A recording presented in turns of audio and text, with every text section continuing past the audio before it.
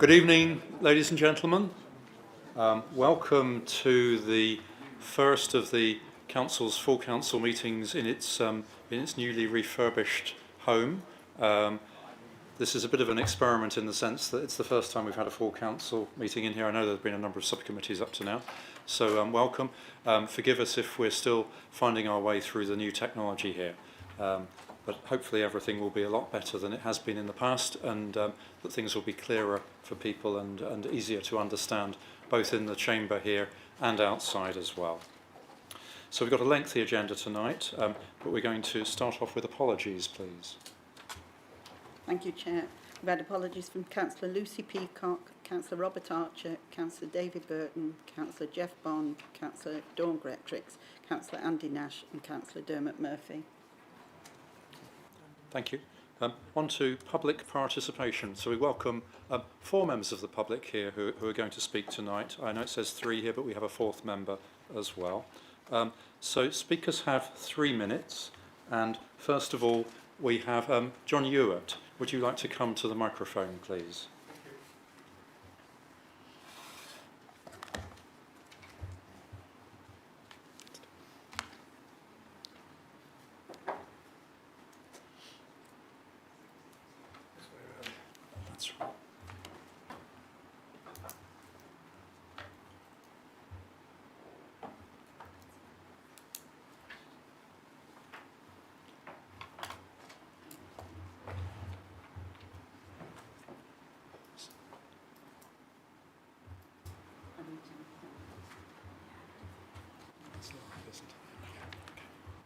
So when you'd like to start. Thank you, Chairman. I'm ready. Councillors, thank you for the opportunity to speak.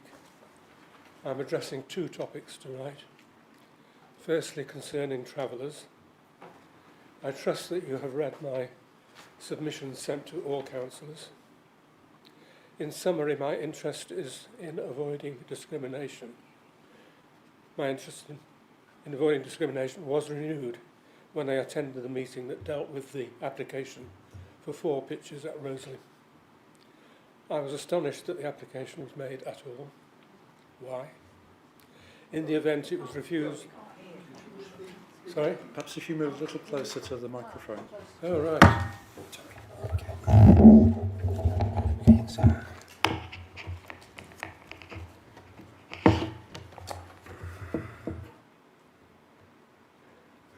Sorry about that. Is that better now? Yes. Thank you. I was astonished that the application at Roseley was made at all. Why?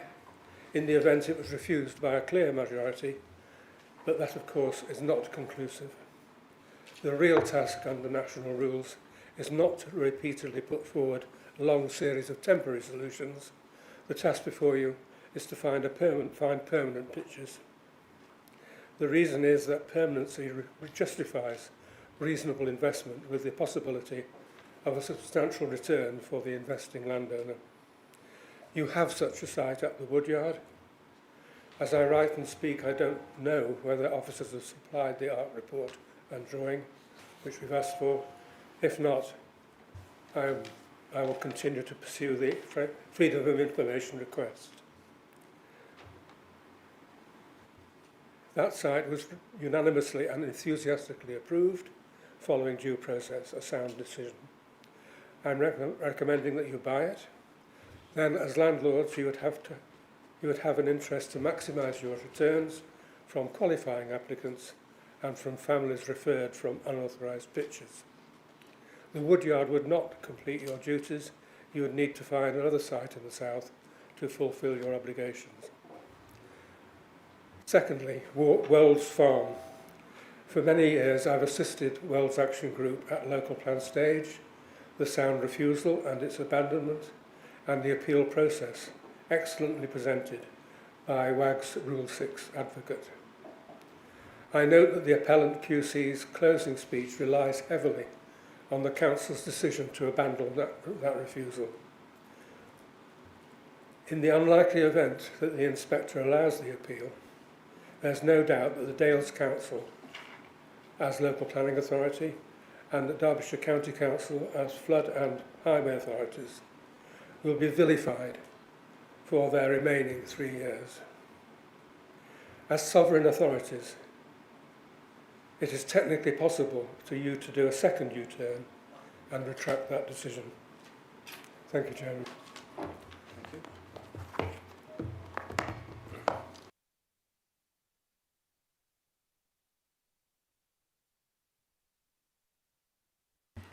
Could we have our next speaker, please?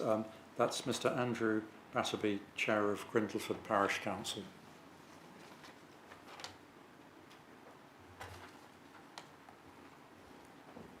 You also have 3 minutes.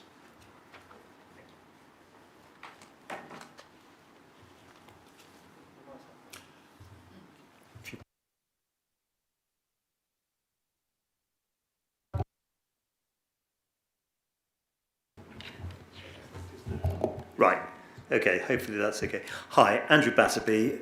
I've been a Grindleford Parish Councillor since 2015 and Chair of the Parish Council since 2023. I'm here to say that our Parish Council strongly supports the motion proposed this evening by Councillor Peter O'Brien. Over the past decade, there's been a significant increase in the level of Network Rail's maintenance-related activities in the heart of the residential area around Grindleford Station, much of it at night. This has not been accompanied by improvements in the way in which Network Rail communicates with the village or by adequate management of the impact of activities on individuals. We've from time to time secured assurances from Network Rail that there will be better notice of residents of work, that a code of conduct on site will be enforced, above all, that when the upgrade to the Hope Valley line was completed in 2024, the intense usage of the Grindleford site would be wound down. But these assurances have not held up. Work happens with little or no notice. It has become more rather than less difficult for residents to complain in real time. Above all, the clear assurance we were given that after the upgrade, the Grindleford site would be used less has been withdrawn, and Network Rail have now said they do not recognise it. I'm fortunate enough not to be impacted by Network Rail's working, but around 40 households are. The impact on some residents has been profound and distressing. In recent months, I have become concerned about risks to mental and physical health for people who don't know whether they will be able to enjoy uninterrupted sleep on any given night. As a parish council, we will continue to push Network Rail and ministers for change. We've had support both from the current MP for Derbyshire Dales and his 2 predecessors, but we're only too aware we are not getting the outcomes we want. If the District Council supports the motion tonight, that would be a tremendous boost for what we are doing. Part of this is about how the Council can better use its powers to monitor Network Rail activities and take effective action.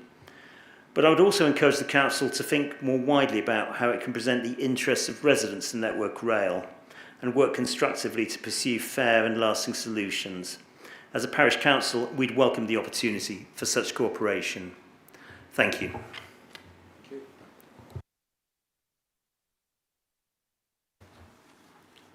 And can we have Mr. John Davis, please?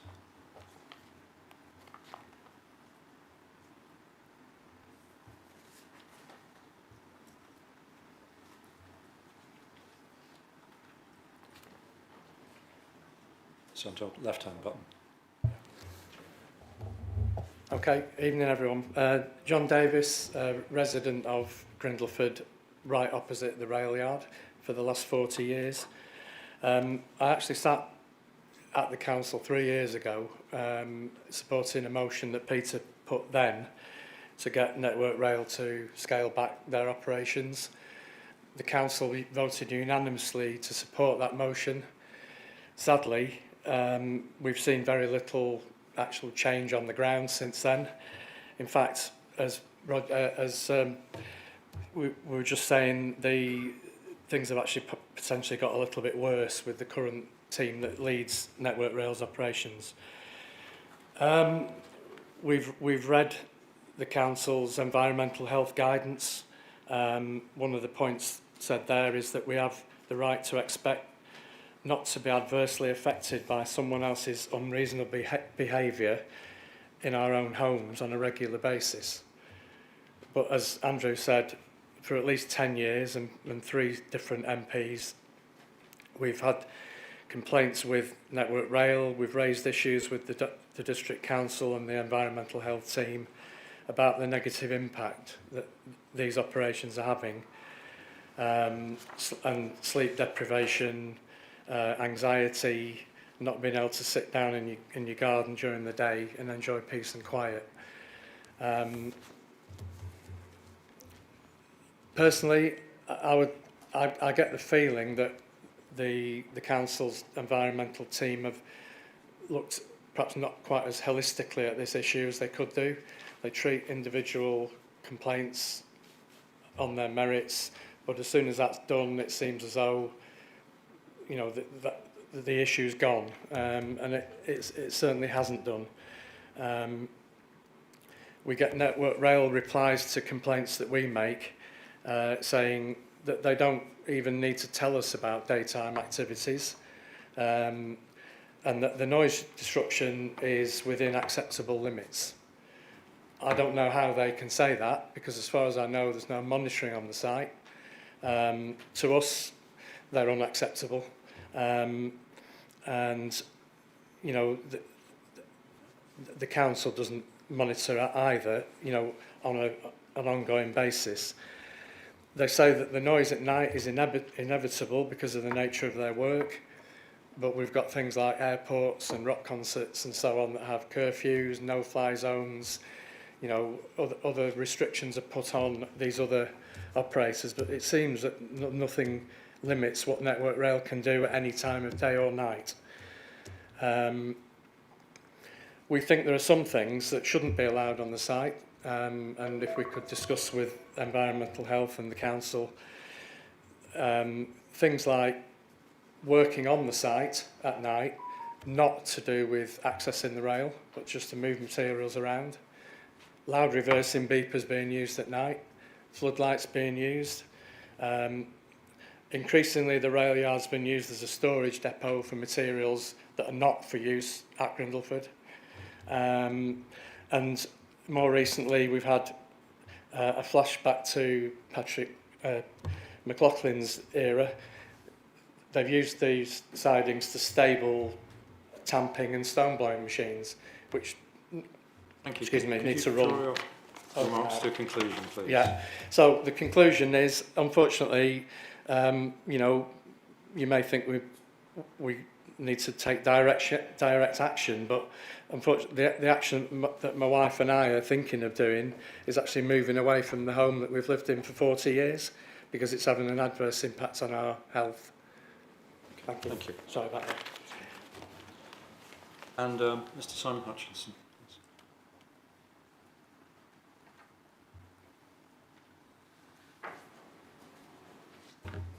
Do I press it? It's on. It's on. Thank you very much for this opportunity. I'll be extremely brief. Just to make the point that I'm also a resident of Upper Padley. I live with the railway line at the bottom of my garden. Because of the geography of the site, it's not just a small number of houses, because it's where the tunnel comes out and you have the valley side. It impacts a significant number of houses and a significant number of lives. We asked, we've got various WhatsApp groups going, and people have sent evidence to written statements to the council, to Environmental Health and elsewhere. Probably 10 or 12 houses have reported issues around that. So my key point is it's not just John and Midlands Heresies, it's a wider community. What's it like to live there? It's a beautiful place. We're surrounded by National Trust land, but at night, sometimes there is a lot of industrial activity. We get a notification from Network Rail. Sometimes it's a couple of sides of all the dates that they're going to come and work in the night. It's usually Saturday night after 11 o'clock till Sunday morning when the trains aren't running. The problem is that they'll also work during the week, at night and during the day, and the cumulative effect of having broken sleep can become significant and degrading. It's impacting people's lives across that community. Thank you. Thank you. Those are all very well made points, and I know we're going to come back to that in a few minutes. Okay, so we also have some questions from members of the public as well, and some answers, which I'm going to read out to you now. So the first question is from Mr. Ewart regarding the woodyard, and he's asking, Further to my recent letter to all councillors and others dated the 10th of July, please send me the ARC report and the Pelham design for the woodyard, the only undeveloped approved site for up to 8 pitches. And there's a follow-up to that, which is please instruct officers to invite me to answer any queries in person. So the response to this is this request has already been received and logged as a Freedom of Information request and will be processed in accordance with the Freedom of Information Act and relevant regulations. Mr Ewart will receive a response within the statutory deadline and procedures governing FOI requests. Any further correspondence or queries regarding this matter should be directed to the FOI processing team. Thank you. We also have some questions from Vicky Rains, who is the Chair of Tansley Parish Council. Her questions are threefold. Firstly, have whole plan area assessments been done by DDDC related to sewer infrastructure capacity and freshwater capacity to inform the evidence base for the updated local plan? Secondly, if assessments have been done or are being done, who is doing the assessments? And finally, when will assessments from Severn Trent be available for parish councils to have sight of? In particular, Tansley Parish Council, who are very concerned related to infrastructure capacity. So she's asking for that to be read out tonight and for Tansley Parish Council to receive a written response. The response I have for you tonight is that, as Mrs Rains will already be aware from her participation at the Local Plan Committee last week, the District Council is in the process of preparing an infrastructure delivery plan that will sit alongside the local plan. This will seek to address the future strategic infrastructure requirements for the plan area, including education, utilities and health facilities. It will also seek to identify where it is required and, where possible, how and when it will be funded and delivered. The preparation of this IDP will form part of the evidence base for the local plan. The initial infrastructure baseline assessment has already been completed and is available on the District Council's website. As part of this process, engagement has taken place with Severn Trent and other infrastructure providers. This engagement will continue throughout the development of the IDP and will seek to address the issues that Mrs Rains raises in her questions. This work is being undertaken by consultants appointed by the District Council and will be reported in the public domain to the Local Plan Committee in due course. So those are the questions that we've had. There are 9 statements from members of the public also submitted in advance of the meeting, and councillors have those in front of you. I'm not proposing to read those out. Item 3 on our agenda. So I now ask members if they wish to declare any interests they may have in the agenda items that are on the agenda tonight. Councillor Lees first. Thank you, Chair. I'd like to declare an interest in item 12, as I am the chairman of the Ashbourne Ex-Servicemen's Club in Ashbourne Marketplace, and I have had discussions and meetings with regarding the outside sitting out arrangements. Okay. Thank you. Councillor Linthwaite.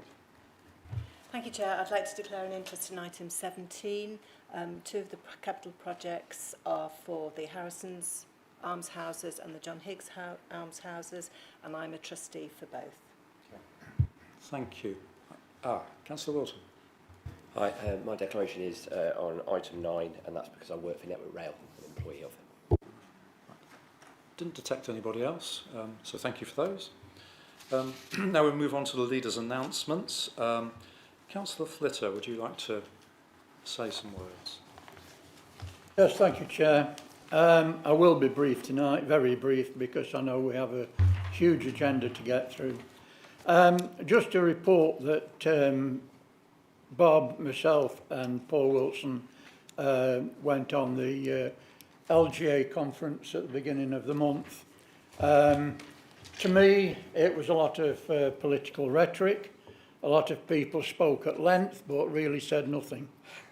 The basic for me was the fringe meetings, and they were on housing, funding reforms, planning, and something important to me, preserving a legacy before LGR. But the most important thing, the most exciting thing that I was looking at was the Lancaster climate emergency and the way they dealt with that and what they've put in place. And also Falmouth's transition since LGR, which just proves that after LGR, you can really, as a small parish council, you can actually raise your game for the community. This was a small parish council with about a £400,000 precept, and a handful of people that it employed. But there again, that they actually went ahead and borrowed £1.2 million. And what they did was take on responsibility, purchase certain properties, and now they've got over a £6 million precept, and they are really in control of their area. So this is something that people ought to be learning from. Talking about LGR, I have to just say I've had a couple of letters today from the government departments, and one talks about the figures of 500,000 per population, and it says that they will accept above or below the 500,000 as long as you set out your rationale. And the other one, which is pertinent, that I think members should be taking in consideration, is something I've said that would come, and that is that councils should remain strong accounting and governance principles, because that is setting your premise and allowing LGR to take hold within your area. And that is very poignant. Next week, Derbyshire leaders will meet to discuss the retained business rates and, what is more important, a shared framework for growth and economic development. And I'll be attending that meeting. Just as a note on LGR, for all members, after August the 10th, when the consultation finishes, between then and a fortnight later, we will have a briefing within this council for all members. I know it's a short time scale, but we are not in control of that. And I would just like to remind people that we were asked to ask if you wanted any members to sit on scrutiny, task and finish. If you've not let the chair of scrutiny know who those people are representing you, please let them know. And I just want to say congratulations, to the Green and Clean team for their Green Flag Awards, which we all celebrated last week. Again, it shows the level of commitment within our parks and the work that they do. And finally, I just want to say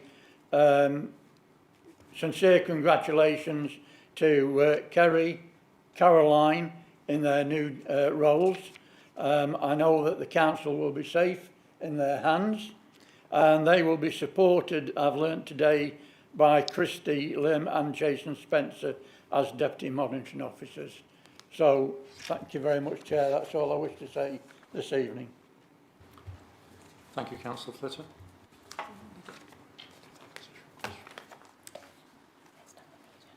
Did we do, don't we? Yes. I'd like to invite Councillor Lees to ask questions as the leader.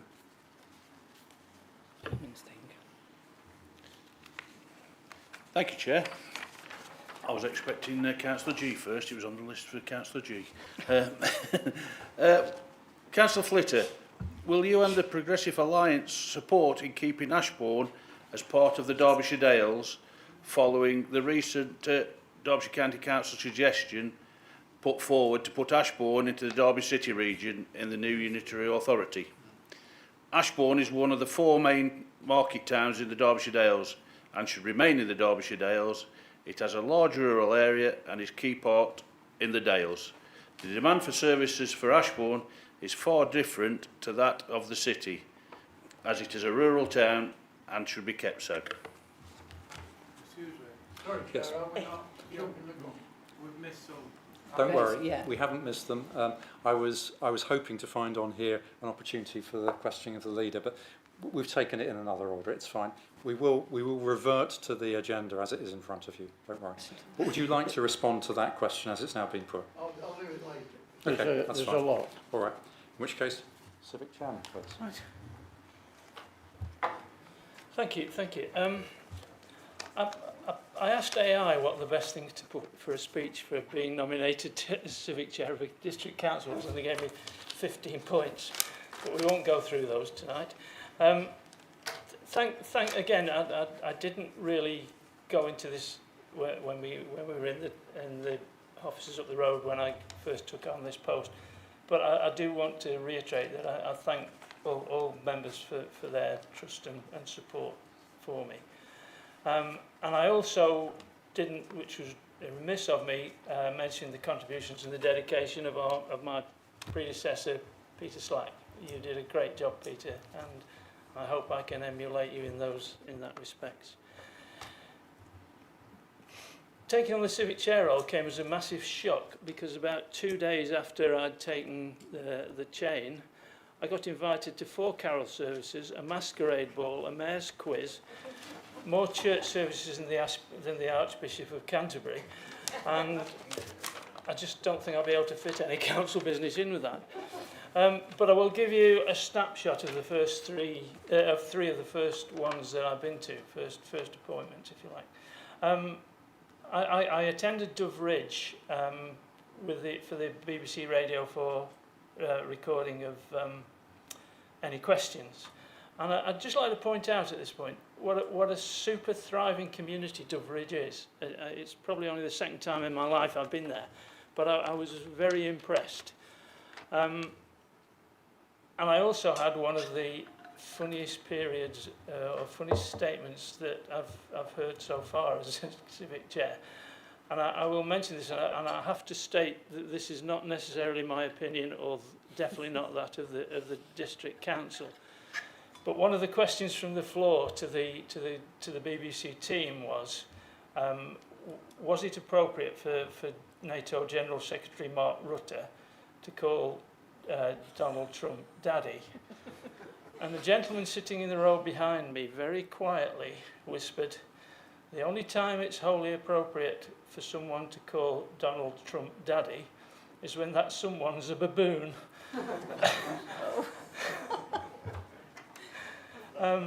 The second one I'd like to mention was the pilgrimage, the Mercian Regiment pilgrimage to Christ's Stand.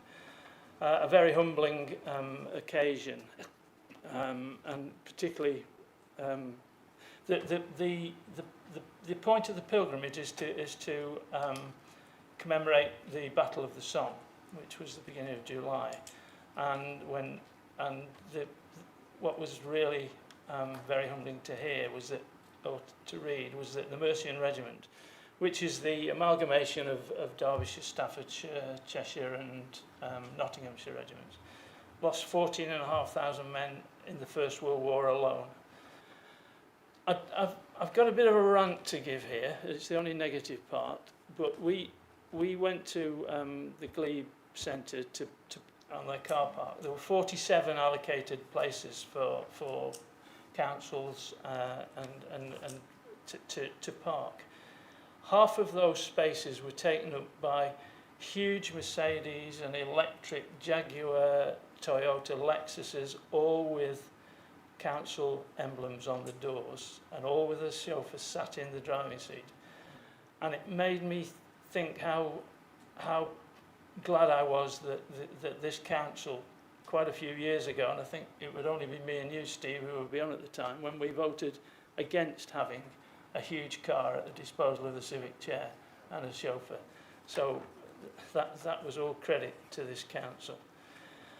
The third one I'll just mention was the photography tour of the Dales Parks, which we had with the green flag. We went to Bakewell and to Ashbourne and to Matlock, ably marshalled by, unfortunately he's not here, the galloping paparazzi, Jim Fern. So thanks to Jim for organising that. Just to finish, the downside for me, after listening to Peter's tales last year of sumptuous spreads, I was looking forward to a bacchanalian delight of haute cuisine, but to date, not a single vol au vent has passed my lips. Okay, finally, you've heard enough from me. My nominated charity for this year is the Lane End Farm Trust. It's based in Flag, which is great for me because that's in my ward and it's also my neighbouring village. The Lane End Farm Trust provides a nurturing environment for disabled and disadvantaged young people by means of contact with farm animals, experiencing therapeutic horticulture, and just taking everyday things like feeding cattle, feeding horses, mucking them out. And it's something I know about, I've had experience with, and that will be my charity for this year, so get ready. Thank you. Thank you. Okay, so resuming the agenda then, we're on item 6 now, which is to receive the non-exempt minutes from a series of committees. You've got those in front of you there. It's the planning committees of the 13th of May, the 10th of June and the 24th of June, and the scrutiny committee of the 19th of June. So I'm looking for a proposer for those, please. Councillor G, thank you. Do we have a seconder? Councillor Dobbs, thank you very much. All those in favour of receiving those minutes, please show. I think that's everybody. Any against? Any abstentions? No. So that's clearly carried. Thank you. Then we move on to item 7, which is the approval of the minutes of our own previous meeting. That's the 29th of May, and again members are asked to approve the accuracy of that. Could I have a proposer for that, please? Councillor Wilton, and a seconder. Councillor Slack, thank you very much. All those in favour?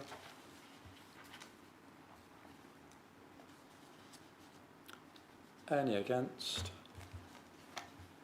And any abstentions? One abstention, I think. Thank you very much.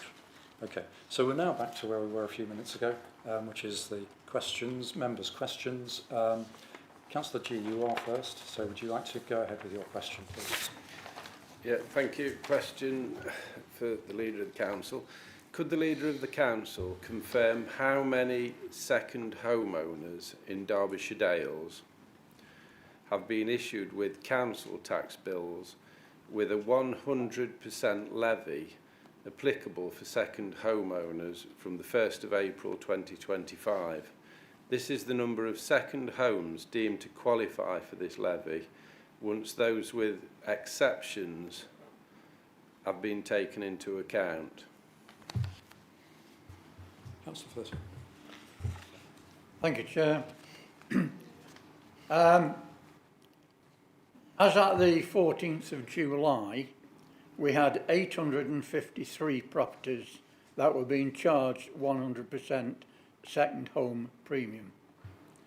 There are a further 76 properties classed as second homes that are being charged at the normal council tax rate, as at the 14th of July 2025.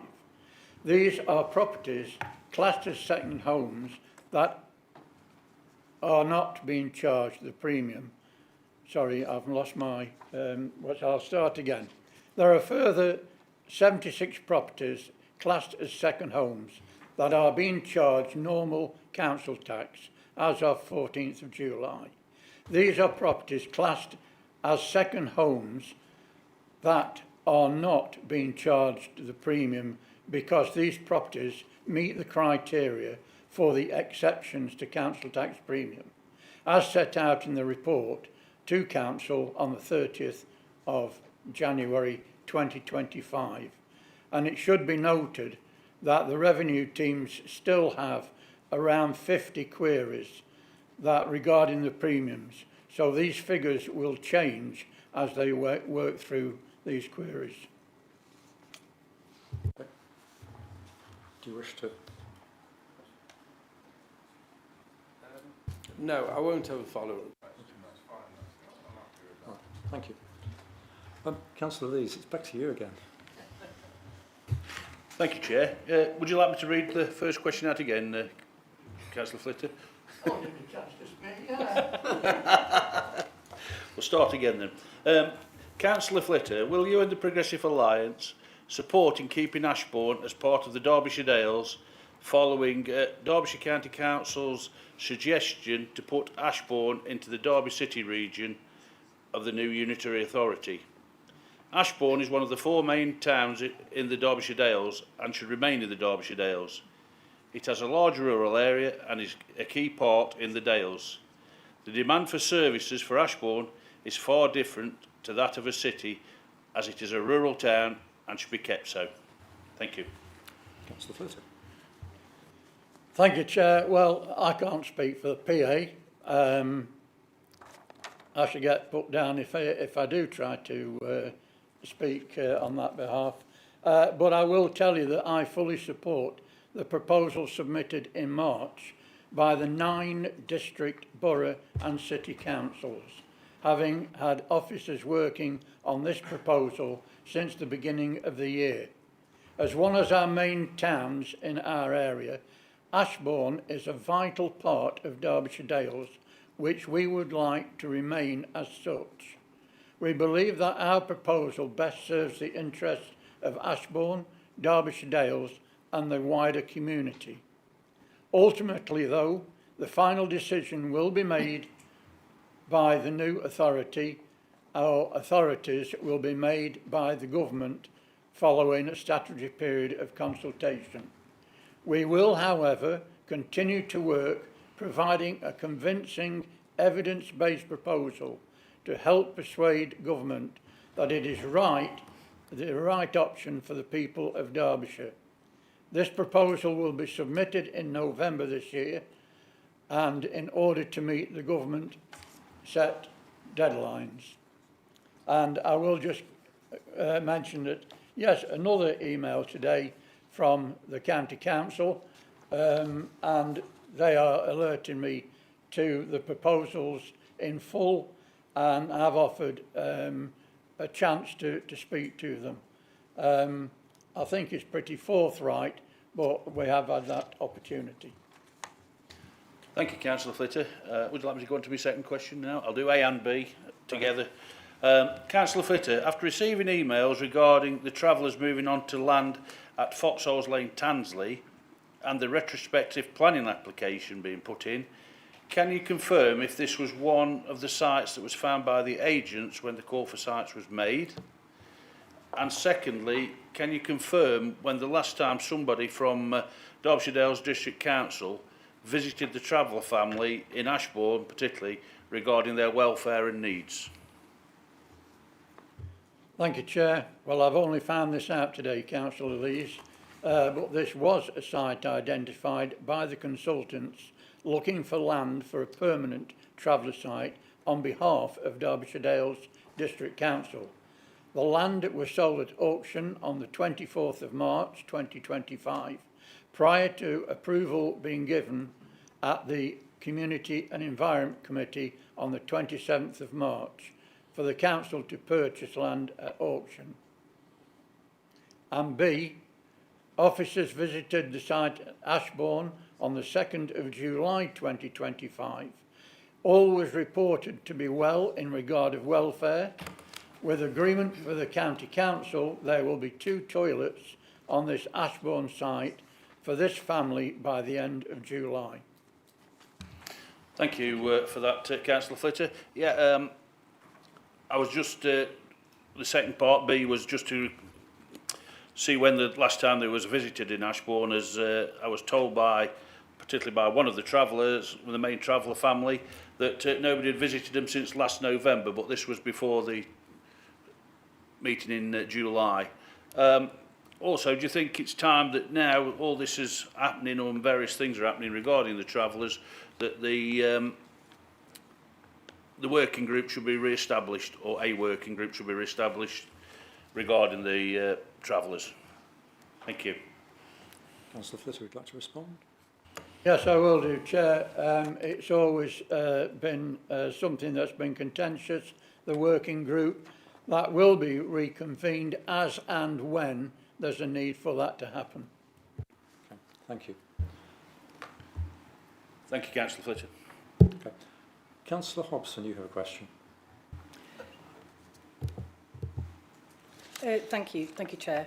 Councillor Flitter, given that the previous public space protection order has not been enforced in any way, what specific measures and resources will the Council commit to ensuring effective enforcement of the proposed barbecue and open fire ban in the Derbyshire Dales? Councillor Fletcher. Thank you, Chair. In the Public Spaces Protection Order, prohibiting barbecues and open fires is introduced. Signage will act as a deterrent in those hotspot locations. In terms of enforcement, officers have always made it very clear throughout the numerous discussions and debates on this matter, both with the current and previous administration, the Council does not have a dedicated enforcement team. We will, however, be working closely with partners such as the police and fire and rescue service, along with other local authorities and landowners, to look at ways which this could be addressed. Thank you, Councillor Flitter. My supplementary is, we've had years of non-enforcement. Doesn't the leader feel it's more than misleading to start this consultation again, particularly areas like Stanton Moor and Froggatt, where they do suffer from this problem? In answer to that, Chair, I can only say that we respect all aspects of keeping our countryside safe. Where we are able to work, we will. Where we're not, we will liaise with other authorities.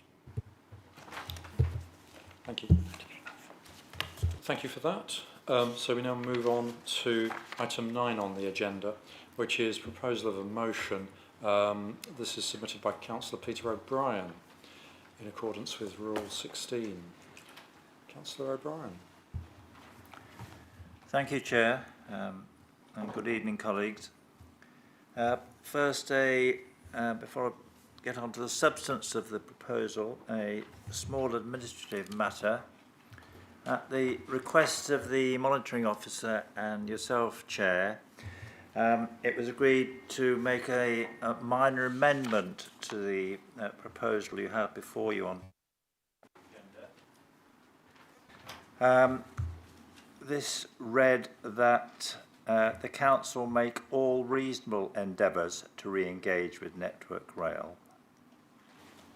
I apologise for some reason that agreed change was not incorporated in the agenda that was circulated. But as I said, at the request of the monitoring officer and the chair, my proposal should read that the Council make all reasonable endeavours to re-engage with Network Rail, etc. So moving on to the substance of the proposal here this evening. First, I want to sincerely thank all those colleagues from all parties who joined 3 years ago this month with the then leader of the Council, Gary Purdy, to support my proposal. Those that were here at that time in July 2022 will recall that it was that this Council engages with Network Rail to seek to find a solution to the noise and disturbance that Network Rail caused to so many residents who live in the vicinity of Grindleford Station. July 28th, 2022 was an example of the Council coming together to deliver what we were all elected for, to respond to the needs of our local communities. Since that time, and thanks in no small part to the efforts of the previous Director of Regulatory Services, we thought that progress had been made. An agreement reached with Network Rail on a series of measures to reduce the disturbance to an absolute minimum, consistent with the recognition that the facility at Grindleford is important in ensuring the safety of the national rail network, particularly in emergency situations. However, as you have heard earlier from the three speakers from Grindleford and seen from the correspondence from the local community, this has proved to be a false hope. But perhaps of even more concern is that the new management of Network Rail is so reluctant to engage with the community, the parish council, and Councillor Ripton and myself.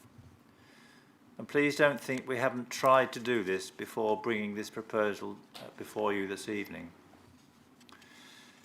So, regrettably, I am having to bring this proposal back to Council to seek a mandate to reopen discussions with Network Rail. As the current leader of the Council has said previously, the Council will not be afraid to tackle difficult decisions head-on, and that we will lobby where issues may fall outside the realm of this Council's statutory responsibility. And this is the case in respect of the issues at Grindleford Station.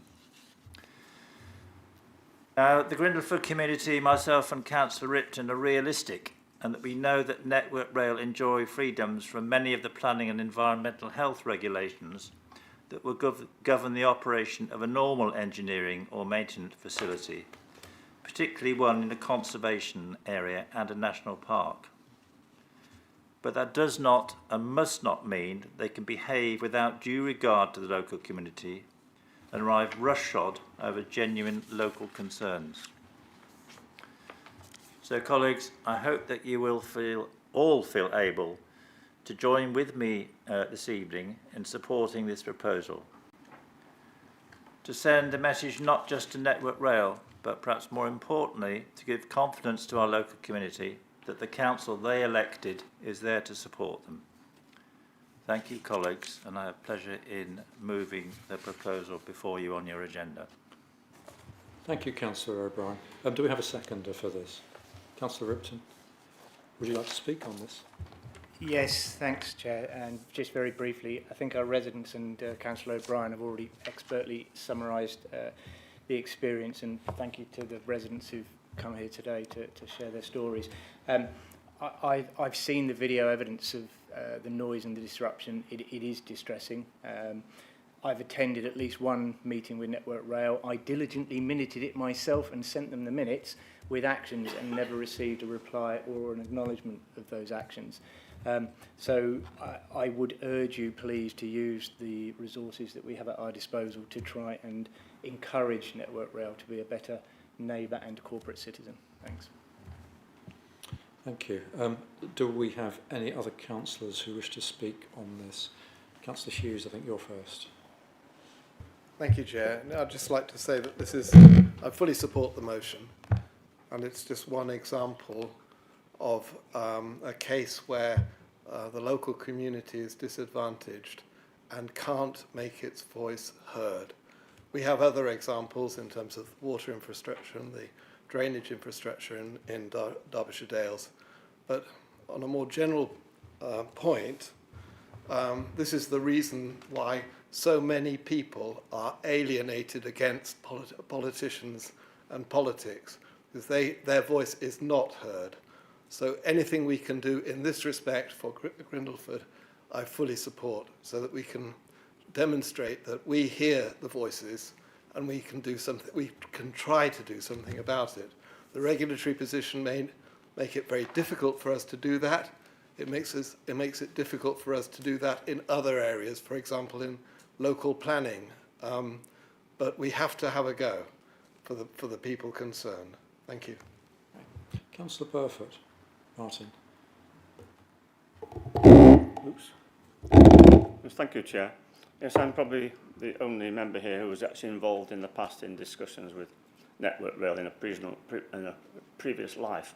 And perhaps I should have declared an interest at the start of the meeting, but I thought as my involvement was between 15 and probably 20 years ago, I thought probably it was a bit historic. But I was involved in discussions as an employee of the National Park Authority.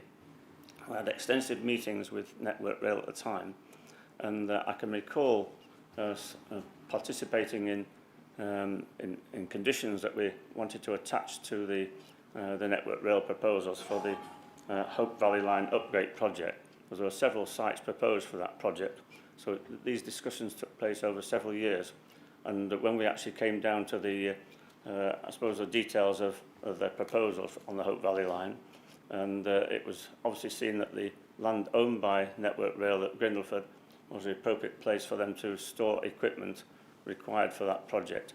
I think I did insist at the time, I can recall, on work to be carried out subsequent to that Hope Valley line loop, the loop on that railway being enforced with landscaping, repair of the access road, as Councillor O'Brien has said, layout of the site, which has sadly not been implemented after all those years, which is very unfortunate. In fact, Councillor Wilton, before he left the meeting, did say to me that there's nobody can control the work that Network Rail carries out, whether you're planning authority or whatever. So everything that was agreed, supposedly, those long years ago, was only advisory in a way to Network Rail employees at the time. But I do recall that we seem to have quite firm commitments from them to carry out these mitigating works on behalf of local residents. I can remember speaking to residents like the ones we've heard tonight at the time as well.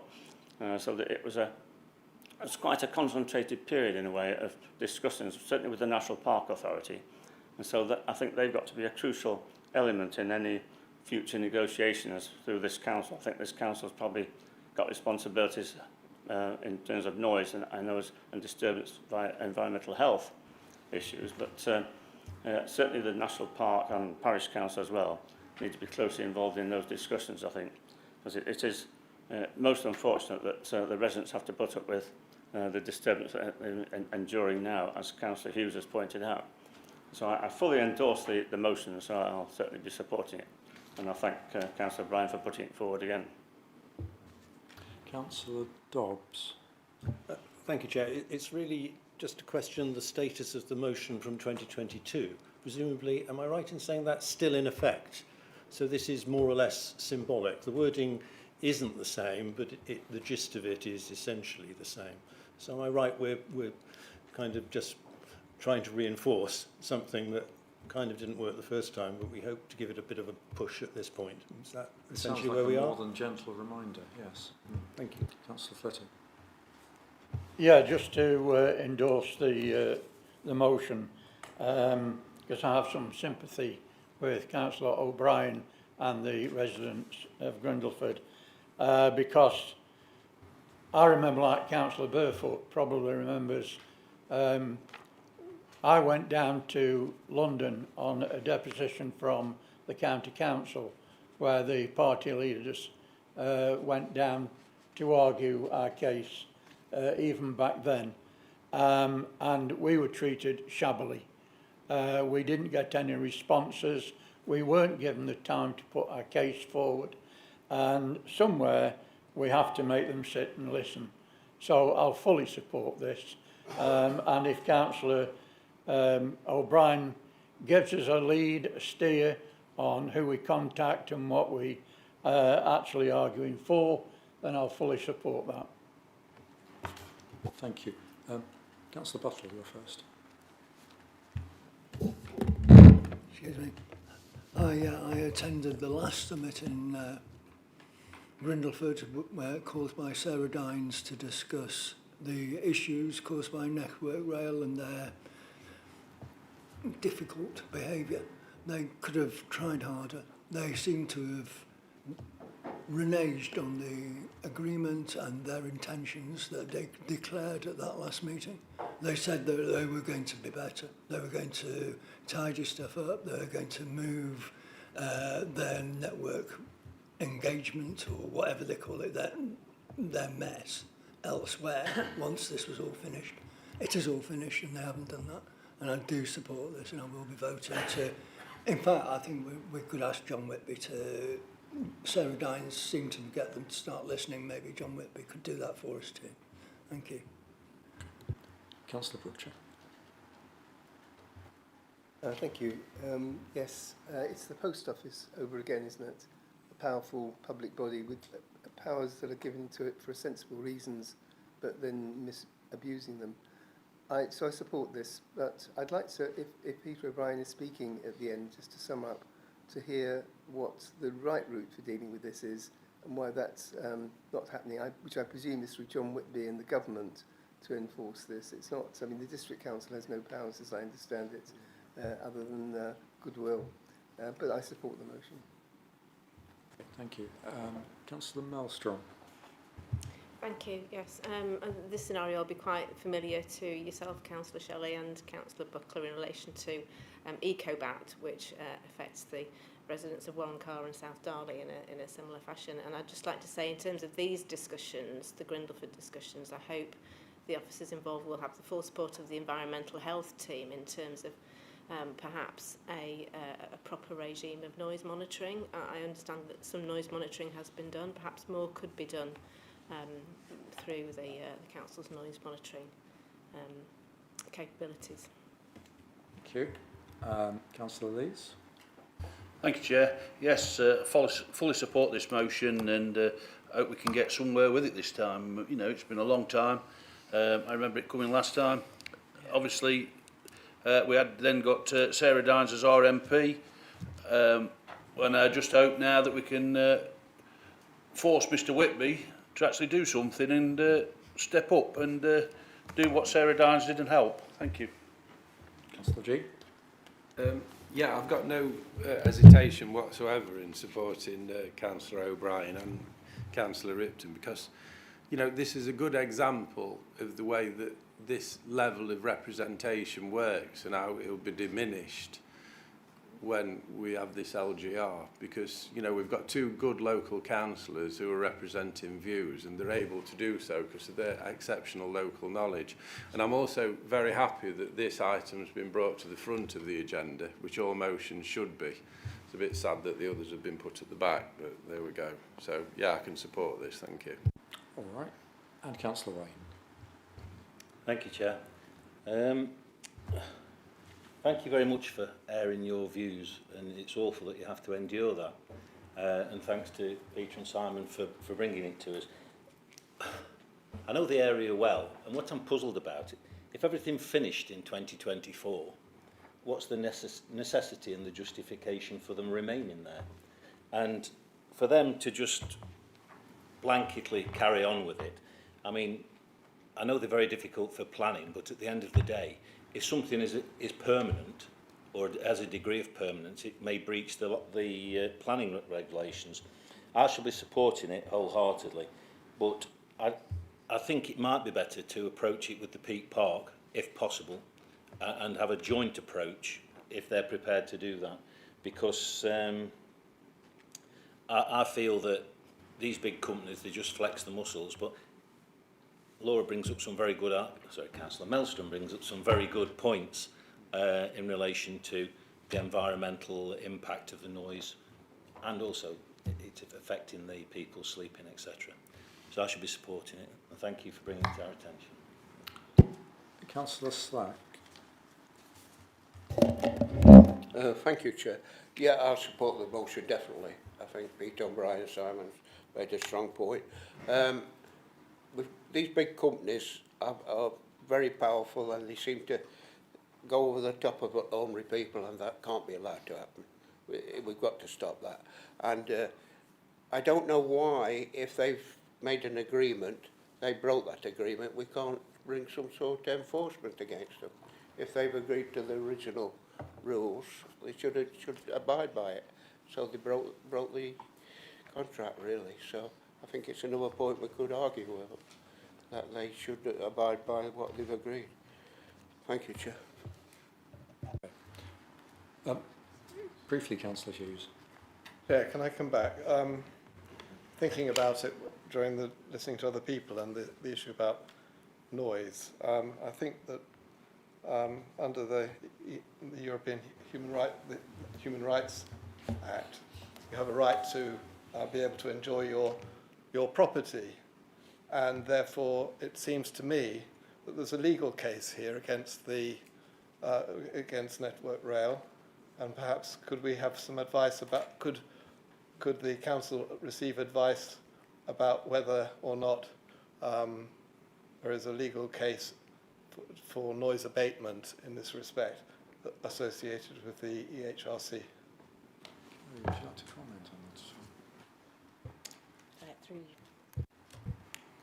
Through you, Chair.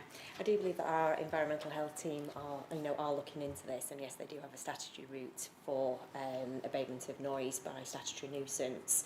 So if I respectfully just ask you to direct your sort of queries after this meeting to environmental health, and they'll be able to advise you further. But certainly it is something that is within their knowledge at the moment. Thank you. I don't think I see any other hands, so we've had a very good airing of that, and there's obviously a great deal of concern, not just in the community, but among members here tonight. Councillor O'Brien, would you like to sum up? Yes, thank you, Chen, and thank you, colleagues. I mean, it really is heartening to hear the support from so many of you here this evening. I think it's a great comfort to the community in Grindleford to hear that support from their elected councillors. I think it is incumbent on the District Council to take the lead and to work with partners both up through the chain, up with our Member of Parliament, also with partners with the National Park Authority, and of course with our colleagues at the Parish Council.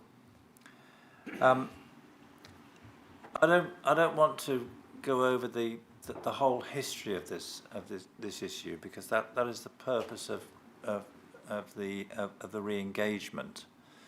Safe to say that the residents endured 3+ years of torture during what was the Hope Valley upgrade project. This was the how much was it, John? I forget how many millions of pounds capital expenditure to upgrade the main line between Sheffield and Manchester.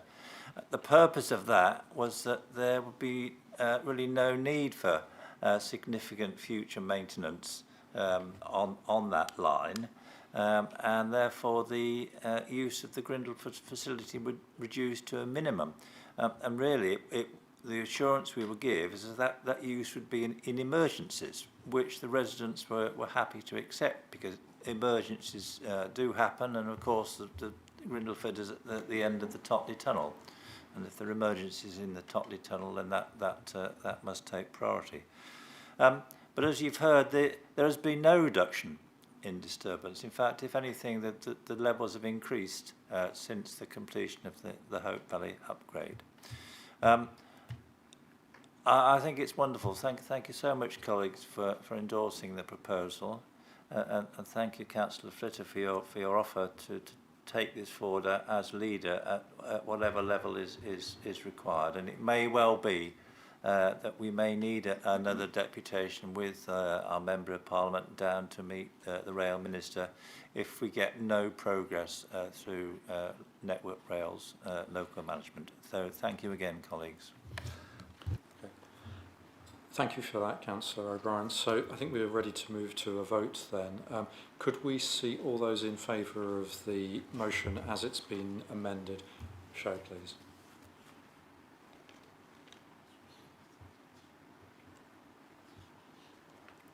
I think that's unanimous from everyone in the room. Any against? No, and no abstentions. So that is clearly carried. If we can bring Councillor Wilson back into the room, please. Thank you. Now move on then to item 10 on our agenda, which is the results of the 2025 residents survey. I'd like Ben Burton, Chief Glenn Burton, to speak to this report. It's a very long report, very interesting, and I'm sure he's going to just take us through a few highlights before we have a chance to ask questions. Thank you, Chair.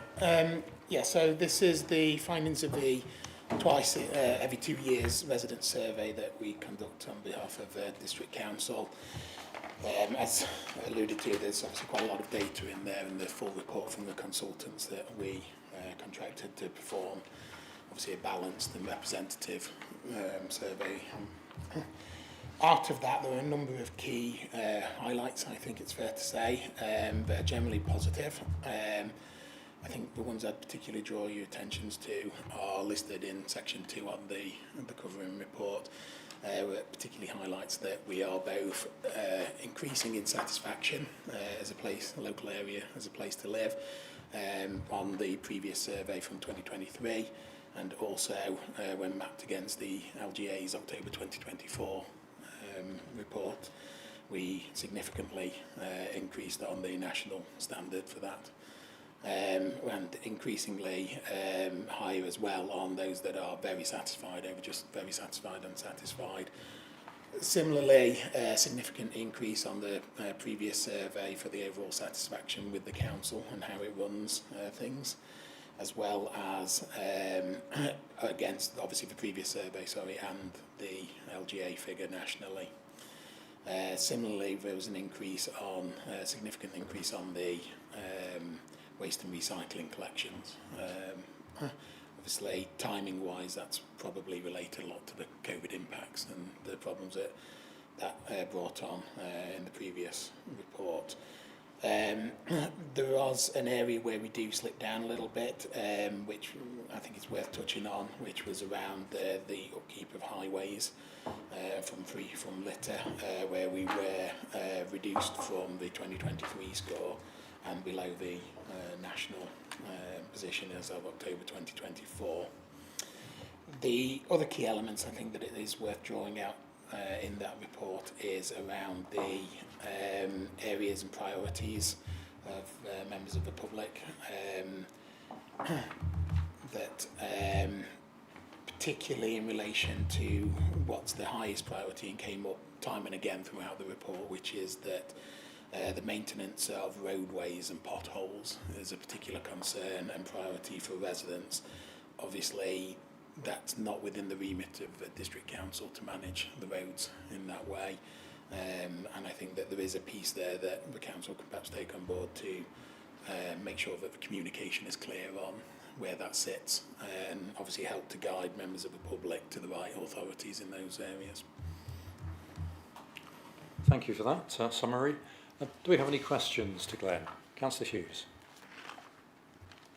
Glenn, thank you for a really interesting report, and I think the summary report and the report from the consultants is absolutely excellent. Can I refer to the consultants' report on page 6 and the graph in chart S5? I think this is a particularly interesting chart because I wonder whether it suggests that our council values are not necessarily aligned with our residents' values. And I'm particularly concerned about improving the supply and range of affordable homes to rent and to buy, where while that was a positive thing that people wanted us to do that overall, a quarter of the population said that it was one of the less important services. And then another one, initiatives to address the impact of climate change and support biodiversity. It's 45.5% of respondents viewed that negatively. Now, I'm concerned by this, and the question is really, are we doing something wrong? Should we be realigning our corporate plan? Should we be, or should we be selling the ideas of affordable homes and improved biodiversity and actions to mitigate climate change and to stop it happening? And should we be selling those ideas to the residents of Derbyshire Dales? I don't know. I'd be interested in people's comments. That sounds a bit like a rhetorical question. No, it's not a rhetorical question. I don't know the answer. No, it may not be one for Glenn, unless he chooses to. But we can get into debate on that perhaps in a minute. Yeah, I don't think I could add that. Really, it's a council's choice on how they set their priorities. That's a good point, clearly. Councillor Susan Burfoot. Thank you, Chair. Very interesting report, and thank you for providing it for us. Excellent news for the District Council, and I would at this point like to just thank all the staff who actually do the work on behalf of us as councillors on this council, but there just seemed to be a bit of a theme here, which is saying to me that people are not satisfied with services provided by the county council, potholes, road surfaces, speeding, specific roads were mentioned, and when they talk about potholes, they talk about not temporary solutions. I've been asking questions as a county councillor about this for years to get potholes done and get them done correctly in the first place. But I could talk a lot about all these issues. But my question is to you, have we told the county council that this is what people in the Derbyshire Dales are saying? It's not a conversation I'm aware has happened from the perspective of my team on the report. Obviously, I would imagine that there is a feedback loop there between departments that have some overlap, but it could be an option to take forwards if that's what the council would like. Councillor Dobbs. Thank you, Chair. Just a comment. It's presumably a typo. On page 80, it should presumably read ease of contact. I think it's repeated the previous category. But a general point, I love the ward-by-ward breakdown, and it's quite interesting to compare them with the previous survey, but of course the wards were slightly different then. Bearing in mind the confidence limits on those percentages, is it possible to use that data to prioritise what we do? For example, if one particular set of wards are really upset, or more upset than most, on litter, should we be using that information to direct resource? I think, again, I'd have to go back to the previous point that would be for the council to decide whether they wanted to put that as a priority, but it could certainly be inferred that that might be an option that you'd want to take forwards. If I can have a follow-up. Okay. It's just that if we use this to sit back and say, gosh, we're doing great, it's perhaps not utilising the full extent of this. And this is a cornucopia of little nitty-gritty bits of data, isn't it? So I would be interested to see a reply. If you could do that in due course, that would be great. If we can use this to actually, as it were, micromanage resource, bearing in mind what people have told us about what's going on. Thank you very much. Okay. Councillor Wayne. Thank you. Thanks for the report, Glenn. In the whole, it's quite positive. Well, it's very positive in areas, but on page 118, the residents were asked in relation to flooding and infrastructure. 90% of the residents, those that were surveyed, had significant or fairly significant concerns about it. It is a serious issue because it's a district-wide area, and there are significant comments made by residents in relation to the water grid and infrastructure and flood prevention. And I urge this council to take note of these views and be more proactive when dealing with, and I'm coming to my question at the end of this, I promise. And I urge the more proactive when dealing with these planning applications because it's borne out, but we've not mentioned it at the meeting tonight, and it's lying on page 118. It's a significant issue in this area and many other areas. So I want to know what Mrs. Rains went and alluded to this about the actual local plan group that is actually being set up. I want to know who the local plan group are speaking to, who the members are speaking to about enhancing the relationship between Derbyshire Dales District Council and the statutory consultees such as the LLFA, Severn Trent Water, the Environment Agency, who have all, got their own views of it, but we need to be letting them know our views. Who is that person, please? Do we know who they are? I'm afraid that's not something I would know. It's something I can look to find out for you, but I would assume that if you find out for me, it's called the Infrastructure Delivery Plan that was mentioned earlier on. So I'd like to know who is being consulted and how many times they've been consulted and what they're consulting about, please. Thank you very much.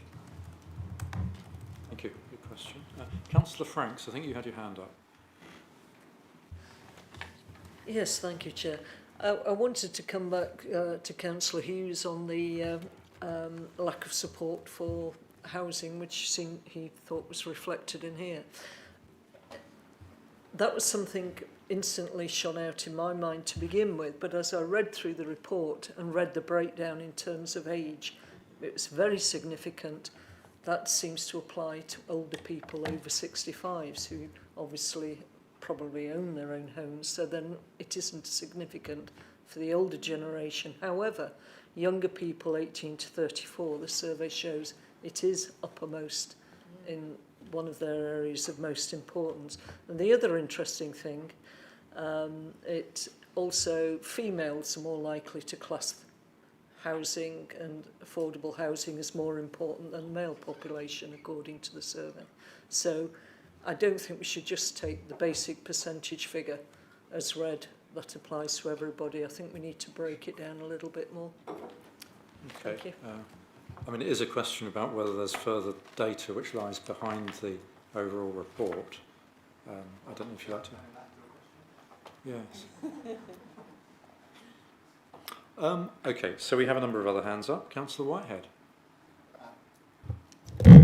So I have a wider point, but I'll be fair to Glenn. I'll ask you a data question because you might be able to answer this. So I'm interested in the parks. So we come out, in parks and facilities, we come out very strong, I think like 73% positive. But I just wonder whether that data is skewed a little bit by our towns.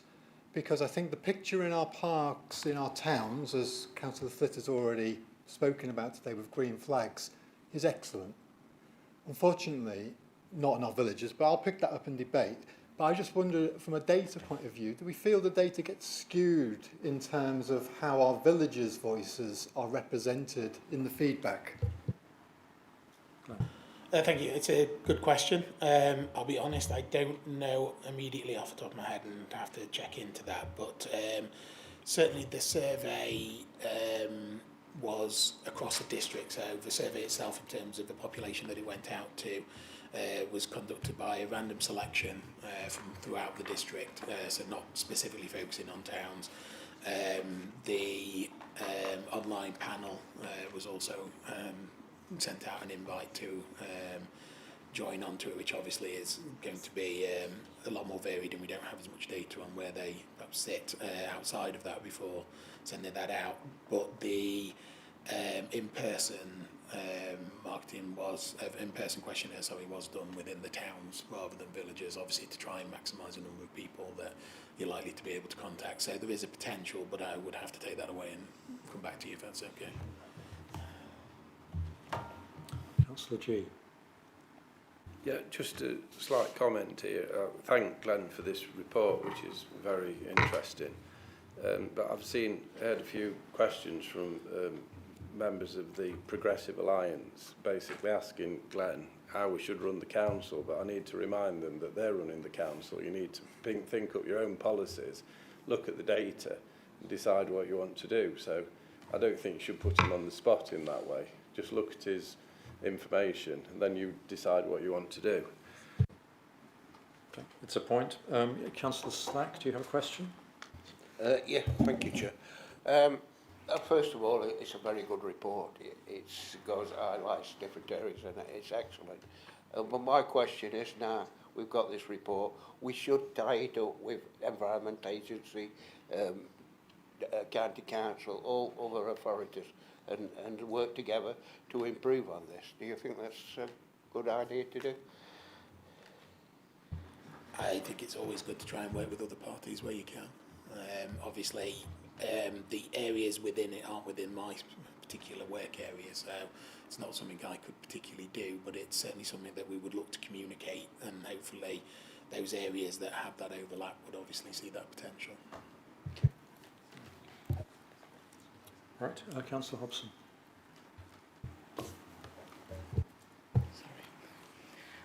Thank you, Chair. You said that the original target of 1,500 responses was comfortably exceeded, reaching final total of 2,002 responses, which I actually don't think is a very grand total out of the amount of people in the Derbyshire Dales. And I think I've probably raised this every time we do have a survey. And I can see you have done slightly different things this time. But, you know, I sometimes do these surveys and you start to lose the will to live when you're going through them. My colleagues are nodding. People are living busy lives. You've got to be very motivated to fill these in. And, you know, would you be willing or to look at doing things slightly different next time to get more, perhaps a simpler survey, or to try and get more responses? Yes, I sympathise with your point on filling them out. They can be a bit of a slog sometimes. The structure of the survey remains consistent so that you can draw parallels over periods of time. Obviously, a change to the structure would influence our ability to see how trends have changed over that period of time. Obviously, the number of residents is what's recommended through the consultants in terms of being able to reach a representative sample. Obviously, it's a target, but if we go over it, that's obviously not a problem. If we wanted to go for a larger sample size, then obviously we would incur additional costs, which, you know, may be perfectly reasonable. That's something we'd have to take away when we're designing the survey going forwards. But I think the key bit in terms of changing the overall structure would limit our ability to track our success over time. So obviously, as I mentioned at the start, there's a number of areas where we can show improvement from the last survey, but that's all that we've looked to compare against. But in theory, we could go back to resident surveys for years, many years past, because they follow, at least for the last 4 surveys, follow the same structure, which we would lose if we significantly change the questions and the general structure of it. Thank you. Councillor O'Brien. Thank you, Glenn. Very interesting report. I suspect as is often the case, the answers reflect in many ways the way the questions are posed. But my question to you follows on the question by Councillor Franks, which is about the difference in the very significant difference in responses from the older generation and the younger generation. Does the overall response reflect the age structure of the district? And if it didn't, were the responses adjusted, or were they moderated to take that difference into account? The responses, I don't have the immediate breakdown compared to the demographics of the district in terms of the actual responses, but all the conclusions were weighted. So obviously it's a representative sample. So if we had a smaller number of a particular group, they were factored out to match what the demographics of the district are. So ultimately the conclusions are weighted to the demographics. But I can't tell you off the top of my head if the survey responses were. I would expect that they weren't, because obviously it's sort of a self-selecting sample. We send it out to obviously a random selection of households, the online citizen panel, and then try and collate people in the street for the on-street surveys. So obviously it is dependent on who's on the street, who receives the letters, and obviously they're anonymised, so we don't know who they're going out to, a selection of properties within the district. So I would be surprised if the results did match the demographic in terms of the actual returns, but all the conclusions and all of the stats have been weighted to match them. Okay, thank you. I can't see any other hands up. I mean, I'm getting a sense there that... Sorry, did I miss somebody? Oh, Councillor Ripson, please. Thank you, Chair. Thank you, Glenn, for the report. I think broadly the recommendations are that we communicate the results, but there's a wealth of data in here, and I'm just interested how directorates and departments use more of that data to develop improvement plans or suggestions around how they do things differently. So are you able to describe that? Ultimately, how departments would choose to interpret the results and utilise them would be obviously in their area to dictate. We propose obviously communicating it not just externally but internally as well, so that the information is there. Obviously, as before, if a council wants to look at priorities, and that's obviously a decision for them, but I'm sure that departments would take on board the outcomes, and hopefully where it's appropriate and they're able to, they would obviously take that into decision making. It does provide an evidence base to be used obviously in pushing priorities forwards. Councillor Whitehead. Sorry to come in again. I kind of just found that really interesting actually. I just wondered, in terms of how we present the data, have you got any plans for that in terms of how you do it now and how you would do it in the future? I know a lot of the work that I do in my health role, we've moved to very much to like Power BI dashboards, because you can really interrogate the data at a department level and really help inform how, as Simon says, you do improvement plans. And I just wonder, we're not set up like that at the moment, are we? But have we got any plans to start to sort of use our data in a much more rich way so our teams can really can delve into it in a deep way? It's certainly something from a slightly different angle of mine, of a transformation point of view, that I've been arguing for some time. I think we do have a wealth of data that we could utilise. The main barrier has obviously been prioritisation against other work, to be fair, but also the inherent costs in setting that up, and the skill set required to obviously utilise that. It is something I suspect becomes much more of a priority and option with the potential LGR future, because there's obviously more potential benefits out of that. We are doing as a team, not on the resident survey, just because obviously we get that from a consultancy, so we don't directly access the data on that. We have their report, but we are trying to continuously push a more performance management process and improving tools and dashboards to try and aid with that, which you'll see in the next agenda item a little bit, hopefully. But yes, I think there's a lot more we could do. It's a balancing act on obviously costs and benefits at this stage.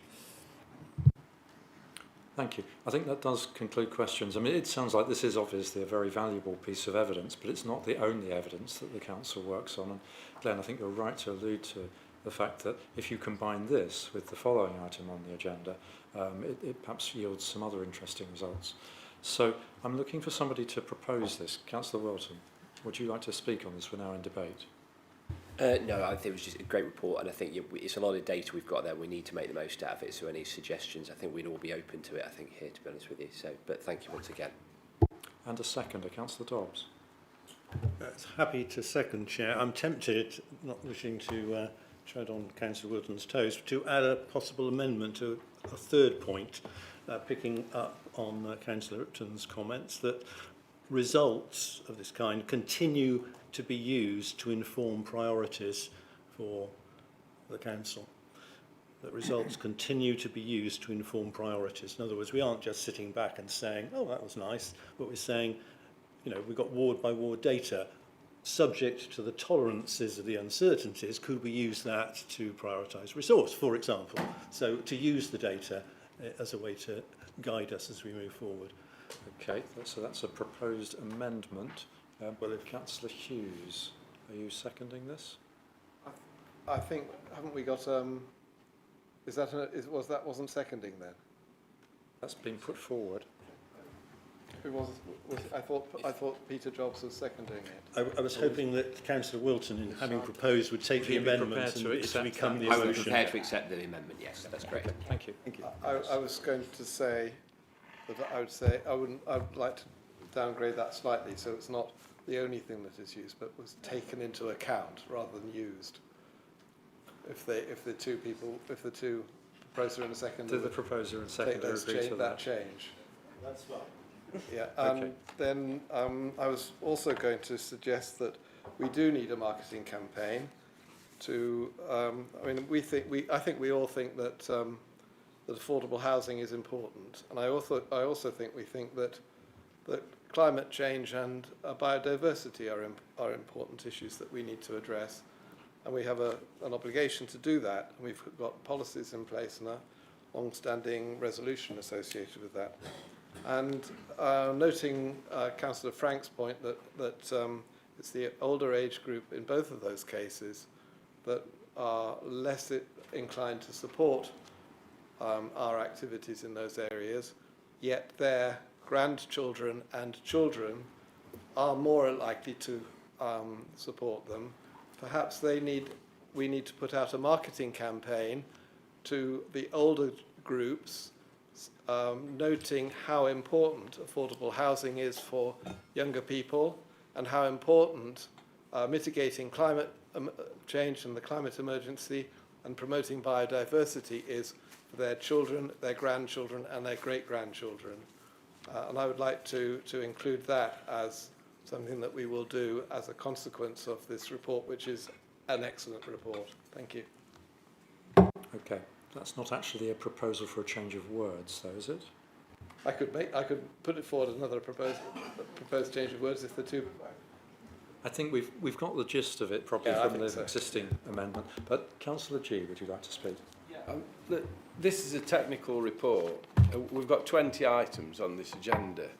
And look, I'd love to listen to Councillor Hughes and Councillor Dobbs. I'll go and sit in the pub all night with them. But we've got some business to do. We've got some very clear recommendations. And we're just making a mountain out of a molehill with this. We can't just, you know, if you want to have a different report, you're running the council, make it different to begin with. Don't come to this council and change everything. It's just hopeless, really. Anybody else to speak? Councillor Flitter. Yeah, thank you, Chair. Just wanted to, I mean, like Councillor Hobson, I always used to be sceptical about surveys. It's true that you do set the questions to the answers that you want. We all know that. But we have had in previous years a very poor response. And I am pleased that this time has brought a reasonable response. It's been well conducted, and I think our officers should be thanked for all the work that's been done. However, I just want to mention that Councillor Whitehead brought up the situation of local villages and play areas. And I do feel the same as he. But, you know, there are things called parish councils, and the most active parish councils do get off the backside and do something about it. We do have one or two that like to do nothing but sit and moan. But those that are able to do something and do something for their community, such as the parks and gardens, I think we should give them the tools to do that. That is it. But as my thoughts on tonight and where this should go now, I'd got it down to come to the Leaders Advisory Group in September. So we all sit down, we can all discuss where we want to go, what we want from this report. We've not, and I'm amazed at some of the comments, but this is not just going to get filed and sit on a shelf. It's going to be acted upon. And the 5 leaders, hopefully, will get together and sort out where we want to go so we can bring that back to council. Councillor Whitehead. Thank you. So I just wanted to thank Councillor Flitter there. So what I heard from you there was that you want parish councils to step up more. So I know for a fact that Cromford and Matlock Bath parish councils would absolutely love to have control over their parks. So if the district is willing to give up control and the resource that goes with it, then I'm sure we can have a really good conversation about that. So really pleased that you've put that out there, Steve. So I'll follow that up with you. Okay, good. We've had a discussion on that. I think we're ready now to move to a vote on the amended proposals. So there's 3 proposals that are now in front of you. So if you turn to page 43, the first are that the council note the results of the 2025 residents survey. Secondly, that the results be positively communicated to Derbyshire Dales residents, Derbyshire Dales councillors and staff. And a third point, that the results continue to be taken into account to inform priorities for Derbyshire Dales District Council. Yeah. Okay, so on that basis, can we see a show of hands in favour, please? I think that is all. None against, are there? And there's no abstentions either, so that is unanimous. Thank you very much, members. We'll move to the next item on our agenda, please,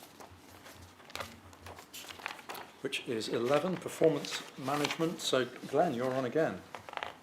Thank you, Chair. This is the annual summary of the 24-25 year for the final outturn of the corporate plan and key performance indicators.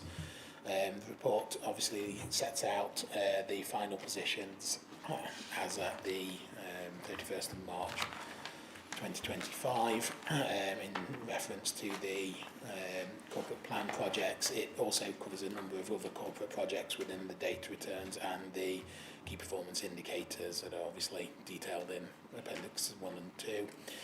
Again, I think there's a number of positive stories in the data in terms of a number of corporate plan projects that have already been completed and are on track.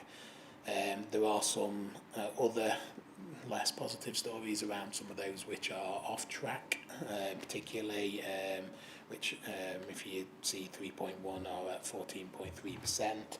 It is probably important to note at this stage that the majority of those relate to staffing issues where they weren't able to be progressed within the time, mostly due to a lack of staff in the post that were responsible for those. But obviously, the exact details of each project are set down within the report.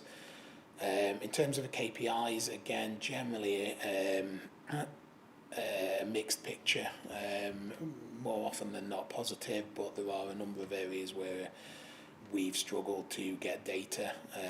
Those generally again relate to staffing issues and turnover, as well as some system problems particularly in the enforcement area, planning enforcement. Those are actively being worked on. It is worth noting, and obviously the staffing position, as I understand it, is stabilising within that area as time goes on. So we'll hopefully be able to obviously return a more positive outcome going forwards on that. I'm not sure if there's anything too specific beyond that it's worth drawing your attention to now. Obviously, as with the previous report, there's, I'm afraid, a lot of data in there, and if you've got any questions, I'll try to answer them. But we essentially collate the service areas returns on that, so we can't necessarily provide a lot of contextual detail outside of what's already in the report at this stage. Do we have any questions from members? Sorry, yes. Yeah, it's a question about the KPI dashboards towards the end of the document. That you've got the which which is a really good way of explaining what the data looks like and how, but. Like, when you look at the quarterly staff turnover percentage, for example, it's got a circle which is, it's got a little tiny segment in it, and it says it's 11.35%. The target's 12%. It's green, but it's hard to know whether looking at these, and the one next to it, the percentage of abandoned calls, 0.25%. It's really hard to see whether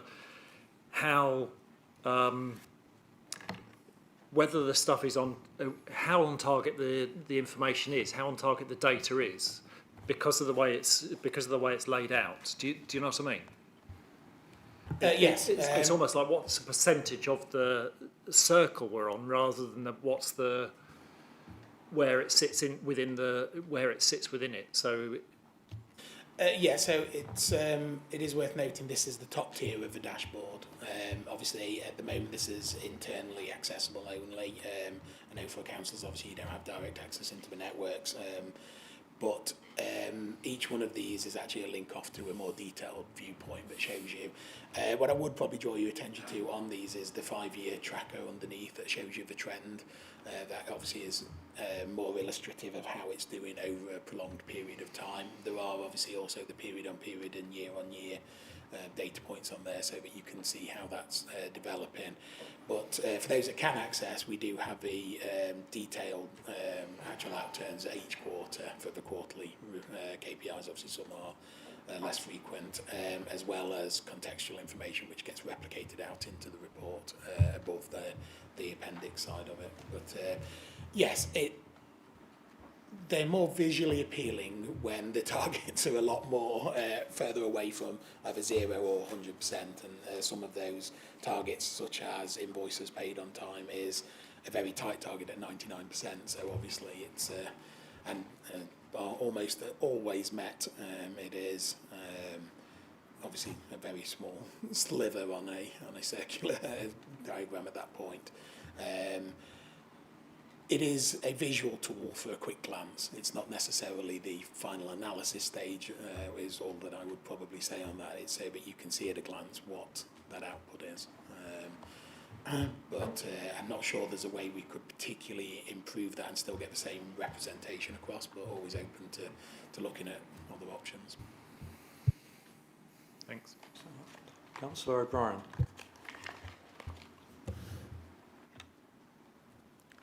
Yes, thank you, Chair. A question on one of the projects which is shown as having been completed. Yeah, I think it's page 15 of the appendix. It's project CPJ188.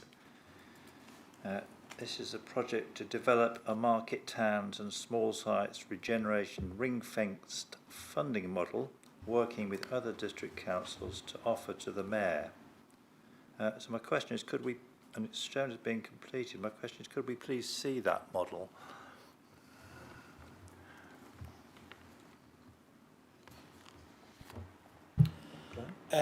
Yes, I can relay that back to the service area and see if that's something that they can provide for you. I'm afraid it's not something I have access to. So that's a specific request there to Councillor O'Brien. Councillor Slack. No, thank you, Chair. I'm looking at household waste and recycling collections, right down at 6%. That doesn't reflect what we are recycling, does it really? It's not a true reflection of what we are doing. Well, come it's so low? Again, I would have to take that back to the service area, but my understanding, and it is not necessarily very solid, it's worth saying, is that a certain amount, obviously, it's more about what doesn't go to landfill, and obviously we incinerate a large amount of our waste, as I understand. We are doing pretty well on recycling, aren't we? So really. Okay, thank you. Yeah, sorry, I would have to take that back to the service area, because they obviously provide that data, but I can certainly do that. Councillor Ripton, do you have a question? Thank you, Chair. It's probably not for you, Glenn, but just to highlight, there are a couple of what I would suggest are quite adverse performances against targets on page 211 and 212. So, for example, major planning apps overturned on appeal and response times. And I don't expect a commentary now, but I think we should be asking ourselves if those numbers are correct, what the action plans are to bring them back on track.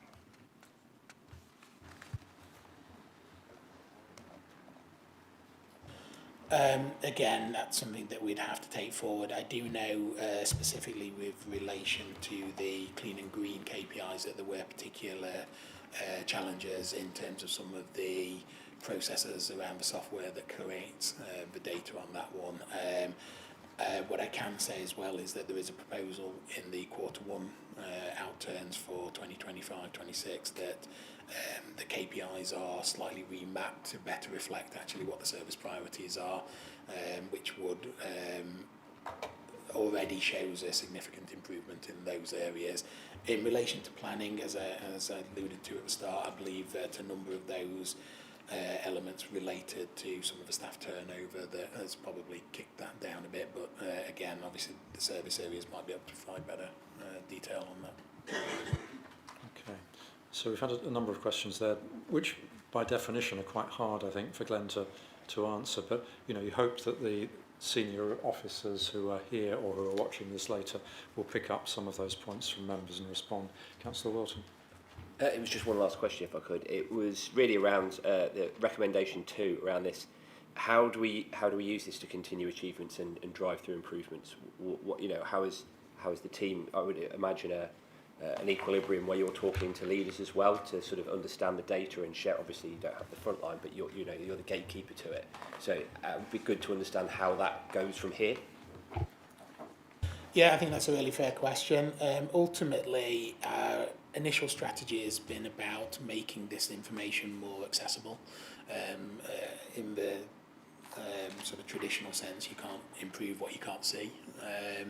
So this was why the dashboard was designed and put forward in terms of the KPIs, and similarly with the project tracker that we have.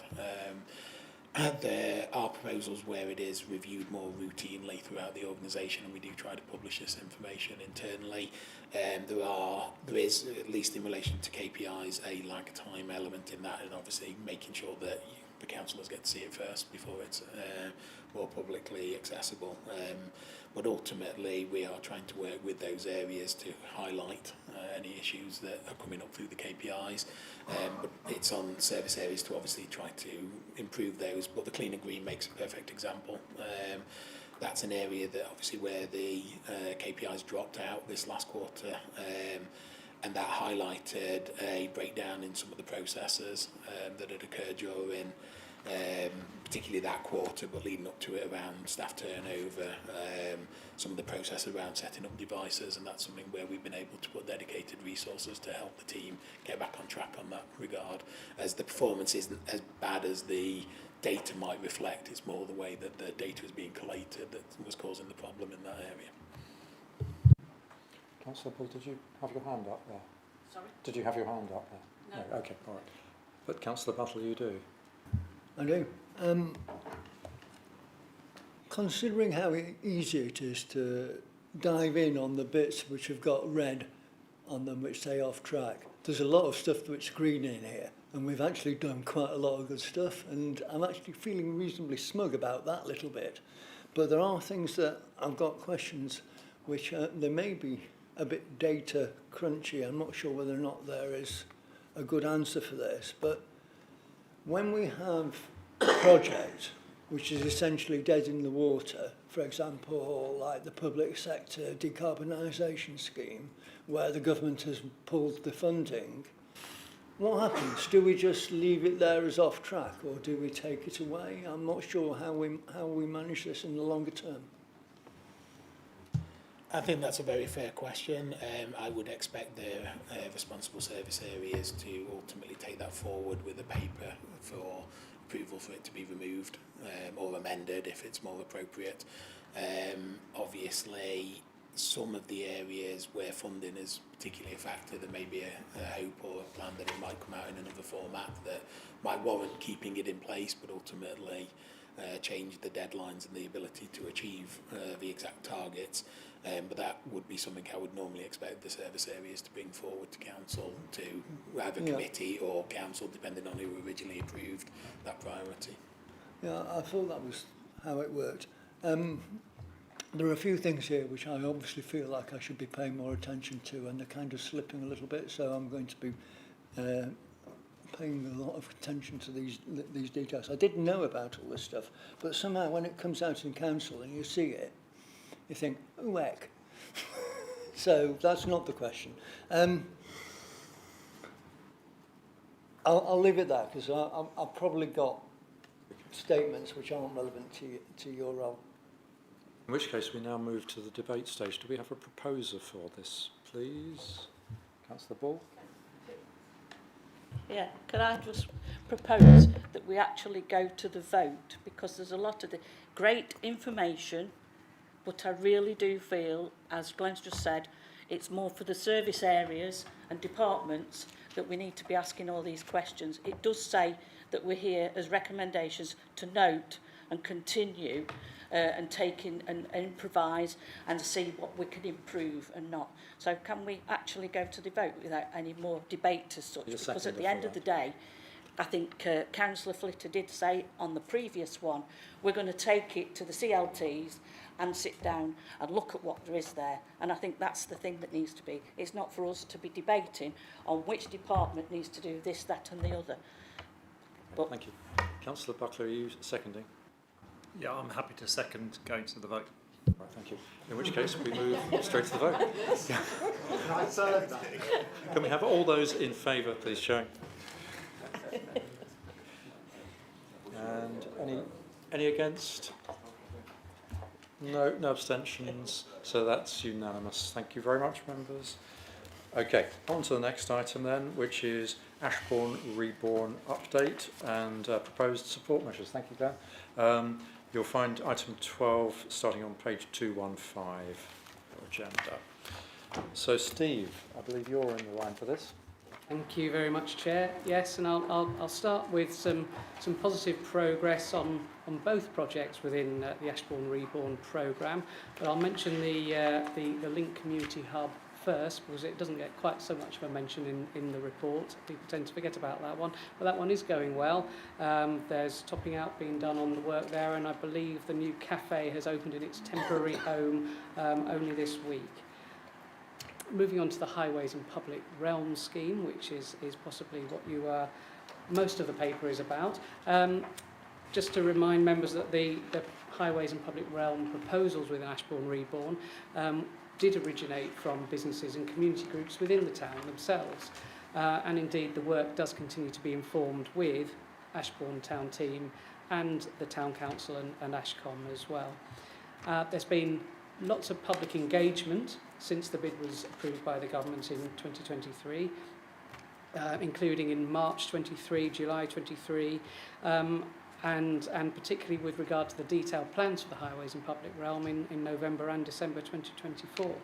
And indeed, only last month 2 drop-in sessions were held on the 9th and 18th of June in Ashbourne as well.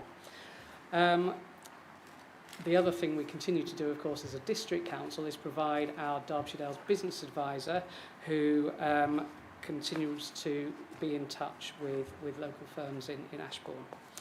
But we have become aware of trading problems from local businesses, and to get a clearer understanding of those, we've carried out the surveys and exercises listed in the paper in paragraphs 1.14, 15 and so on. So there's been face-to-face visitor surveys, online business survey, and which was done by the town team, and also analysis of car parking data and as well mobile phone data about visitors as well.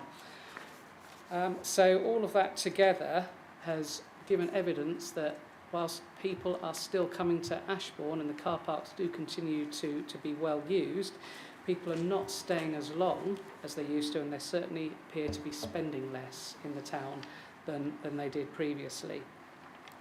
And that evidently is causing problems. 60% of businesses have reported a decrease in turnover. And therefore, that's why the initiatives to encourage people to come and visit, stay longer and spend more have been introduced. There's a number of them that are listed in the report, Chair, but the key one for tonight is that using all that evidence, that officers have considered all of that and specifically the circumstances in Ashbourne at the moment. And there's 4 things which are perhaps coinciding in Ashbourne right now.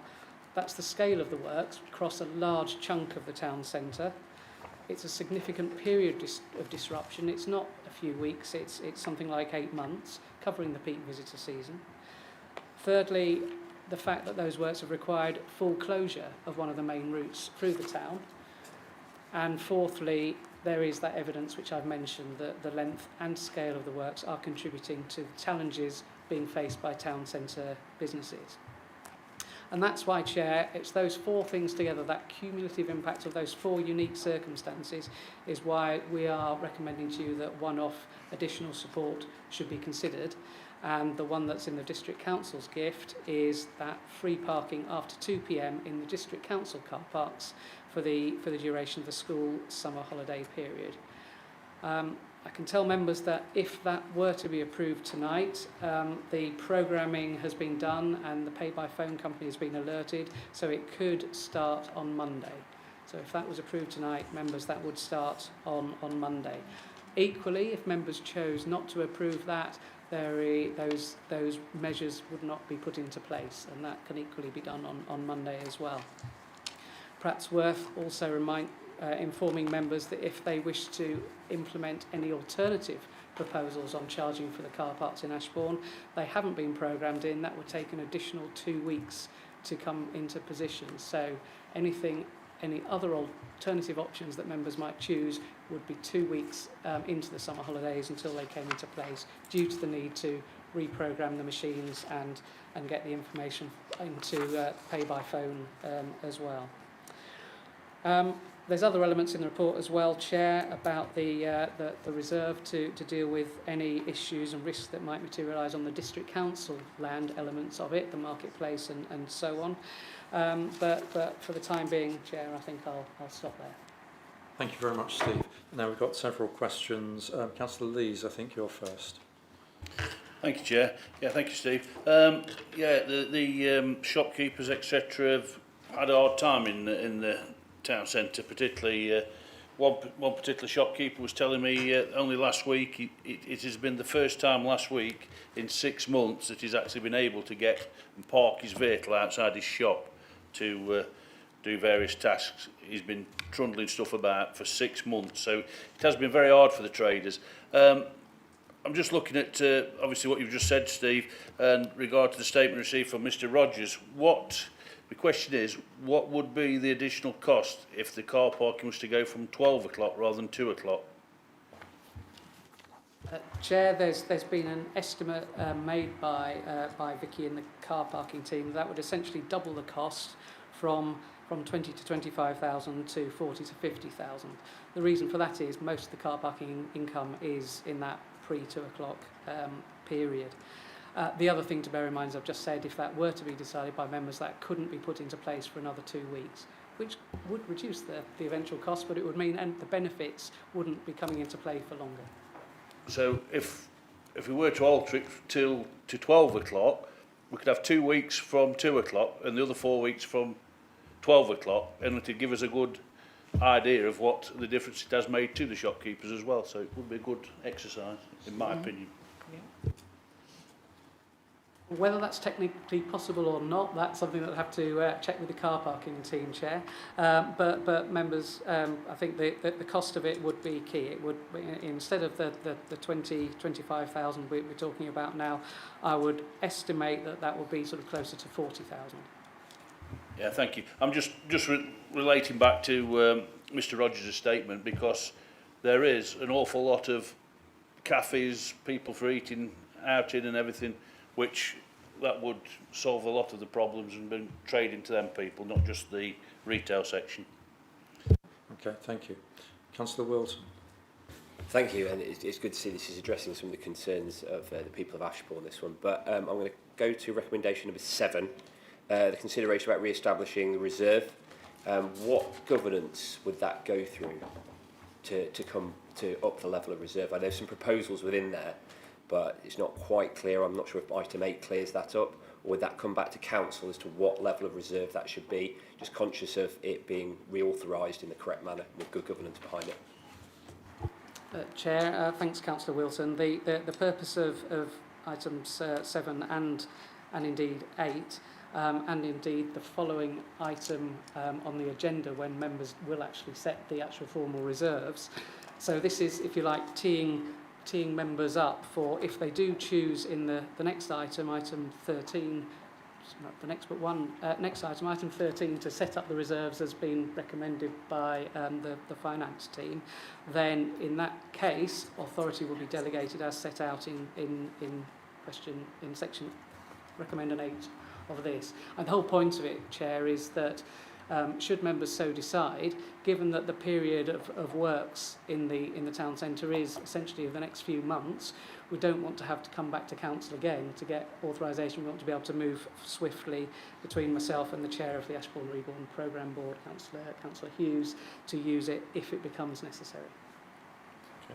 Can I just come back on that?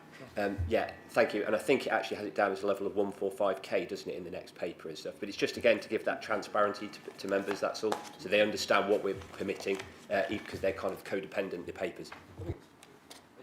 Apologies, it's 250. Thank you, David. Okay. Councillor Whitehead, you had a question. Thanks, Chair. Can I just start with a kind of if it's a point of order or a question of due process. Has council's decision been preempted?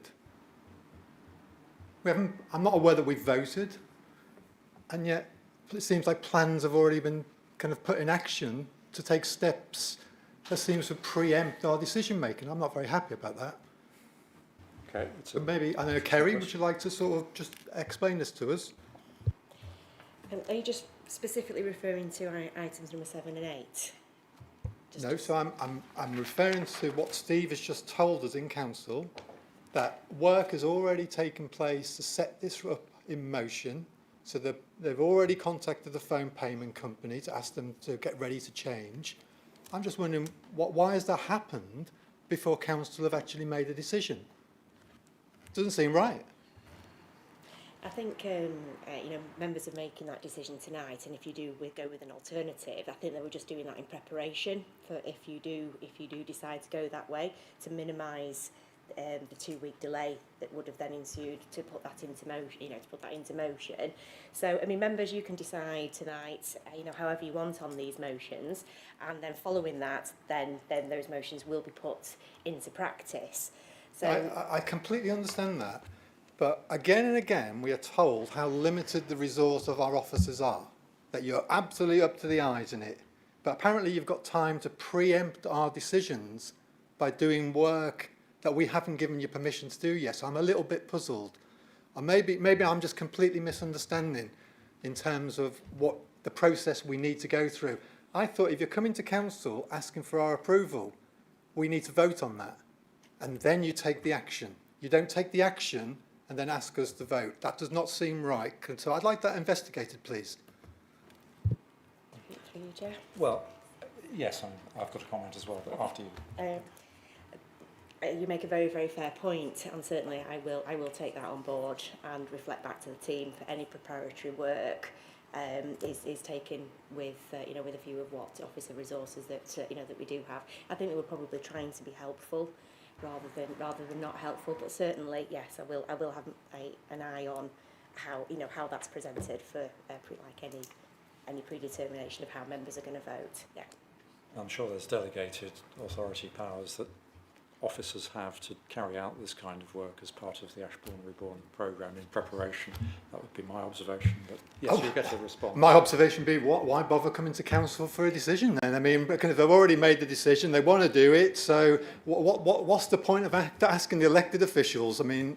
Well, you've heard that you will have a chance to vote on it in a minute, and so that's the formal decision. I've got some questions about the proposals as well. So, Steve, I wonder whether you can sort of kind of just explain to me the 2 o'clock bit. Why 2 o'clock and not, as Stuart says, 12 o'clock or all day free? And then just to sort of, if we think back to the estate works that happened in Matlock a few years ago with Crown Square, a lot of the shops impacted. I don't think I remember free parking. I might have misremembered that, but I live close and come into Matlock all the time, and I don't remember the parking being free during all those works. So I just wondered kind of whether you could just clarify whether Matlock did get free parking when it was undergoing all of its work, or are we setting up special precedent for the Ashbourne work? And then just a final question about the funds. So I gather the funds are to cover the lost parking expenses. But we're technically just not moving money around in our budget in terms of we're just paying ourselves, or is this money coming from a different fund? Is the 25,000 not coming from district funds? Is it coming from the Ashbourne Reborn funds? That's what I'm just a little bit puzzled. Are you basically asking the district to put extra money in, or is this money coming from central government? Really good questions, Councillor Whitehead, and I will do my best to answer them. Going backwards, the 25,000 is district council money. It's essentially income foregone rather than anything else. So it's money that we won't be getting in because we'll be giving that free parking after 2 p.m. In terms of why 2 p.m.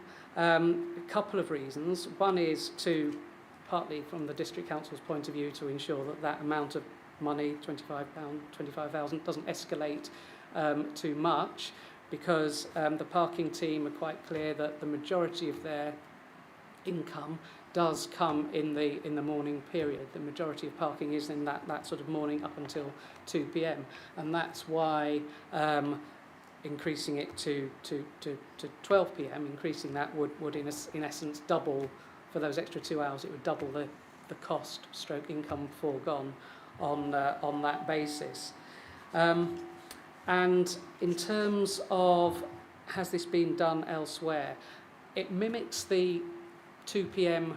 Christmas free parking that we give throughout the whole district. So that's the model, and that's why, going back to your very well made point earlier, it's relatively easy to implement with the parking systems that there are, because it's set up to do that already, should members decide to do so, and that isn't presumed at all. But in terms of whether this has been done before, I don't believe so in this particular way, and that's why I'm very careful in paragraph 2.10 of the report to say that there are 4 specific circumstances which have all come together to create a cumulative effect that I don't think we have seen elsewhere previously. It's the scale, it's the duration, it's the road closure as well over a significant period of time. Plus, we've been very careful to get very good evidence to show that the businesses are actually suffering. I think it's those 4 things together that make this probably unprecedented in terms of Derbyshire Dales. Councillor Linthwaite. Thank you, Chair. I think in terms of my question, Councillor Lees has done that for me, but I'd like to come back in debate, please. Okay, that's fine. Councillor Maelstrom, did you have your hand up? Yes, sorry, I've forgotten what I was going to ask.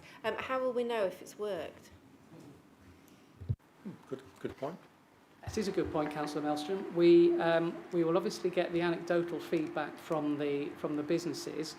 We will also we'll know how it works in terms of the impact on our parking fees, I guess, in that people are using it well.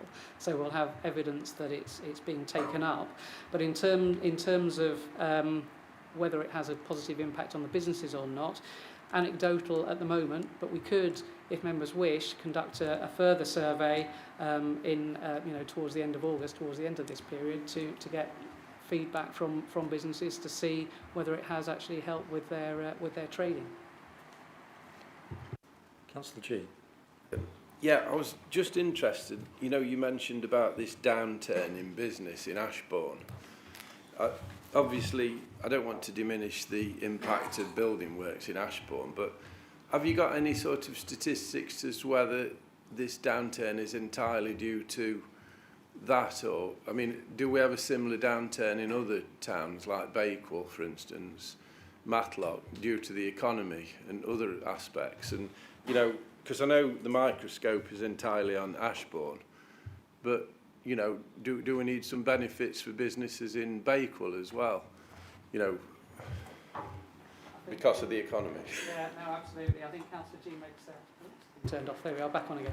Councillor G makes an excellent point there, and it's something we did look at very carefully, because clearly that it's a hard time for businesses everywhere at the moment. It's there's been a number of things that have made a big difference. The government has changed rate relief for businesses, so that's impacted a lot. Plus, national insurance has gone up and wage costs have gone up as well. So it is hard for businesses all over. Nevertheless, we know that up until March, when these works were starting, Ashbourne suffering in a similar way to everywhere else. It's only since then that the downturn has really hit in. We've got some figures from one business, and I'm not going to quote individual business figures, which compare their premises in Ashbourne with their premises elsewhere in the district, not far from where you've been describing, and it's very clear that in one of those businesses, the one outside Ashbourne has been holding up, whereas the one in Ashbourne hasn't. So, to the best of our knowledge, it isn't just the economic conditions which are harsh. It is something extra in Ashbourne. Thank you. Councillor O'Brien. Thank you, Chair. I've got 3 questions. My first one is a precursor to them. Do we know if our car parking income trajectory is is likely to show a surplus over our anticipated income this year, in which case the proposed 25,000 would in net terms be less. Do we have any information on the current trajectory on car parking income?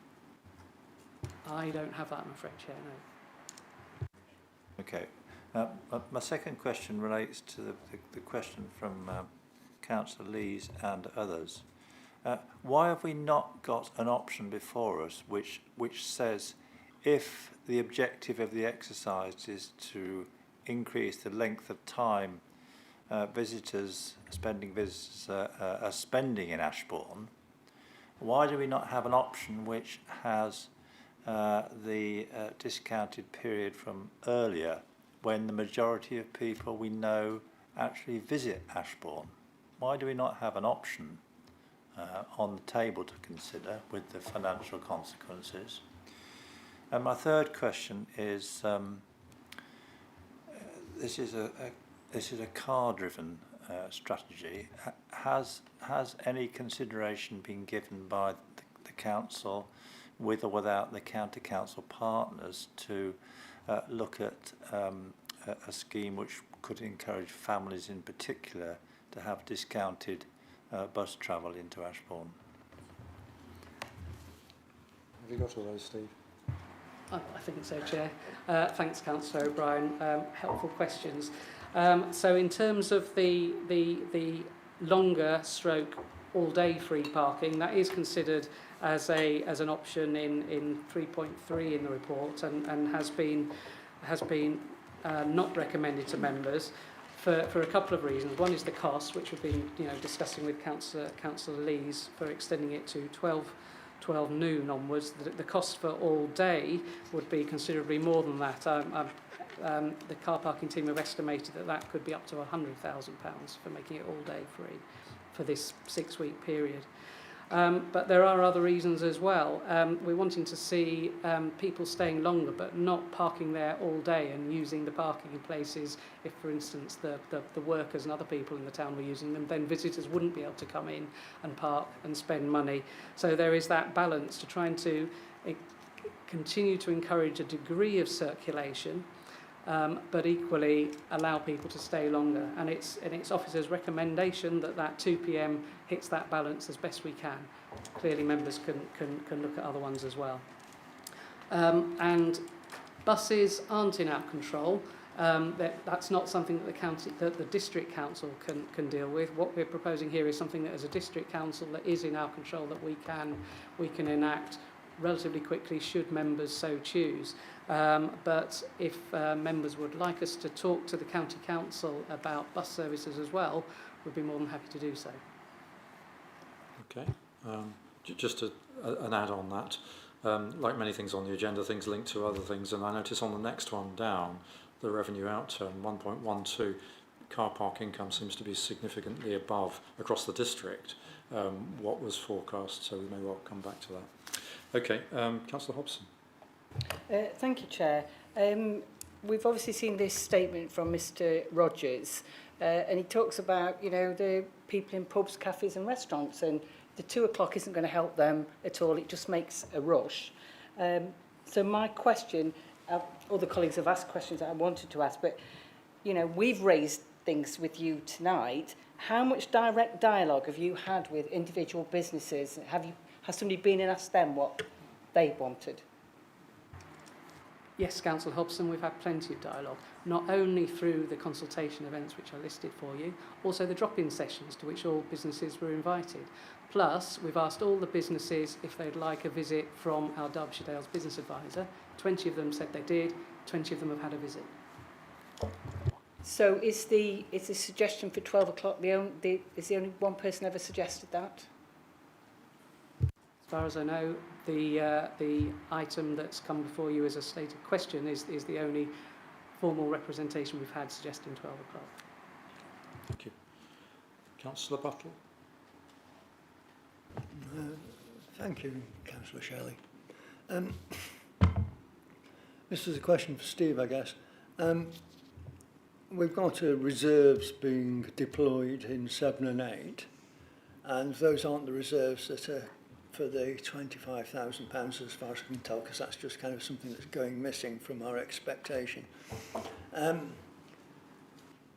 then I went through to look a little bit further, and it looks like the reserves that we are bringing back up to the expected quantity, which is £250,000, are the costs of the hostile vehicle mitigation measures, which we paid £175,000 for. So actually this is essentially covering the hostile vehicle mitigation measures. Is that right? Is that what this reserve's for, or is it for something else? Chair, if I may, Councillor Buttle, thank you. The reserve was initially set up by the council for Ashbourne Reborn, nothing more specific. Then members decided at the Community and Environment Committee some months ago to use that reserve, which was 175,000 at the time, in its entirety for hostile vehicle mitigation measures. So that's why that Ashbourne Reborn reserve is now zero.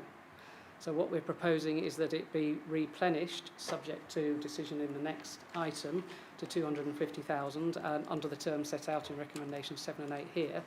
And that's for the reasons set out later on in the report, because we are in the middle of the works at the moment. We need to be able to move swiftly should any risks to the district council element of those works materialise in that time. And you know, the works that have gone so far on the highway, largely the county council's elements of those works, have shown up unexpected problems. Some of the highway works on Dig Street have shown that the reinstatement work by utilities wasn't up to scratch. They found things under the ground, essentially, which they couldn't have known about beforehand. And the same might happen in our work, in the district council elements of the scheme as well. That's why we want to be ready to deal with them straight away. If we had to come back to council, we'd be waiting, well, two months or more, potentially, whereas these need to be dealt with fairly swiftly. Okay, so if I can come back on that. I do appreciate the fact that Dig Street is where we're having to do more digging, and there is a certain amount of humour in that, and it's an expensive joke. If our original reserve of £175,000 was enough for when we actually had to have £175,000 to spend on hostile vehicle mitigation, why did we go up to 250 this time? Because it's already been found to be enough. Chair, the 175,000 was enough for hostile vehicle mitigation, which was a specific action to be carried out in order to make the scheme work in terms of, again, that was an unexpected thing that's only come along in the last year. But the reserve was 175,000 because that was essentially the sum that was given to us as the government capacity funding grant at the time. There wasn't any more scientific reason why it was 175,000. 250,000 gives us a lot more wriggle room. However, it would only be spent with the authority of the chairman of the programme board, and you know, it's to be hoped that not all of it's needed, in which case it would stay in reserves for members to use in future. Okay. Councillor Slack, you had a question. Yeah, thank you, Chair. Yeah, it's not a large question. We've previously give free parking at Christmas and or do it like for all the district, not works of Matlock Lake Rise, but all the district. And previously, when we've had major road works in Wordsworth, Matlock and Bakewell, major road works when the centre's been shut down, have been shut down at times. We've never used this before. Why is it? Has there been a special case then, or of the other market towns have to just grim and bear it? I think members that it's an interesting point, and every member will clearly look to their own community and look to things happening in their own towns, and look to see what support can be there as well. I think what is very specific and what is unique to Ashbourne is that there's a number of things that have all come together, a perfect storm of things which has affected trade in Ashbourne to an unprecedented extent. It's the fact that the scale of the works has blotted out almost all of the town centre. A large chunk of the town centre is affected. It's not just one road or one area, it's the whole town centre. Plus it's over a long period of time. It's not just over a few weeks or even a month, it's over approximately 8 months. So that itself makes it very extensive and very unusual. I think the other key thing about Ashbourne is that a key major road, a key network route, the A515 essentially has been closed, and that is unusual. I'm not aware of anything of that scale happening in the Derbyshire Dales for that length of period of time, for 8 months in the past. And the other thing, Councillor Slack, is we've got the evidence of the impact. That's what we've got. We've got that clear evidence of the scale and longevity of the impact. And that's what makes it unusual in this situation. I've been very careful in the report to set out those 4 criteria so that, should members approve it, they have something to look at in the future, should they wish to look at anything, if anything like this might happen again. Yes, briefly. When Ashbourne was set up, Ashbourne Reborn, with all the finance, why wasn't that finance put in place for these situations happening? Because they're bound to happen, aren't they? We should have finance put in place, not come now and say we want more and more. I think that's a good point in some ways, Councillor Slack. I think that the scale of the works would have been known, the fact that it was going to take a long period of time would have been known, and the closure of the main road would have been probably guessed at, if not known. I don't think what anyone would have appreciated, and it's only when we've seen the evidence, is the scale of the impact that that's had. I think it is quite clear that it has had a major impact on over an extended period for a large number of businesses. So it's that scale and longevity wasn't predicted and couldn't have been predicted. Because it's come in concert with all the other economic factors that mentioned earlier, Ashbourne has suffered this short-term blow, and the District Council has an opportunity, should it so wish, to do something to mitigate that. Okay. Councillor Wayne. Thank you. I don't entirely agree with what you just said about it. It's a bit of a surprise, because at the end of the day we're talking about national companies and national assessments being made of infrastructure, and I'm sure these companies do much larger developments and structures as up Dig Street and along St John Street. What recourse have we got of the people who did the assessments and the surveys when they've failed to pick up all this additional infrastructure under Dig Street? That's the first question. The second question is about buses and basically park and ride. I'm just wondering why, when it was initially thought up, why there wasn't a park and ride facility. There is a little shopper bus that comes in from where I'm going to say Majestic 1, but I don't go there regularly. But where that is, out at the Waterside Retail Park, I've just remembered it. So on there, and surely that could be an option. Or has the District Council got some land, or the County Council got some land that we could use? This is what I'm saying. Why hasn't that been thought out? Or if it has, I apologise for asking you. No, don't apologise. These are all good questions, and they're ones that I'm sure local people are wanting to have asked as well, so thank you. With regard to park and ride, as I say, happy to talk to the County Council about that. Transport, traffic buses is their thing, and if they think that's something that they can assist with, then we'll certainly raise that with them.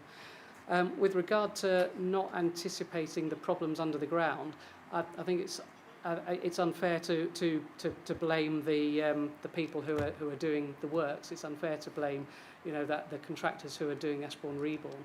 They've dug down and found problems that have been left by other people. In one case, the utilities, but also in another case, it's a culvert which has been there for a very long period of time. No one could have known that the culvert under Dig Street was in a poor state until they started digging down. That's the nature, so I'm beginning to learn, of these sorts of works, that you do find the unexpected. And whilst to an extent you can expect the unexpected, there is a contingency fund built in for that very purpose, and it's being used for that very purpose. You're never going to know exactly what you find underground until you start digging. Okay. Councillor Ripton. Thank you, Chair. Steve, you mentioned engaging with the traders. I'm guessing most of those will rent their premises, but do you know, or have you engaged with any of the freeholders, any of the landlords, and is there any sharing of the cost of the disruption with the landlords, given that I guess their capital values of their buildings will be improved when these works are finished? Good question, Councillor Ripton. I don't have an answer for that, other than to say that as well as the capital values hopefully improving, hopefully the trading prospects of those businesses, once they've made it through this acknowledged very difficult period, once they've made it through, hopefully that will improve as well. Hopefully the whole purpose of this is to increase in the longer term footfall in the town centre, to increase trade, to improve the trading environment for people. So I would hope that the beneficiaries won't just be the landlords, they'll be the actual businesses themselves, appreciating it's not going to happen just yet.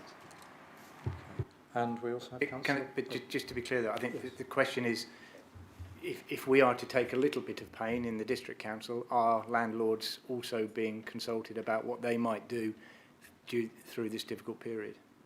I can certainly ask the team chair and see what the balance is between landlords and freeholders and so on, which I don't have to hand, but I'll certainly ask that. Councillor Bull, did you have a question? Yes, thank you.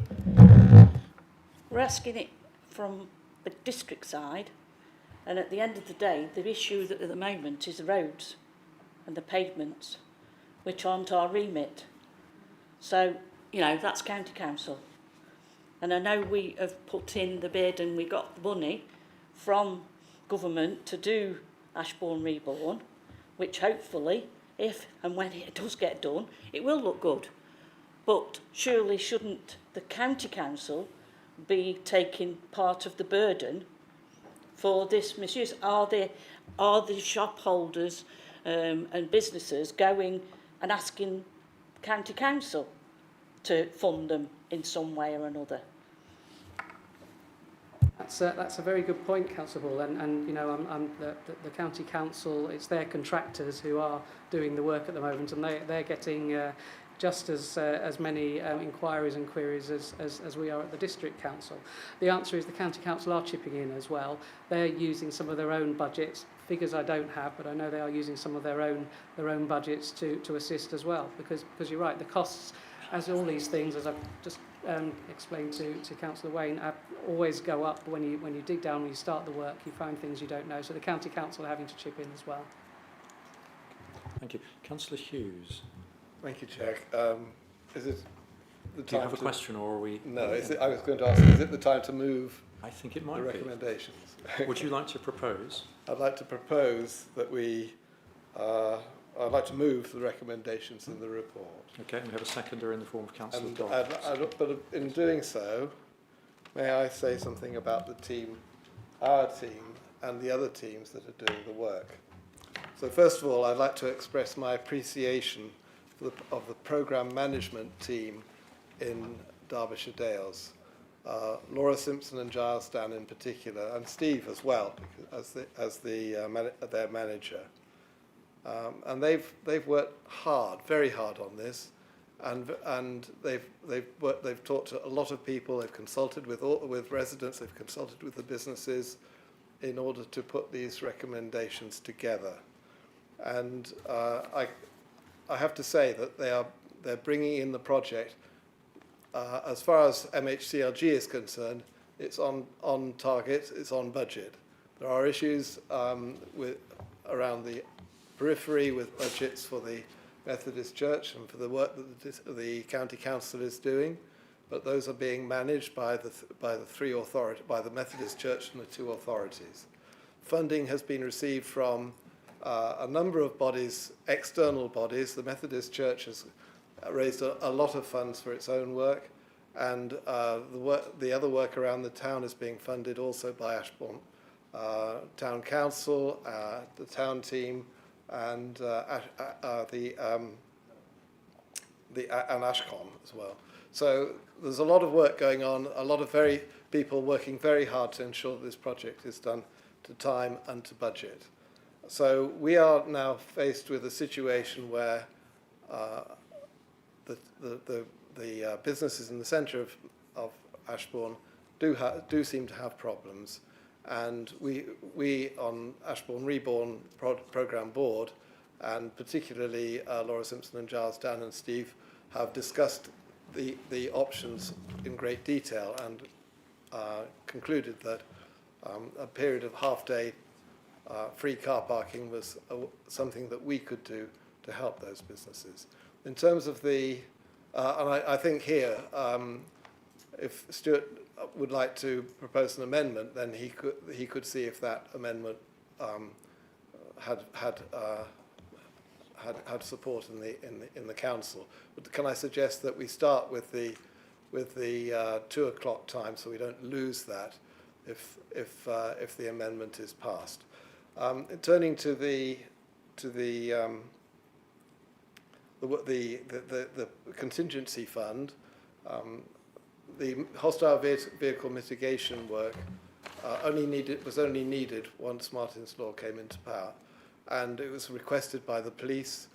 They felt that there was a risk from vehicles coming down the hill above the marketplace, and they requested that we did work in that area, and we agreed to do that work. So there is an additional element. I think Neil Buttle pointed to the fact that there was an additional amount in the contingency reserve, and there are other works associated with the district council that may need funding if issues are found.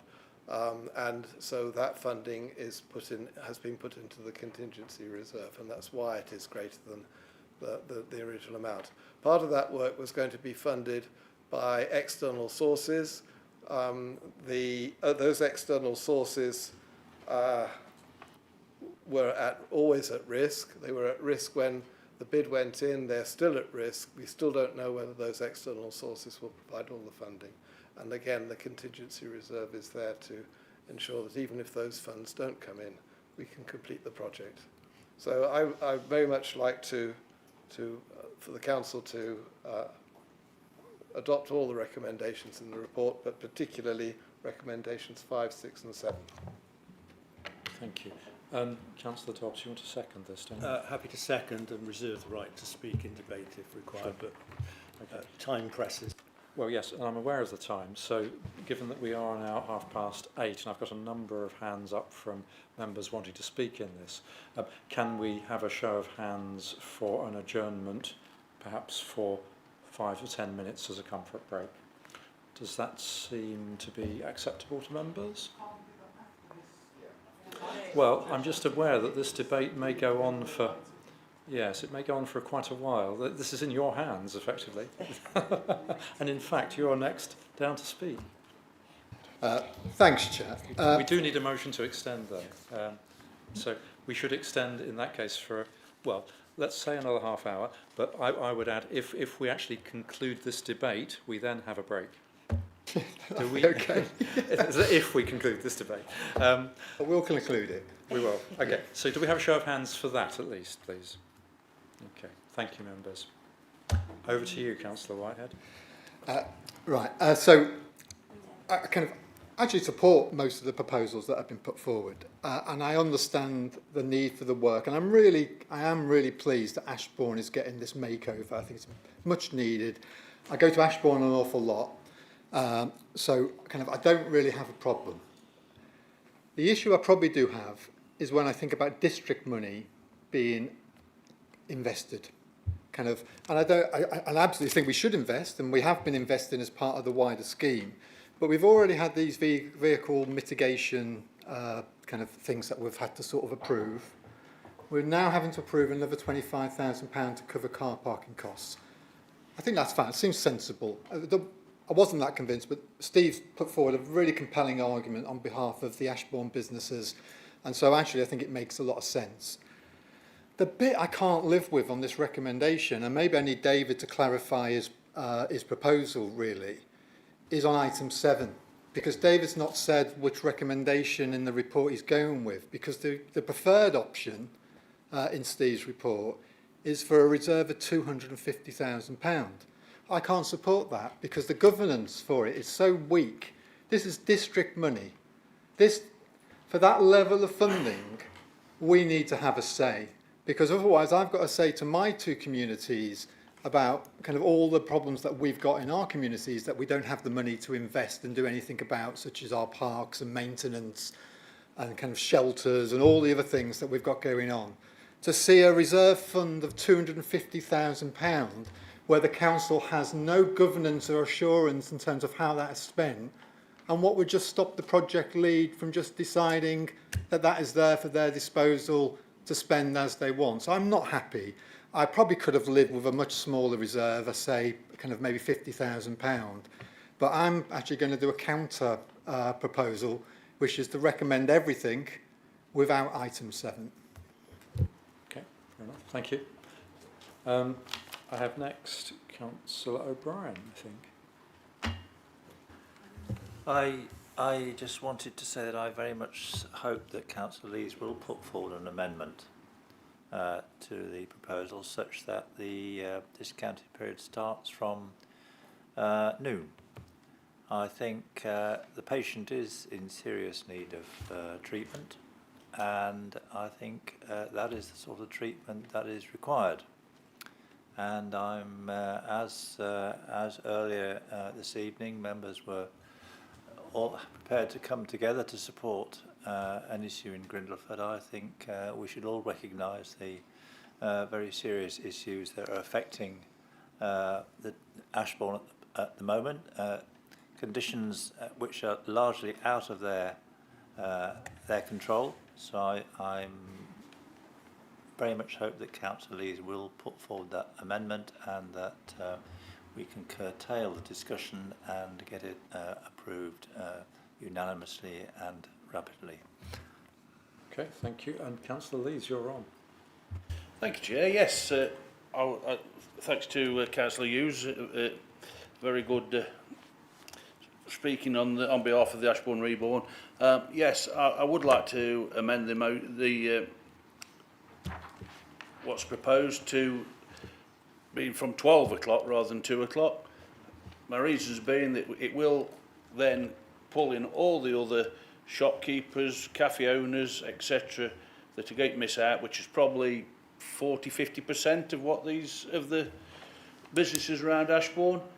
And also, I'd like to say, going back to what's been spoken as well, that yes, Ashbourne it's in a mess, complete mess, because of all this unforeseen work. The contractors have dug one area, and rather than go around in order, around the streets in order, and just do one area at a time, because of all these unforeseen things, they've had to make full use of their time. So Ashbourne is completely in a mess from Dig Street to the marketplace, just to get through this work done on target. There's things like culverts, there's been things like wells and all sorts of things that they've come across that nobody could have foreseen. So I would like to amend the recommendations from 2 o'clock to 12 o'clock, bearing in mind that as well as Ashbourne, apart from Bakewell, is one of the biggest earners for the revenue in the car parks. So I think it's time we should look after the shopkeepers and the business owners and give them a little bit back in their times of need. So thank you, Chair. Councillor Lees, can we have clarification on what you're seeking there? Because it would be 12 p.m. From the time... I would like to see that it's moved 2 o'clock for the first 2 weeks until Steve Capes can make it happen. Yep. So the remaining 4 weeks I'd like to see from 12 o'clock, or if we can do it before 2 weeks, sooner the better. Okay. All right. And do we have a seconder for that? Councillor Bates. And do you wish to speak on that, Councillor? No. Okay. Councillor G, I think I have you down next. Yeah, it's. I think it's slightly getting out of hand, this. I wanted to speak to support Councillor Whitehead, actually, because, firstly, could I say we've been bringing up this issue about the vehicle mitigation measures, which this council put in a closed hearing. So, am I allowed to speak on that now? Because the council's speaking on it. I believe the so. council made a decision to spend £175,000 of reserve funds on vehicle mitigation. All the councillors that were in those meetings took part in it. Some didn't support it at the time, but there are consequences to spending £175,000. Now we're being told this item of 250,000, is that just adding some money to the 175,000, or is it an extra 250,000? Is it an extra 75,000 just to withhold that 175,000? And now we've got a proposal to bring the parking forward, which we've been told it's going to cost an extra £100,000. Now, that. No, Well, wasn't that much. No, I listened to the officers, and he said that by his estimation, from 12 o'clock. There's another 20,000. The addition, no, I heard it very clearly that if it was from 12 o'clock, it could cost an extra £100,000. No. Just to be clear for everyone's benefit, Chair, it would be an extra 20,000 approximately on top of the 25,000, so it would be 50,000. Right. So, bear in mind, Ashbourne is a town. It's got a lot of money going into it from this government grant. It's what they call it, the levelling up grant. It's millions of pounds. So it's been chosen. There is always going to be some problems through that project, but there's going to be a big bonus at the end of it. It's like when you renovate anything, it's terrible when you're doing it, but you get a bonus at the end. So I just need to be careful that this council doesn't go above board in this meeting. It needs to understand how much it's going to commit itself with all these extra motions, but I certainly support Councillor Whitehead to remove item 7, because I think that's over the top. You've spent your 175,000 reserve, you've decided, without asking the public if they wanted it, to put the vehicle mitigation around Ashbourne. That comes out and it goes into the pot for the Ashbourne. You can't just come to the next meeting and ask for it to be replenished. So I definitely can't support that. In terms of the parking, I'll let everybody debate that at the time of the parking. Thank you. Councillor Linthwaite. Thank you, Chair. I need my glasses for this. First of all, I want to thank Mr Rogers. I think the suggestion of changing it to 12 o'clock and the reasons behind that of sound. I'd like to point out that I don't represent Ashbourne, but for family reasons I'm in Ashbourne every single week. And I think a lot of the things that we're talking about today, I think we need to appreciate that what is happening at Ashbourne is unprecedented. And it's as a result of the sources of the funding and the timescales that have been imposed by those sources of the funding that works which would not normally be conducted at the same time are having to be done at the same time. And then you have your normal unexpected things like collapsed culverts and drains and wells and cellars and all sorts of things that have appeared that we weren't aware of. I think it's important to stress that Ashbourne Town Centre is shut down. It's not just the roads, it's the pavements. To get into the shops, you're having to go over ramps, over pipes, over cables, over trenches. So a lot of people, for example, my nearly 97-year-old aunt, I have not been able to take her into Ashbourne since this work started because I simply can't get her wheelchair around the town. I can't do it by myself, basically. So this has had an unprecedented impact on the businesses in the town. This is not something that any other town that I'm aware of has been subjected to. In terms of the car parking, I totally support Councillor Lee's suggestion that we go for the 2 o'clock from Monday, because that we can implement immediately, and get it changed to 12 o'clock ASAP. Now, I think that indicates why it was entirely sensible for the officers to contact the car parking money people, because they were able to come to us and say, if you make this decision, this is the implication. If you make that decision, this is the implication. And I think that was entirely sensible and appropriate that they made those contacts and had that conversation. In terms of the extra funding, if we go for 12 o'clock, it's going to cost us, let's say, up to 50,000 in terms of lost income. But as Councillor Shelley has already pointed out, our car parking income for the last 2 years has been significantly above projected.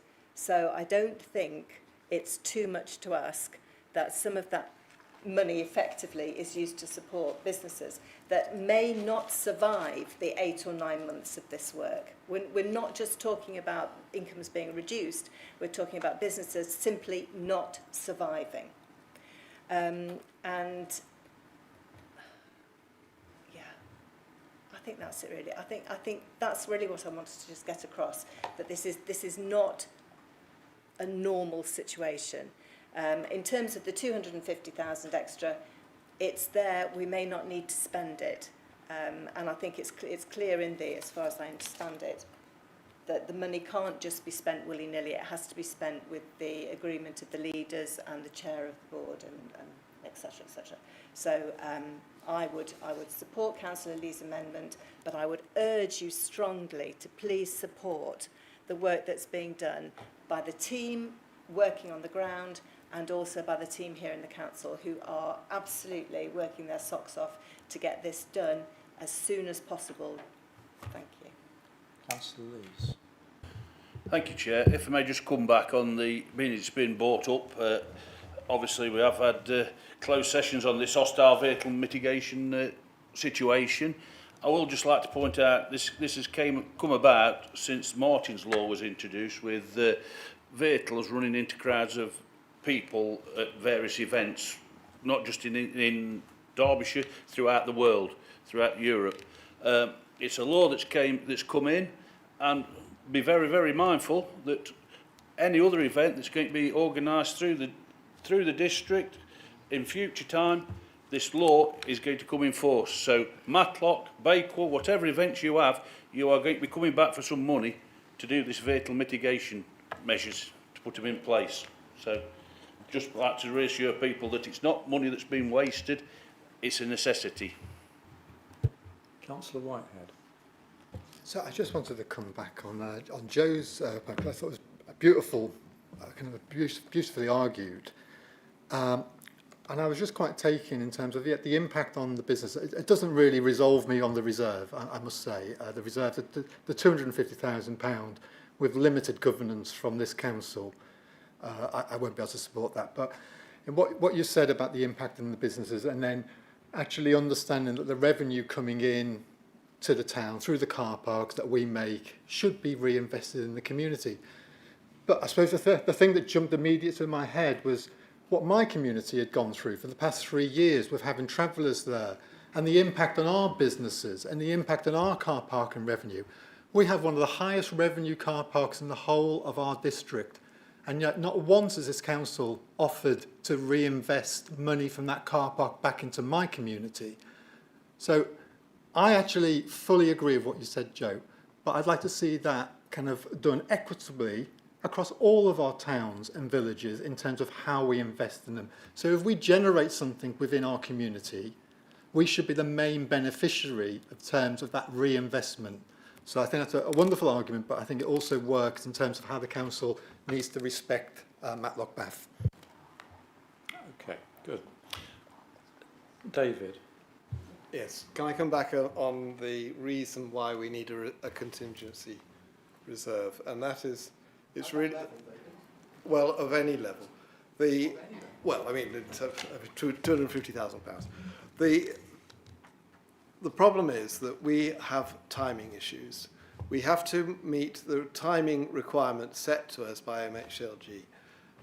And if we change if we can't do a piece of work, which means that an element of the project is not done in a particular time period, then Laura Simpson has to go back to MHCLG and explain why, and then get their authorisation to proceed. And this causes an inordinate amount of delay because work can't be done until we've got that authorisation. And we're now we're now leading up to the point where we need to finish in the 25-26 financial year. We're targeting finishing by the work that will be funded by MHCLG by the end of this year, so there'll be a clear quarter for payments to actually be made and resolved, so that by the end of the financial year we will be straight with MHCLG. If an element of the project is delayed, there is a risk that we will then go beyond that period, and then we will have problems with MHCLG. So that is the reason why we have a reserve, so that we can spend the money relatively quickly if it needs to be spent.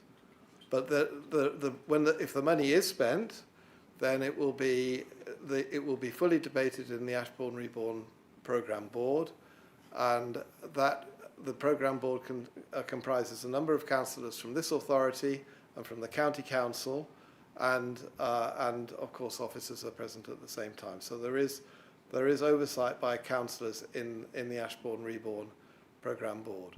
So who are those councillors, David? Are they all Ashbourne councillors? No, they're not. So I'm not an Ashbourne councillor. I'm Matlock. So tell me the makeup of the council, which are Ashbourne. We're in debate, but so we should stick by the well, rules. David addressed it directly to me, so I feel like I have to answer back, because I don't disagree that we need the reserve, but £250,000 of district council taxpayers' money, and we're given the governance and orders of that to someone else. I can't live with that, because I'm seeing underinvestment in my community, and you're just saying, well, we can just give them this 250, and if they make the decision they want to spend it, we don't get a say in that, because you're quite happy for them just to manage their own governance, because you sit on it. So, but I don't think you represent my community's views, so I don't think you're in the right position to sort of give the oversight. We have a code of conduct which says that we have to consider the whole district, not only our own wards when we make a decision. The decision that will be made in Ashbourne Reborn Programme Board will be for the basis of the whole district, not any particular ward. And in this case, there are a number of issues associated with the work that has to be completed that may require additional funding. We don't know at this stage. Thank you. Councillor Wilson. Thank you. I wholeheartedly agree with Stuart's amendment. I think that's a great idea, and also the fact that we start it as soon as possible. I'm hearing from people all the time about how it's affecting them and impacting them, and just seeing the difference, just people walking in there and using it, let alone the people who have to live and run their business there. But just to reflect back on the contingency that we've got there, it's quite a low level. It's 1.67%. That's quite low in project terms for what we have at 250 grand. So I think of a £15 million project. So I think actually it's quite proportionate. There is governance around this, and let's hope, if with David fantastically running it, we don't spend the 250 and we get everything we want from this. Okay. Thank you. Thank you. We've had a good debate on that. I think we're now ready to move to a vote, and what we're suggesting is moving and taking each item separately. There is an amendment to item 5, proposed amendment, which is to turn that into 12 noon as soon as possible, but it's 2 o'clock to start with. There's a form of words around there which I'm struggling to grasp, but we know what we're talking about, I think. So can we first of all take item 1, please? All those in favour? Sorry? We have a proposer and a seconder for both amendments. We'll come to that. Item 1, all those in favour, please. Any against? Any abstentions? Chair, I'll have to just point out that those members that left the room during the debate aren't allowed to vote, so I'll be abstaining. Okay, thank you. Item 2 on the agenda, recommendation 2, please, all those in favour? And against? And abstentions? That's 3 abstentions. Peter Slack as well. Recommendation 3. Those in favour, please. Against? Abstentions? 3 again. Recommendation 4. In favour? Against? Abstentions? 3 again. Oh, 4. Oh, hold on. 4. 5. Sorry. On item 5, is this the one where we're changing the time? It's the proposal. Do we have an accurate estimation of the additional cost? Because it seemed a bit vague to me. But we had an Because estimation. it wasn't calculated, was it? I think it's as good as we're going to get. Is it? Yeah. Okay. So we have a... Can we just make sure they weren't abstaining from the last one? Yeah, can we just have a clarification on abstentions on recommendation 4, please, the one we've just had. Could you raise your hands if you abstained on recommendation 4?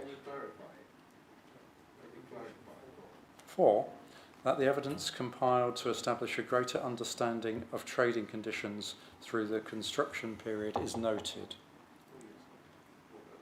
So is that That's 4 abstained. No, okay. So how many abstentions have we gotten for? I've got 4, Chair. 4, thank you.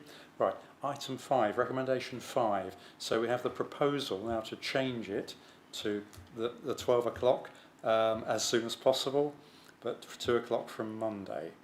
Now that's the substantive now, isn't it? Because we've got a proposer and a seconder. Can we have all those in favour of that change, please? Item 5, recommendation 5.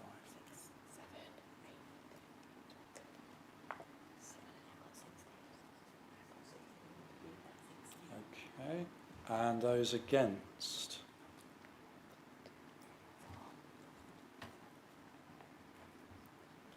And any abstentions on that? 6. Okay, are we happy with that? So that amended recommendation 5 is clearly carried. Recommendation 6, all those in favour, please show. Just on a point of order on recommendation 6, do we need to amend the sum? Sorry? Do we need to amend the sum, the supplementary revenue budget, to comply with recommendation 5? It's got to go up to 50,000. Yeah, 50,000 will cover it. Yeah. Okay, so that's a proposal to change that then. Is there a seconder for that change, please? Councillor Bates, thank you. So we now have, well spotted, an amended recommendation 6, which is now supplementary revenue budget of up to 50,000. All those in favour, please show. And all those against? And any abstentions? Yeah, thank you. That's clearly carried. So we now have a vote on recommendation 7, that's for and against. Can we have those in favour of recommendation 7, please show?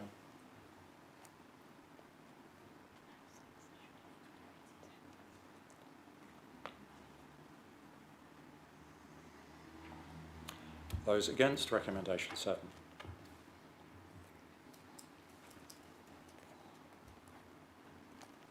And those abstaining?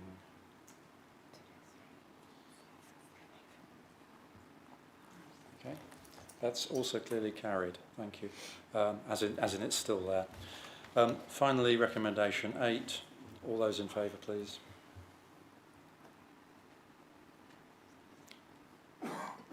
All those against? Against recommendation 8? No. And any abstentions on recommendation 8?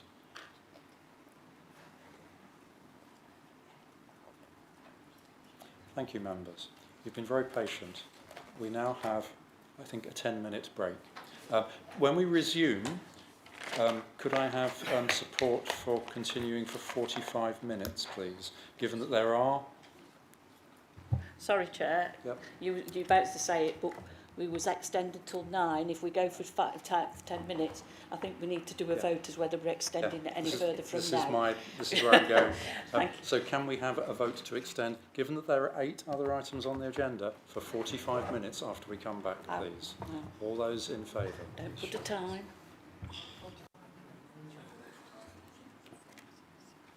Okay. All those against? Okay, abstentions. Thank you. That is carried. So we have a... Chair, just a point of order before Yes. we break. Yep. Why is the agenda so rammed? I thought we'd committed in our meetings to be better and more efficient in terms of how we produce agendas, how we run meetings. So this is a bit of a car crash, really. And really, it started with the agenda. It was always too big for this meeting. So we need to be better than this. It's a very fair point. Ultimately, it comes down to us as well, but yes. Because I can't stay past 9:30, so I'm going to miss part of the meeting, which I'm really disappointed about. Okay. Right.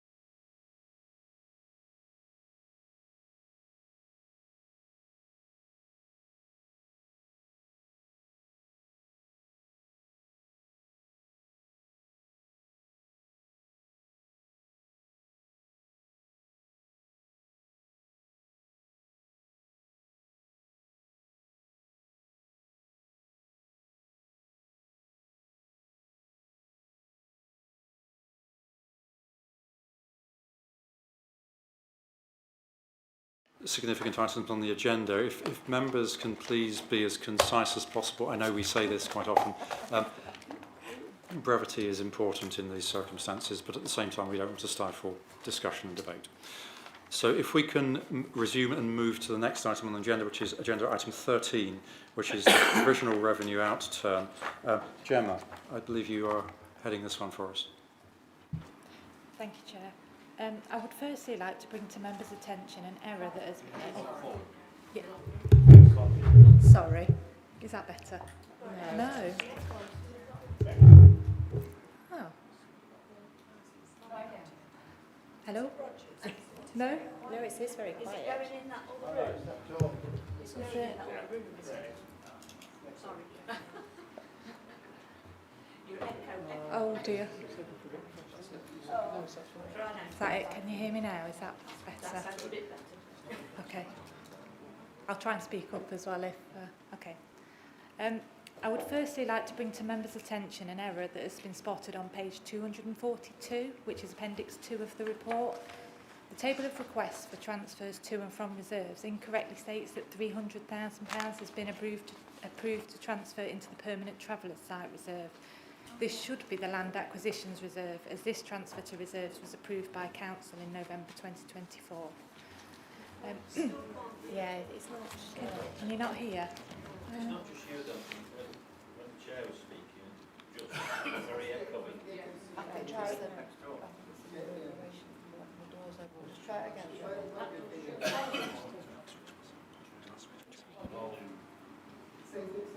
Yep, can you... Is that any better now? Is that okay?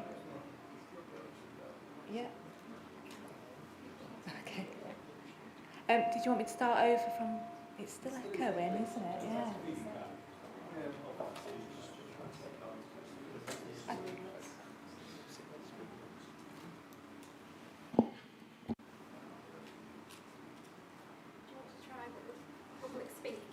Yeah, sure.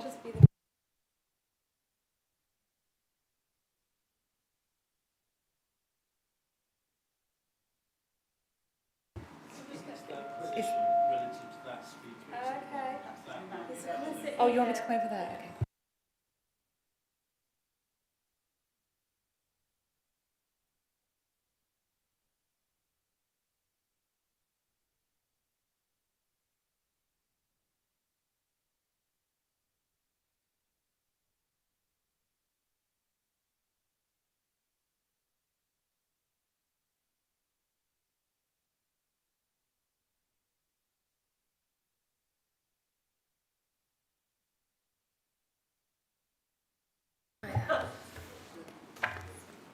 Is that any better? Do you want me to move it over here? Yeah. Am I any clearer now? Yeah. Okay. Right. I'll start over from the beginning.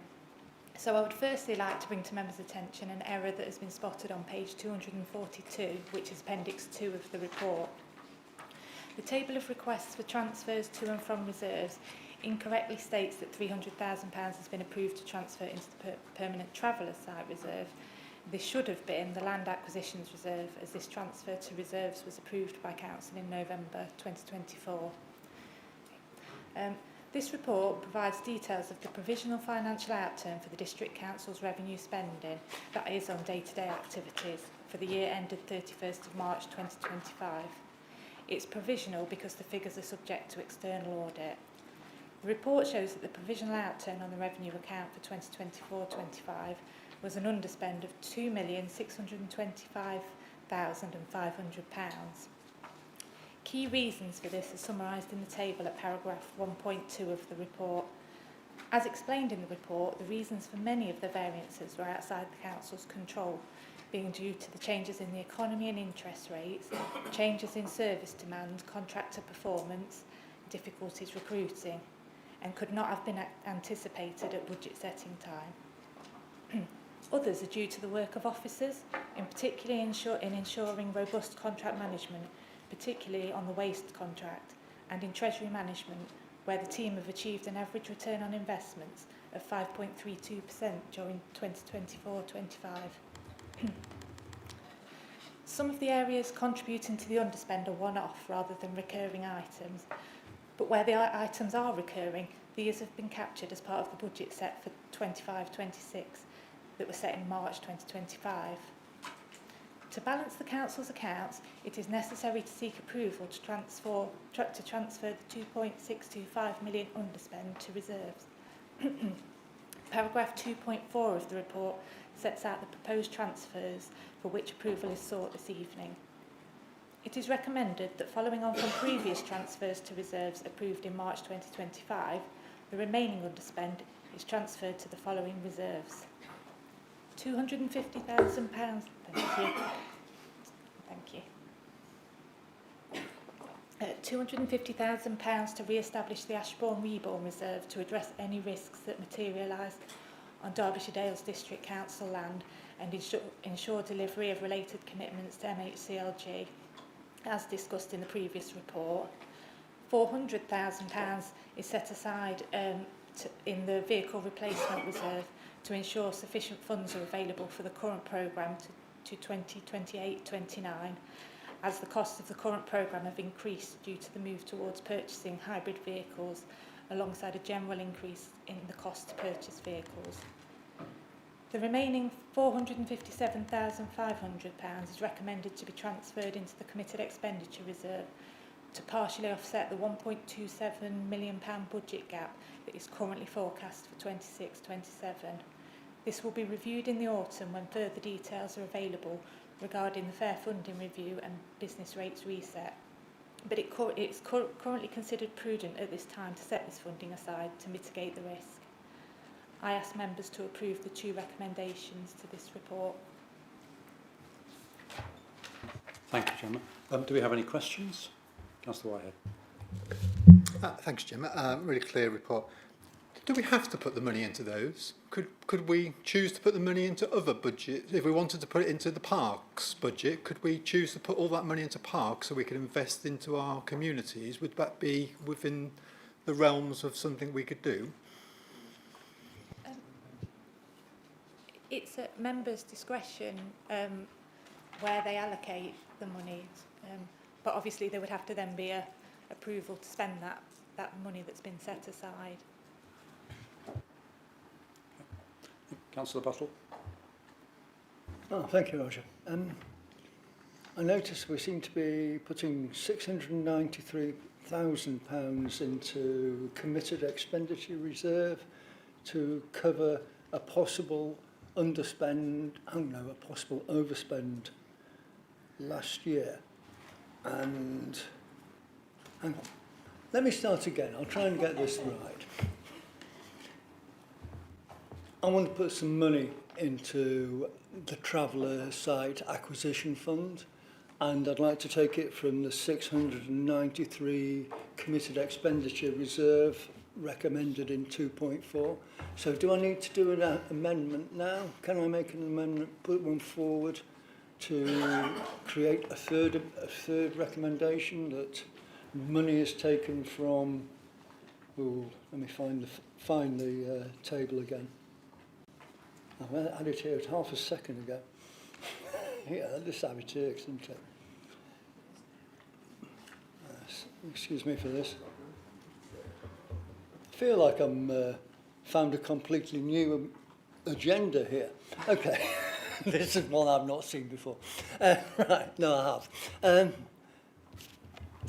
Do I need to offer an amendment to change the amount of money that we have in the Traveller Reserve? Firstly, the 693,000 that's listed in section 2.4 has already been approved and was part of the budget set, but we are proposing a further £457,500 to be set aside to further bridge that funding gap. Oh, right, so there's 453 which is available for other options. 457,500. 457, yeah. Okay, thank you. Okay, Councillor O'Brien. Yeah, I know that many residents, certainly in my part of the district, will be quite shocked by the scale of the underspend, the 2.6 million. And I note that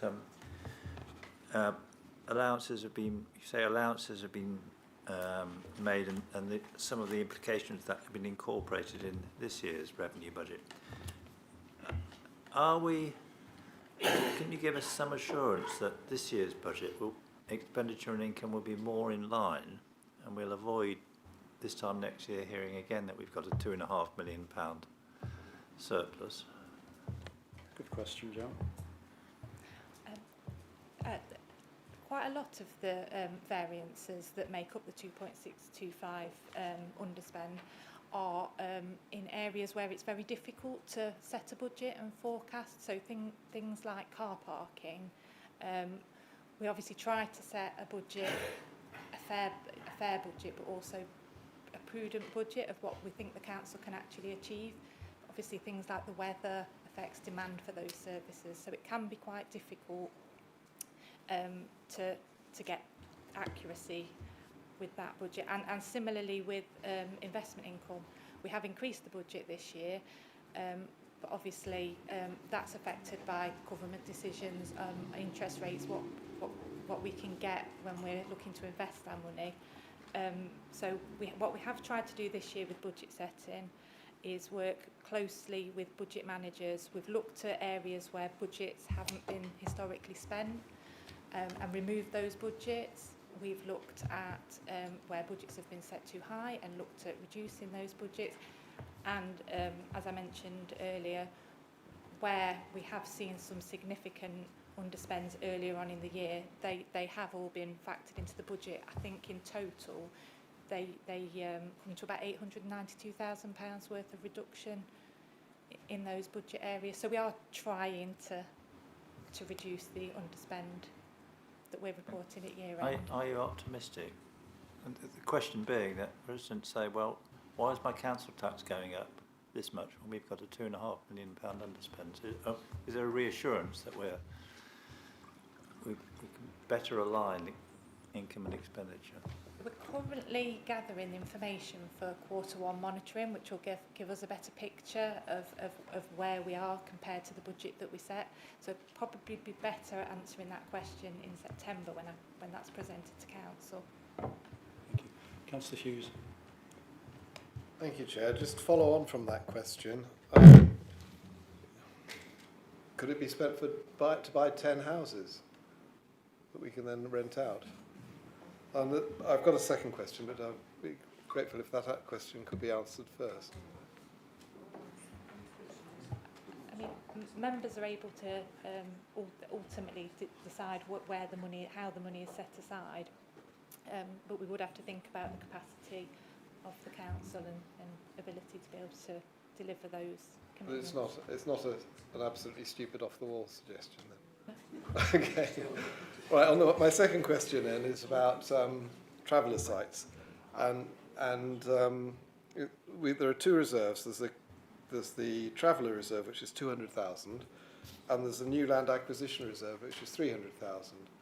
Now, we are having real problems in getting land for a traveller site. Now, we heard that one of them, we were late going up for a site on Foxhall Lane, Tansley. So can we use the new land acquisition reserve to purchase land for a traveller site? And if so, what are the rules about what officer delegation is given to make purchases of land for such purposes as a traveller's site? I can answer the question on the reserves. Yeah. The money's obviously set aside and would need member approval to use the funding. So if you wish to use the funding in the new land acquisition reserve for a traveller site, you could approve the use of that money. In terms of the delegation for purchasing land, I haven't got that information to hand.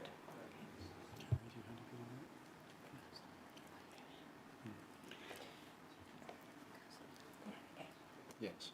Yeah, through you, Chair, just to give you a little bit of reassurance, Councillor Hughes, about the delegations. They are all set out within the, within the Constitution, and I know the Estates Manager does have some delegations. I don't think it goes as high as to for purchases of land. I think it's about off the top of my head, it's like 25,000, I think. So it's quite a low, so anything above that would require member approval. So if we wanted to buy land at auction, we'd need to have a motion to council to allow that, enable officers to do that under delegated authority. Through you, Chair. I did sit in a meeting where it was agreed that the approach via auction was, was within the realms of what they could do. I can't recall off the top of my head whether there was a figure placed, placed on that, but I can certainly, look back over what the records say. Yes, we have been around that one. Councillor Butcher. Thank you. I'd quite like to move to the vote as quickly as we can, and to help PA members in particular, but others too, about handling the finances. So you can't fiddle around with individual numbers. You've got to take the whole thing as a considered thing. And there are councillors I know who would like to reconsider where the reserves are and what they're spent on. And within the PA so far, but it needs to include other councillors in due course, of course, as well. We have got a group on finance, led by Nick, just set up to look at the budget in advance and to look at the reserves and whether they are in the right place. Those are two things we've asked that group to do. And there's people from the different parties. So I know this isn't a question, so the question might be, are you aware of this, and would that be an appropriate process to go through if you want a question? But that's the current intention. Thank you. Councillor Wilson. I was going to propose the motion, then if I could, please. Okay, I mean, I'm aware there are still questions, but are they burning questions? And it was really just actually to reiterate what Councillor Butcher was saying, was actually this is to acknowledge the report as the outturns for 24-25. We're not here to set the budget for the future. And I was literally about to say about the fact that we've got a budget group, and if you wish to interact with that, input to it, or input to GNR as well. Those are the forums. Get stuck in, get engaged with it, and if you've got some changes that we need to do or recommend, then bring them there. Happy to take them. So, but I think here is getting into every line. Don't think it's the right place for the report and stuff to be dealing with that. Thank you. That's a proposal to move the motion as well. That was a proposal as well. Yeah, okay. Do we have a second? Councillor Flitter, thank you. All right. Okay, we're in debate. Does anybody wish to discuss this further? Councillor Butler. Thank you very much. I want to propose an amendment. Press the wrong button again. I want to propose an amendment that the traveller site acquisition fund, if it's a reserve, has some of that £457,000 in the CFR transferred to it. We have a real problem with our local plan and the permanent site that we're going to need. If we can buy some land, we can put it in the local plan.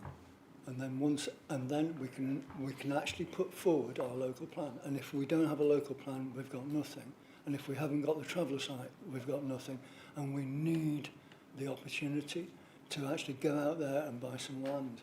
So while we have a land acquisitions thing, but there's a housing team which are very keen on bringing forward affordable housing. And so that 300,000 is lurking there to give them some sort of enthusiasm and something to lay hold of and make progress with for our increasing our level of affordable housing in the district. So that doesn't really want to be spent on the traveller site. We want to have actually enough money in the traveller site acquisition fund to actually do it, because like £200,000 doesn't buy any land. You know, it buys you a small two-bedroom house, and we need enough land to actually put 8 traveller sites for the local plan. So I'd like to amend, add a third amendment, which I don't know if anyone's going to support me on this, but we shall see. A third amendment to say that, say, £300,000 out of that 457 in the CAR that's being passed on is put into the traveller reserve, traveller site acquisition reserve, because I just think we need to get on with this. We need to have the people who can go to auction. We've already got a framework for going to auction. Leaders, chair of CNE, chair of GNR, they can come together with a group of a group of the CLT and what have you, and they can say, yeah, this looks like it's a goer, and send a land agent to a site. So we do have the mechanism, but we don't have the money. It's no use to the mechanism without enough money. So that's what I'm saying. I'm hoping that someone will come in and say, yeah, that sounds like a plan. You'll need a seconder. Thank you. Yeah. I do. You have a seconder, right. Okay, but Councillor Flitter, you wanted to speak. Yeah, I don't think people really get the gist of this report. Because, to be quite honest, where this money is going into the reserves is building for the future. What happens when we get to 2027, we've got no money to invest in a green fleet for our services? And what happens if we can't fill that budget gap that's for next year that has been proposed? Every single year, this council has been asked to make savings of an amount which we've struggled with. I mean, I can remember £2-point-something million one year we were asked to save. And the only way you can save that is by budgeting, and not budgeting exactly, but budgeting with lee room for manoeuvre. And that's where we come to build up where we have saved monies on a number of posts, a number of ways, and that is added to this number. We're building for the future here, and as we've been said, we've got a group which we're setting up to look at the budget, to look at how we can cope with putting extra monies aside for housing, for land for travellers, and all the rest of the budget process. Let's let them get on with the job. Let's future-proof this council at the moment. So I shall be voting against that amendment if it gets accepted. Councillor Wilson. Thank you. Really, I think on the amendment, what I would say is there's some good ideas and interesting ideas there, but can I suggest going away and writing a paper and bringing that, whether that's to GNR? Because I think the other thing around that is what you didn't articulate or just capture was actually the governance around the delegated authority. And I think that's the bit that the officers are really struggling with. And I think do it as a whole paper together, and maybe even work with officers, I'd say, to get that point together. And I think that would be a really useful thing to come to GNR and potentially back to council as well, and feed that into the budget. And I think that would be really good. And I think one of the things that I realise and I understand from the budgeting, and this is to talk to the point about why we underspent, I think we're really nervous because we had the settlement yet. I don't think the government still haven't told us really what the picture looks like for looking in the future. So we're in Gemma's hands to steady the ship whilst we don't know what's going on and what we're actually driving into. So thank you very much, Gemma, and I think that makes a point. Councillor Thanks, Chair. I suppose the only worry that I have, and I hear what Steve says, but as a council, we're serial underspenders. And I suppose what I worry about is that we're going to come to the end of our life as a council, and all the people who have paid council tax in the Derbyshire Dales, well, that won't be an investment in the Derbyshire Dales. That will be an investment in the new authority, which will include North Derbyshire County Council, all the other, who have all got deficits. So all our saving will do, if we don't spend it ourselves on the people who paid us for it, is all we're going to do is offset all those other costs in those other authorities, all the big social care bill at the county council. We cannot finish our legacy as a council without spending the budget in full by the time we've finished.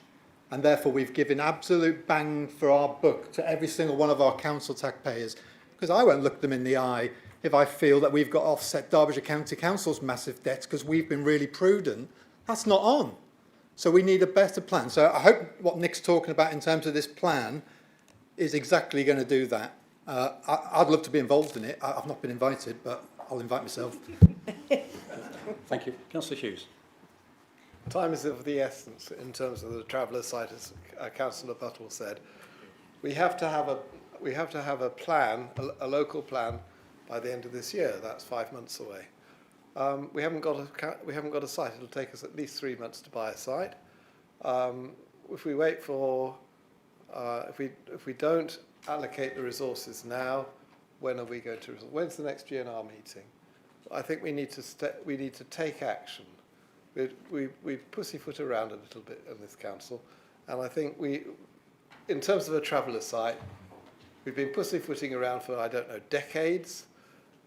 The time we've got to the end of that period. We need, if for no other reason than the local plan, we won't have a local plan unless we have a traveller site. Therefore, I support the proposal to provide sufficient funds, and we can come back and debate how the way those funds are spent later. But we need to allocate the funds. Okay. Councillor Wayne. Thank you. I'm struggling to understand why we've got £200,000 in the traveller site reserve. We've got £300,000 in the amended one that you mentioned about the travel site acquisition. That's £500,000 as I see it. So I sincerely hope that we're looking for, because the meeting I went to more recently, they were looking at about £200,000 to £300,000. We've got £500,000 there to go and buy something. So that is, if we want to add to that, the second point, because I'm struggling to know whether we're in debate or whether we're in questions. We're in debate, that's good.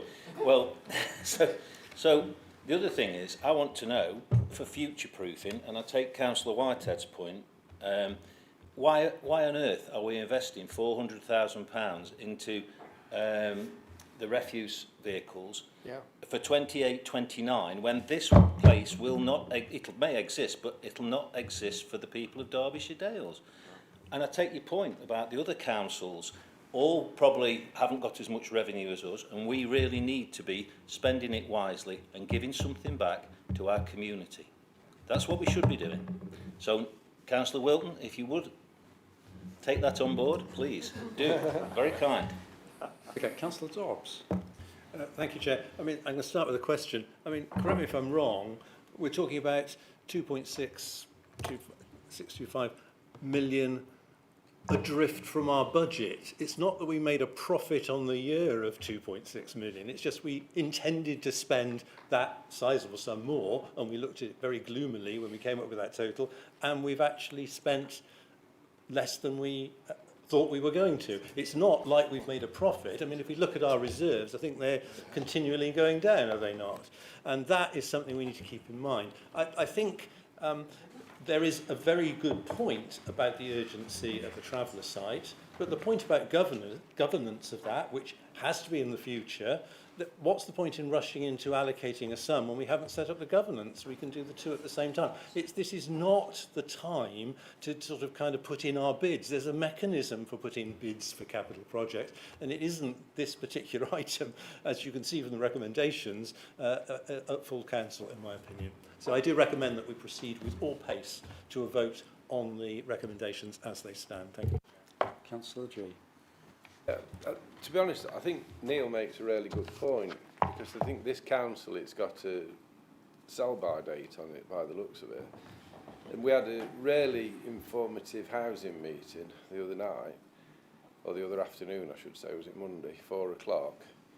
And I could see that all the apparatus are there, the expertise is there. We've got an expert who knows where the sites are, he knows the landowners, he's got a plan, he knows all these affordable housing companies, but this council could invest itself in affordable houses.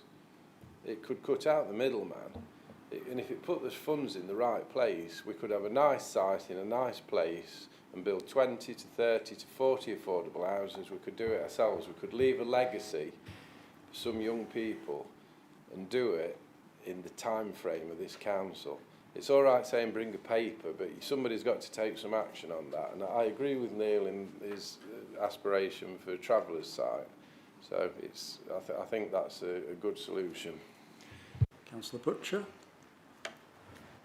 Yes, thank you. Much the same. I support Neil in the idea, but this isn't the time to do it, and we need to go through Nick's group. And also the key point that Nick makes is the governance of the spend. You cannot at this meeting change the way in which the purchase at auction operates, and that would and the money in a sense is already there. The other point I would say as well about the budget and where things are going is, and I fully agree with Councillor O'Brien that people look askance at the underspend each year, but I've been assured that each year we look ahead and manage things tightly and expect all the money that's been unspent before goes into the budget, and we expect not to overspend or underspend in the coming year. That's the plan, and it is tried to be managed as tightly as possible. But I think the answer is that we vote for the paper as it is. We don't support the amendment, and that we use this alternative mechanism to bring new proposals back to council through GNR. Councillor Hughes, if it's very brief. Chair, I just want to ask Nick, through you, ask Nick Wilton what his timescales are for reporting from his group, because we need the funds spent on traveller sites now. I mean, it's too late, really. Councillor Wilson, are you able to help? Yeah, I mean, this is the budget for next year that we were alluding to with the group. But if we want to bring a paper, we can bring it to GNR. And as I say, part of this is actually opening up the delegated authority. So we need a paper as soon as possible for someone to bring or to do through officers. I'm not sure when the next GNR is. Sorry, Chairman, have you got that? 8th of September. 8th of September.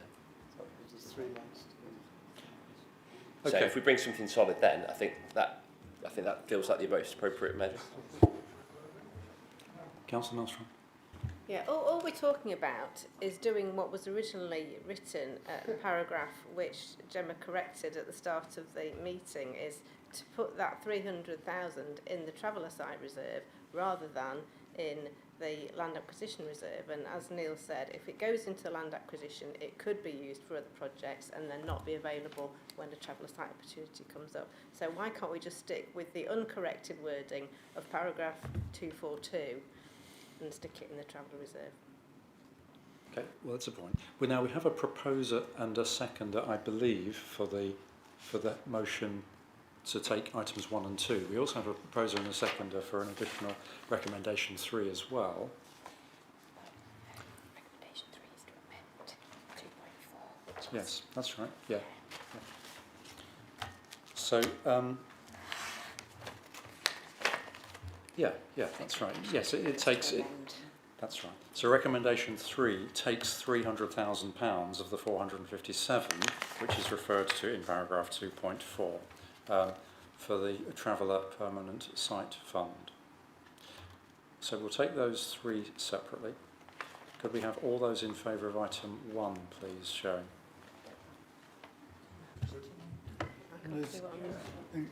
Excuse me, but if we do one meeting, if we do them in that order, then it doesn't make sense. Yeah. You want to do number 3 first, don't you? Yeah. Okay. Point of order, I'm confused. We're looking at provisional revenue outturns 2024. Yeah? Yes. Page 251. 234. Sorry, 231. I got recommendations 1 and 2. Yes.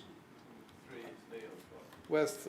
So 3 is the new proposal, and that's what we're proposing to vote on at this instant. Okay? So you're all clear what proposal 3 is? Yeah? Okay, good. All those in favour of 3, please show.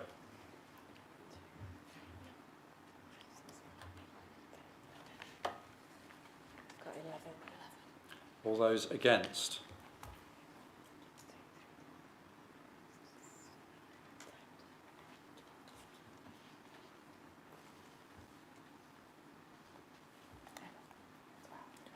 And abstentions?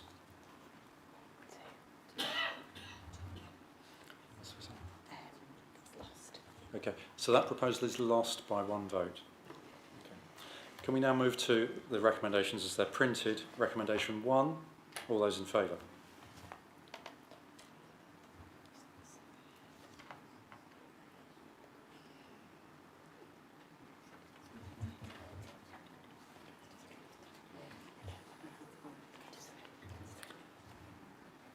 Recommendation, sorry, those against? None. And abstentions? Just the one. So that's clearly carried. And then recommendation 2, the final part of this. Those in favour?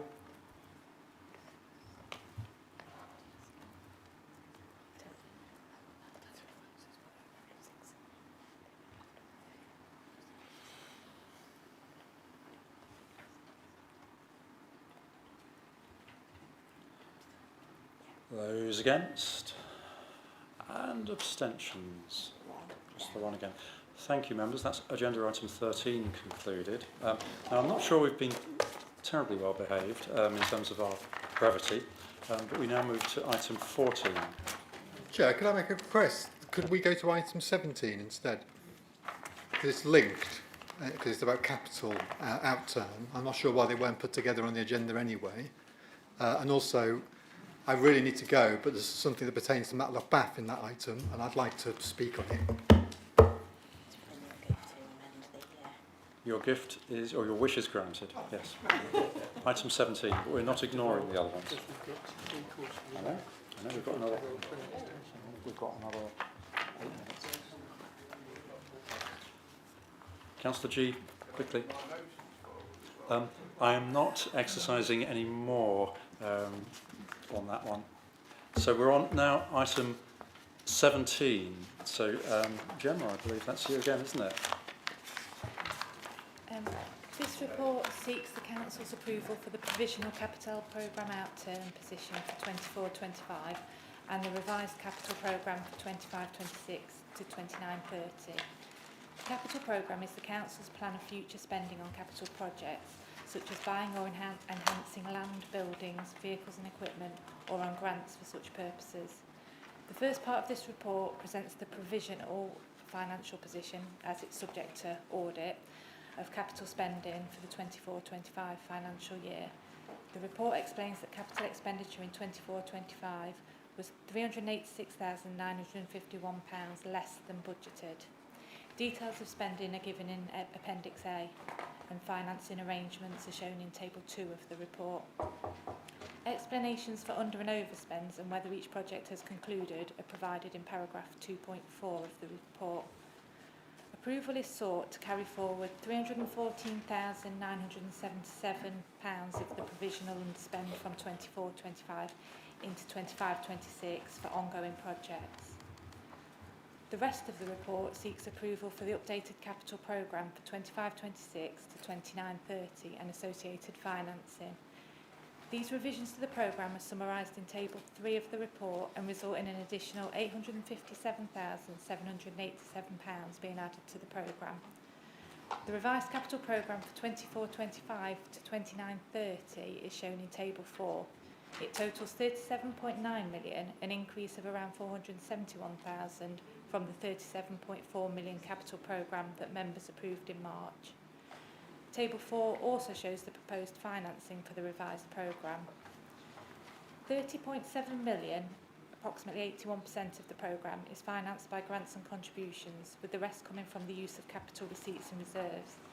The fact that 81% of the capital programme is funded by grants and contributions shows how successful the Council has been in securing this important source of funding. This can also be a risk for the future, however, as if we cannot seek this funding going forwards, then our capital programme would slow down. Without these grants, projects such as Ashbourne Reborn and affordable housing would not have been affordable. Appendix C sets out the impact of the financing on the Council's reserves. Paragraph 3.12 explains that grants and contributions, Section 106 contributions, and the amounts in other strategic reserves are set aside for specific purposes. If these are excluded, the amount available for new capital schemes in the Capital Receipts Reserve and the Capital Programme Reserve is just under £335,000. I ask members to approve the report's recommendations. Thank you, Gemma. Any questions on this one? It doesn't look like it, no, thank you. Do we have a proposer? Councillor Wilton? I propose this Yes, go ahead, please, Councillor. Sorry, Nick. So I fully support this report. Thank you, Gemma. Excellent work. I have one issue with one of the recommendations though, which is recommendation 4. We've actually been over this before within this council chamber a couple of times. This is a shelter. It pertains to a kind of a supposedly historic shelter in Matlock Bath Lovers Walk. The thing is, no one in the community, or very few in the community, want this rebuilt.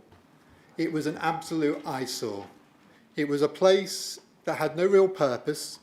It didn't face the kids' playground, it actually faced away. All it was ever used for was kids to climb on top of it and for undesirables to do their business inside it. We don't want it back. We'd rather have that money invested in the rest of Lovers Walk. We've already got shelters which are boarded up, which need work and reopening. And so there's complete folly to try and rebuild so-called heritage. How can you rebuild heritage? And I think even in the proposal, they're even talking about turning it the other way round. So surely that takes away from it. So all I was going to do was to recommend all the proposals, but I would just make a small amendment to proposal 4, and I would just insert the word not before rebuild. So we can still have the money dedicated to Lovers Walk, but not invested in this ridiculous kind of idea. So that would be my recommendation, just that very small change, that one addition of one word. Hopefully, colleagues will support my recommendation and we can kind of move on with this. Thank you. Okay. Yes, I think Kerry will just make a comment on that. Whilst I don't disagree with the sentiments, unfortunately how our rules of procedure work is that you can't amend a recommendation to negate the purpose of what the recommendation was in the first place. Yeah. So it sounds like you have a proposal there to remove recommendation 4 altogether. Yes? I want to be careful that I don't remove the finances from Lovers Walk. What I'm trying to stop is the rebuilding of a shelter virtually no one wants. So if by just removing it from the recommendation, it will just stay in the revenue report, just linked to Matlock Bath Lovers Walk, which is where it is at the moment, and not linked to the shelter, because that's the decision we took nearly 2 years ago to rename the label, so it didn't have the shelter included. That's still there. I can see that in the document. So if that just means that if I just remove that recommendation, nothing else changes in the capital line, I'm happy with that. I feel you may need a slightly reworded phrase there. Yes? Councillor. Yeah, just to clarify, I thought the point of you can't put an amendment in is you can't put an amendment in to vote against something that the report does.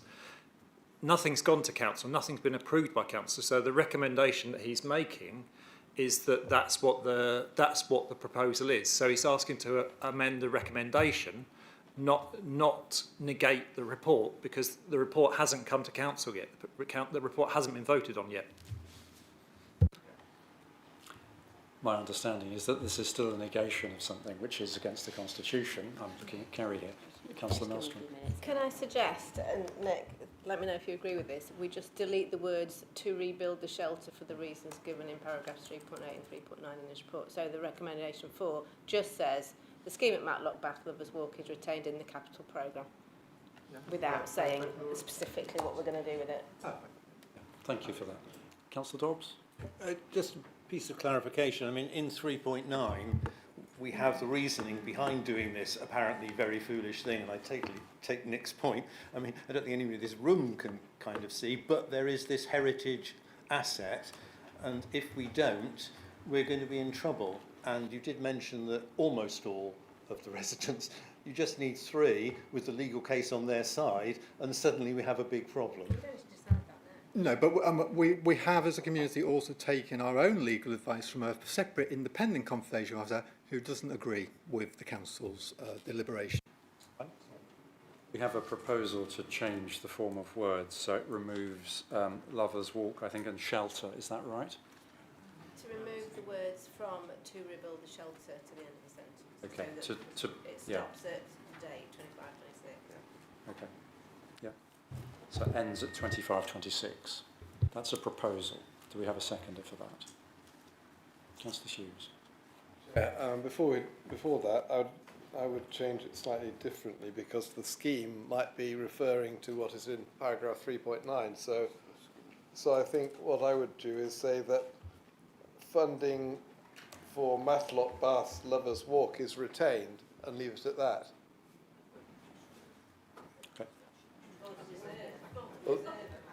Do we have a seconder for that? Yeah, I'll say. Okay. Councillor G seconds that. So this now reads, item 4, recommendation 4, that funding for Matlock Bath Lovers Walk is retained. Is that acceptable? Good. Okay. Now, we're back to the main motion, aren't we? We've got a proposer in the form of Councillor Wilton. Do we have a seconder? Oh, sorry, other way around. Yes, my apologies. Quite right, quite right. Councillor Whitehead proposed. Councillor Wilson, I think, seconded. Okay, so in that case, does anybody else wish to debate this, or can we go straight to the vote? That's the first. It's a question, Chair. If we decide not to go ahead with this project, can we be challenged in any way? I'd like an officer view on that. It's a fair question.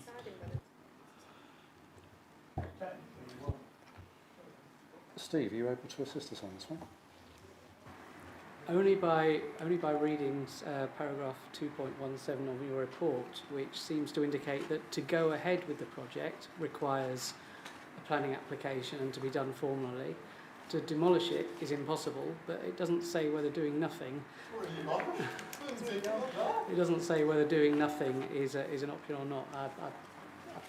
The advice is in front of you. I know no more than that. Councillor Wilson. Yeah, I think I agree with the recommendations that we're putting forward here, but I just want to check that what we do after is we assure the funding line. So are we breaking any of the specificity or the specifics, of the funding and the heritage nature of it? Is it specifically for something that we've got to deliver there, is my point? Because just because we want to do something else in the path, does that mean we can't use the funding for that? And I think we just need to check that with officers after we've made this decision. Okay. Okay. So we could put in the words subject to legal confirmation. Well, I probably would just say that 2 years ago, that's exactly what we did. We changed it in the budget line, so it just referred to Matlock Bath Lovers Walk, didn't pertain to anything in particular. So I'm just happy for it to stay exactly like that, and then we can have the discussions with the estates team about how we do that investment going forward. Now, whether that's in this ridiculous shelter or whether it's actually doing something the community want, we can see. But I don't want us signing up tonight to be building a shelter. No, well, that's not going to happen, I think. That's my understanding. Councillor O'Brien, I think you had your hand up briefly. Yeah, I just think this is a bit of a charade, this discussion. I mean, if we're serious about this, then why are we not applying for listed building consent, retrospective listed building consent for the demolition of the shelter? But that would regularise the position, and then we would know where we were. Now, my advice would be you would do that first before you remove the funding line. Councillor Wayne? The way I'm understanding it, and I'm going round in somewhat of a circle, but never mind. We're not saying we're not going to do it. We're not going to say we are going to do it. So by just leaving it at the amended version that you said, it's still on the table. Yeah. But you're going to give due diligence. So that doesn't really matter. Yeah, exactly. All right. So we all clear what the new recommendation 4 says, which I have down here as that funding for Matlock Bath Lovers Walk is retained in the capital programme in 2025-26. Okay? Good. All right. Okay. Are we happy to take all of those recommendations now together en bloc? All those in favour, please show. Any against? Any abstentions? Thank you. That's item 17 out of the way. Okay. All right. Now, again, members, we are at the time where we said we would have to take another decision on whether to continue. There are still 1, 2, 3, 4, 5, 6 items on the agenda, some of which are perhaps disarmingly short, but nevertheless they are still there. I would like to propose or see a proposer for an extension for a further 30 minutes. Councillor Dobbs. I propose exactly that, Chair. Thank you. I second that, Chair. Thank you, Councillor Prism. Can we know the running order for the remaining items? I'll say I believe they are as they remain, so that's 14, 15, 16, 18, 19 and 20. I would suggest that the budget for the policy officer is actually quite It is indeed. Yeah, yeah. Can I take advice on that? It's up to you, Chair. In a sort of Okay. order. But All we've right. got the Ashbourne. Yeah, I know, they're all unfortunate. Yeah. Okay. I do take your point, Councillor Maelstrom, and I'm inclined to agree with you. So 19 is the next one we're dealing with. Okay. So that means we require 19. Mike. Oh, okay. What, on the revised order? No, and the 30 minutes. 30 yeah. minutes. Yes, sorry, my apologies. All those in favour of that extension for 30 minutes? Just 30 minutes. When it gets to 5:30, we're done. No more extensions. Okay. End of. We'll have to take a decision on that. That's a proposal then. here, I think. Yeah. Those I in think favour? 10:30 is enough time. Those against? Abstentions? No abstentions. So we're carrying on with item 19. Mike, over to you. Thank you. Yeah, thank you, Chair. Those members that are on the local plan committee got a little bit of a taste of this report last week when we had the local plan committee, in that one of the items that, well, the only item that we considered at that particular time was a programme for taking the local plan forward over the course of the next 12 months to 2 years. And within the discussion and debate we had about the programme, I've made reference to the fact that as part of the desire to ensure that we can meet the timetable that we'd set out in the programme, that we were going to bring a report to Council tonight on the resources that we required in order to achieve that. So this report, in essence, recommends that we are looking for the approval of Council for the appointment and the recruitment and appointment of a senior planning policy officer, a graduate planning policy officer, and to increase the hours of the current planning policy officer from 0.6 to full time. In terms of the budget, you'll see in the report that we have been awarded just over nearly £230,000 from CLG for support on our local plan work, and in actual fact when we look at the costings of the programme for these two particular posts, it comes out at more or less £230,000. So in essence there is no extra cost to the authority for this recruitment process, and it is anticipated that the level of appointment that we're looking at will give us the wherewithal and resources to achieve and work towards achievement of the programme. In terms of the recruitment of posts into this particular activity, in terms of the recruitment side of things, clearly from experience the market for planning officers has been variable, should I say, over the course of the last 12 months or so. So recommendation 5 in the report is asking for delegated authority to Steve to instigate the appointment of contractors and or consultants in the event that we're not able to appoint into those posts that we've identified in recommendation 3. Thank you. Any questions to Mike? No? Okay. Councillor O'Brien, apologies. No, there are no questions, so I'd like to move the recommendations 1 to 5. This is a fully funded proposal which was presented in outline to the local plan committee and was endorsed by that committee. So I'm happy to move the recommendations 1 to 5. Thank you. And a seconder? Councillor Burford, I think you had your hand up first. Yes, I'd like to second that. I think it's most important is that we have these staff, or it's going to be full-time equivalents from 3.2 to a proposed maximum of 5.6 full-time equivalent staff. And that without those, I don't think we'll be able to achieve the deadlines, which are December 26th to submit the revised local plan and the adopted plan to be adopted, in fact, by September 27, which is precious little time. So we've got to appoint these staff, hopefully, without having to go to contractors or interim or agency staff. So I'd like to second that proposal. Thank you. Do we have anybody else wishing to speak on this? No? In which case, can we move straight to the vote, please? All those in favour, please show. Any against? Any abstentions? No, that is carried. Thank you.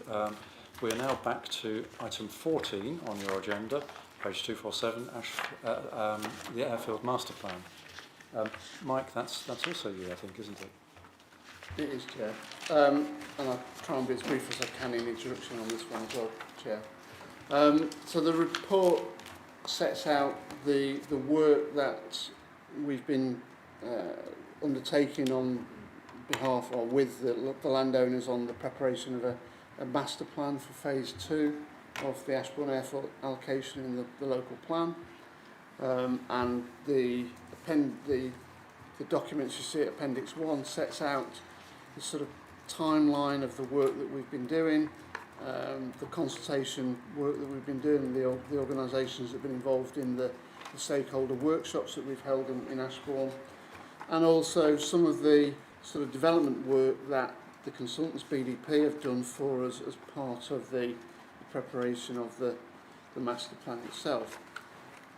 What we're looking for tonight, Chair, is for members to endorse the work we've done on the master plan, but also to enable us to take that forward into a supplementary planning document which will complement the policy in the local plan on this particular site, and that then we can then utilise in the determination of planning applications in the future on this particular site.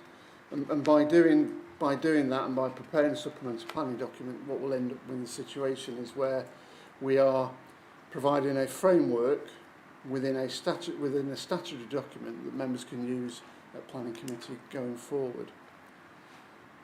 There is still some work to be done on the preparation of the supplementary planning document. That's why the recommendation at number 2 is that we're seeking authority to give delegated authority to C&E committee to consider the contents and approve the consultation period for the supplementary planning document before that's then brought back to this council. Thank you. Councillor Buck. Mike, this probably won't be a surprise.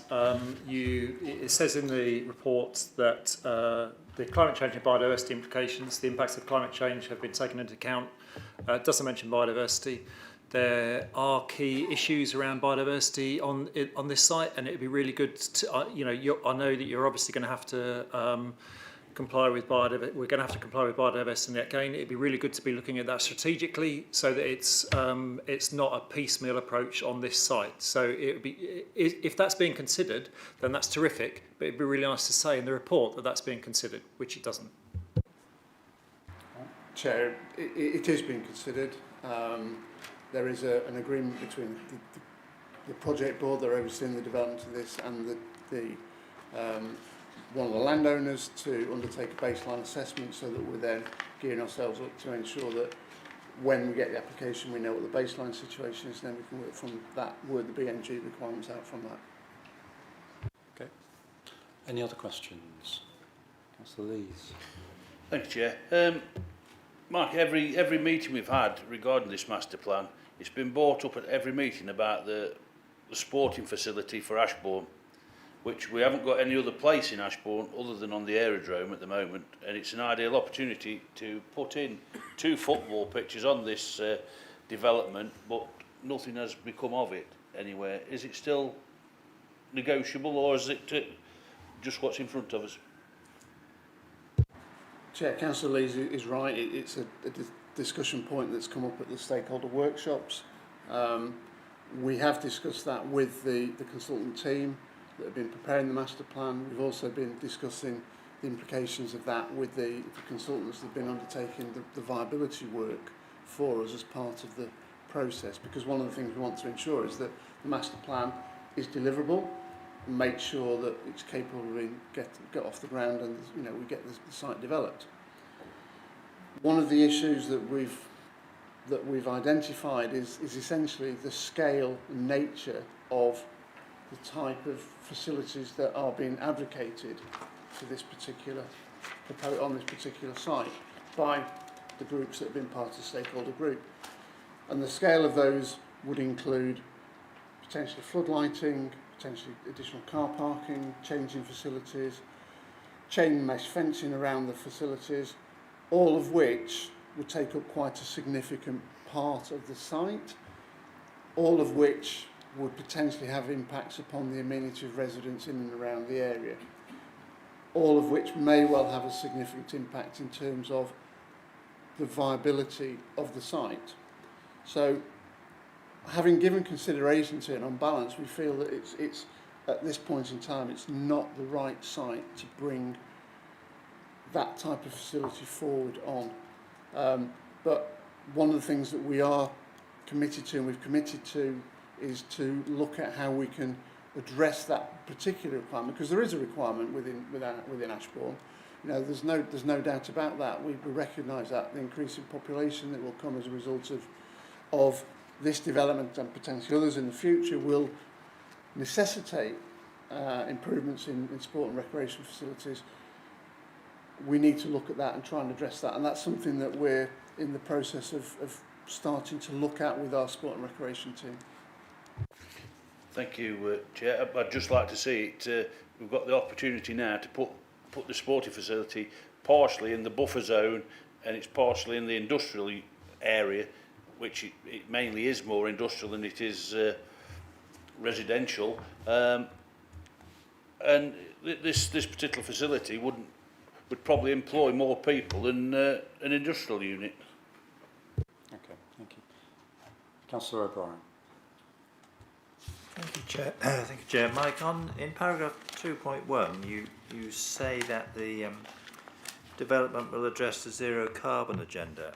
Now, unfortunately, as we know, our current local plan cannot adequately do that because we don't have sufficiently robust policies. So, I don't think I understand how the master plan, which, as we know, has to conform with the existing local plan, it can't go beyond that. How are we not setting ourselves up to fail there by saying it will address the zero carbon agenda, when in fact we won't be able to because we are constrained by the existing policies? Jerry, in terms of that particular item and that particular issue, one of the issues that we've been looking at very carefully is, and it's essentially through the work that's been done on viability, is what might be the extra costs associated with delivering development which has zero carbon built in it, notwithstanding what the policies might say. The fact is that a developer can bring those forward. We need to cost out what that involves and build that into it, and that's the approach we've taken on this. So we're not intending to make policy statements requiring that approach. It won't include policy statements. Supplementary planning documents can't include new policy. But what it can do, it can give a steer and guidance to how we address that. And members, need to bear in mind that we still have a climate change supplementary planning document, which is part of our sort of development plan framework, not in any formal, not in a part of the development plan, but it is something that members will and should take into account as part of any planning application. Okay. No more questions. Do we have a proposer for this? Councillor Dobbs. Happy to propose it, Chair, just to remind members just how important the airfield development is. This was a part of the original current local plan, and the 1,000-odd homes that we're talking about as being under the master plan, a massive amount. This is 5 Clifton villages worth of humanity in one place, and we've got to get it right, and that's the role of this supplementary planning document, so that when developers apply to build there, there's guidance as to what's going to be put in place, and I commend the recommendations to councillors. Thank you. And a seconder, please. Councillor Maelstrom. Thank you. Do you wish to say anything? No? Good. In which case, can we move straight to the vote? All those in favour, please show.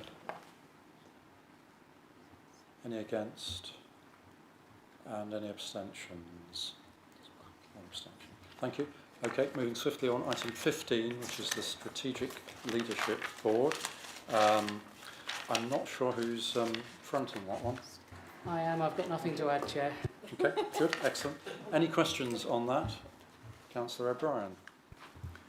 Yes, thank you, Chair. The report refers to the programme team.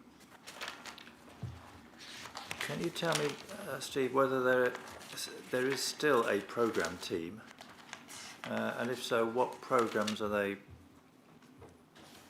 programming and running, and who is financing them? My first question. My second question is, who are the Derby Economic Partnership Officers, which are also referred to in the report?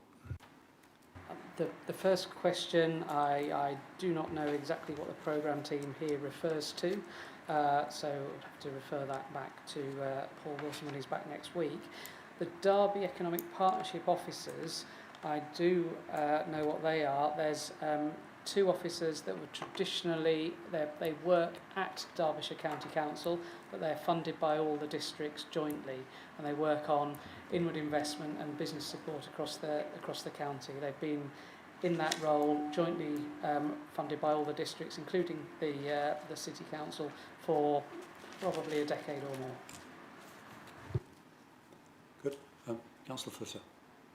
Yeah, I just wanted to point out, Chair, that I have checked with my colleagues from the other districts, and this paper has been accepted by every other council in Derbyshire.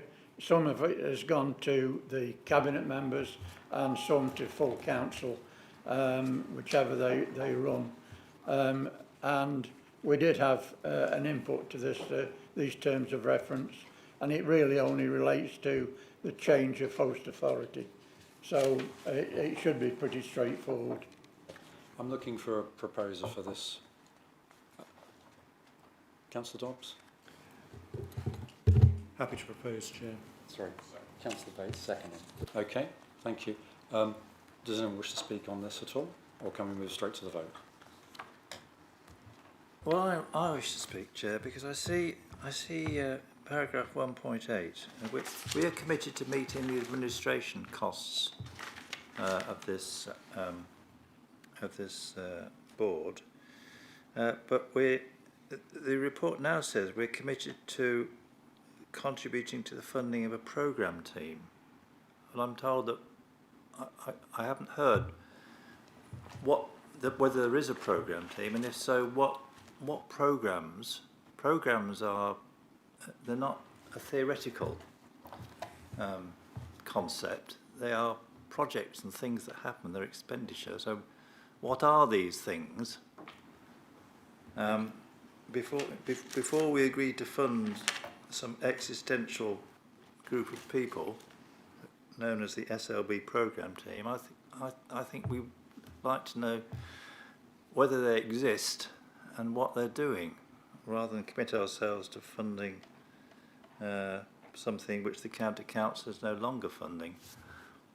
Where are these people? Who are they employed by? Right, okay. We're in debate at the moment, so obviously that's a rhetorical question. I'm not going to support something when there's a big unknown about a key part of it. Thank you. Anyone else to speak on this? No. in which case we're moving straight to the vote. All those in favour, please show.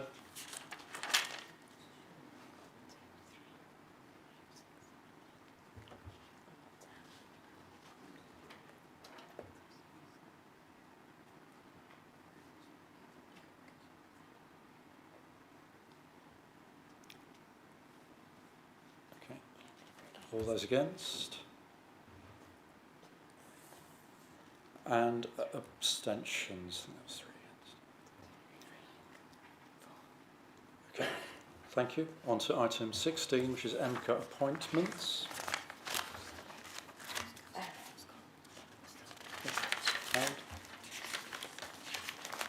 MCA appointments, item 16. This one is purely for noting as well. Thank you. Any questions on this? No. Who is proposing this? Councillor Hughes. Any seconder? Councillor Dobbs. Do you wish to speak? No, thank you, Chair. Okay. Does anybody want to speak on this? Thank you. All those in favour?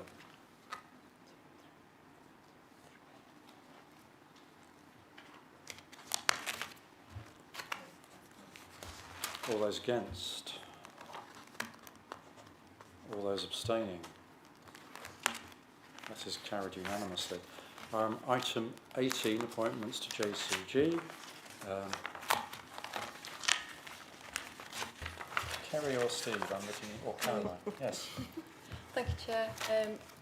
Just points to be noted that we recommended Councillor Anthony Bates and Councillor Jeff Bond to the JCG group for the 2025-26 municipal year, filling the vacant places allocated to the Conservative group as agreed at the annual meeting on the 29th of May earlier this year. No questions on that. Do we have a proposer?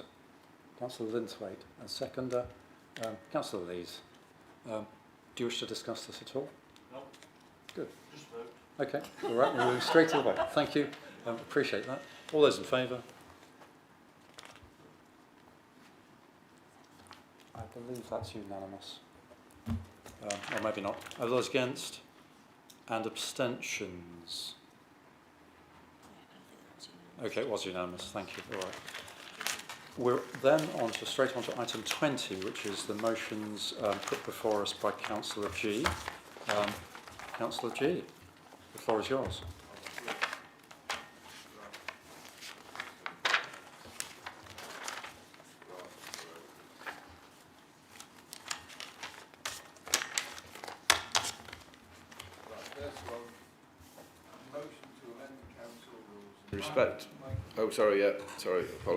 Apologies. Motion to amend the council rules in respect to the size of political groups being qualified to receive SRA for their members. The current rule states political groups should have minimum 4 members to qualify for SRA. This motion asks the council to agree to the minimum numbers of members required to qualify being changed from 4 to 2 members. If supported, this to come into force with immediate effect. And I think you'd have to inform the independent remuneration panel or whatever it is. And it's, do you want to second? Yeah. So I'll just quickly speak on it. This is entirely, obviously, it was the first time in my life I realised I was a minority group.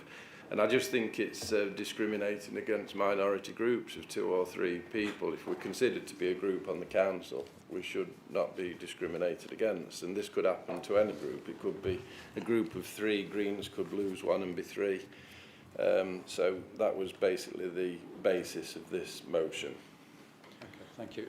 Do you wish to speak on this? No. Okay, all right. In which case we're entering into debate. Does anybody else wish to speak on this motion? Apparently not. I will just say a few words because it's the independent remuneration panel that would decide this. They are not due to meet till 2027, and I just have to say that for many years Liberal Democrats were in a number of 3. I never even thought of asking for an SRA, and I couldn't support this. Thank you. Do you wish to come back at all? Yeah, I'll just come back on that. Sorry, I don't believe it's a fact. This council is allowed to make this decision itself. It made the decision to change it before, and it can do it itself. That's just advisory, the independent remuneration panel. This is not about actually the level of remuneration. It's just about who it's permitted to give it to. So that's not actually correct. Okay. Do any other members wish to speak?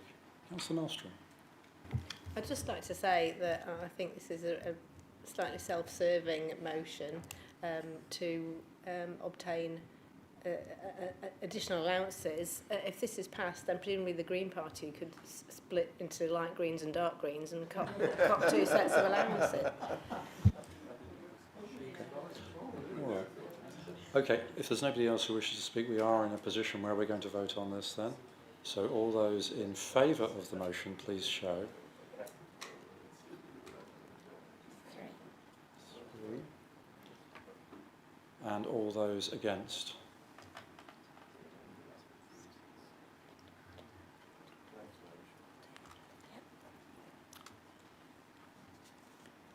Okay.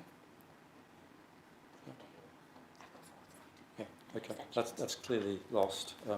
On to your second motion, Councillor. Right, second motion. Sorry. Oh, sorry, it's gone off. Yeah. The motion asks members to agree to the following actions in relation to the production of the local plan. The work on the local plan review be temporarily halted, paused, to allow officers sufficient time and resources to challenge the housing targets laid down in the new version of the MPPF.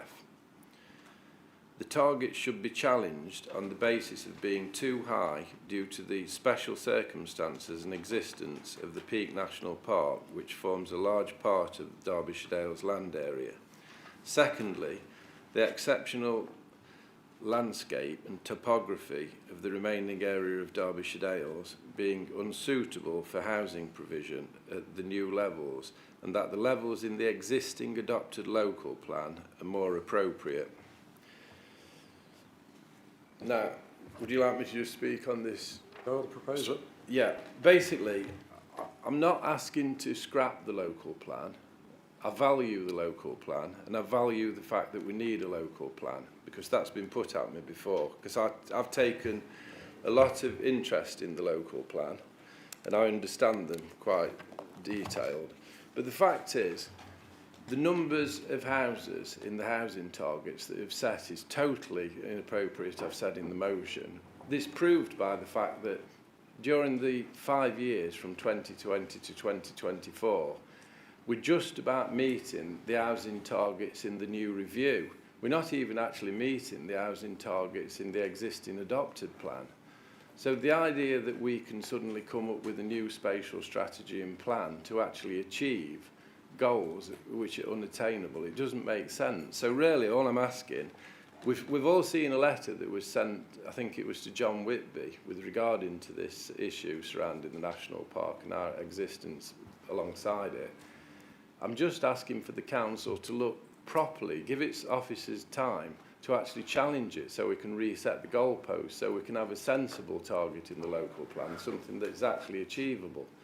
Because clearly it isn't at the moment, and it's going to lead, you know, if you don't support this motion, in the future when you've got residents coming from places like Darley-Dale, Tansley, all over the area, saying, why is this site in the local plan? You can't stare them in the eye and say you did what the best you can to try and avoid having to build houses at the level that we're being asked to do it.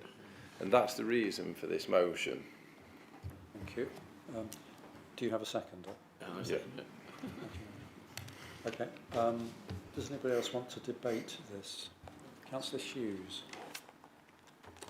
Chair, I've got a lot of sympathy for what Gareth is saying. It's the more time issue that worries me. And the problem with the John Whitby letter is that there's no process for challenging the NPPF calculation. And therefore, whatever we do, we're just flinging something out. And we don't, I'm not sure we know who is going to evaluate it. Is it the Planning Inspectorate? Is it MHCLG? There are all sorts of imponderables, and I think the first thing that needs to happen is for us to understand what the framework would be to provide an alternative view about the housing numbers, as John Whitby's letter suggests we can do. So we need to know what the criteria that MHCLG or the Planning Inspectorate would use. We need to know who the decision makers are, and all sorts of things like that. And I'm not sure we need time to do that. I think we just need the inclination to do it.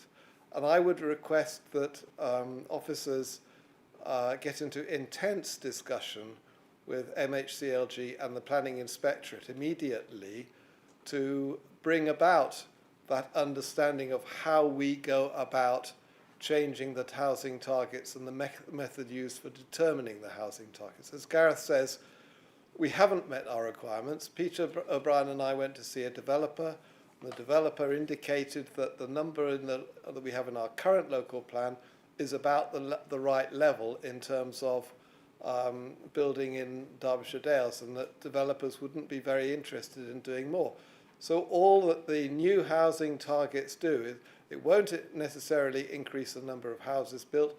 It will just remove any control we have over where those houses are going to be built, because we won't ever have a 5-year housing supply with the new housing targets. So I've got a great deal of sympathy for Gareth's proposal, and I'm minded to support it on the basis that we need to do the work in order to understand how we produce an alternative housing numbers. Okay. Thank you. Just fairly briefly, I have spoken to Mike Hayes, and I understand the work required here is exactly what he's doing at the moment, except, of course, it's not stopping the local plan because of the evidence and what the arguments are needed for that, and would be exactly what's needed to meet this motion. So I think, in a sense, the motion is already being taken forward. Thank you. Councillor O'Brien.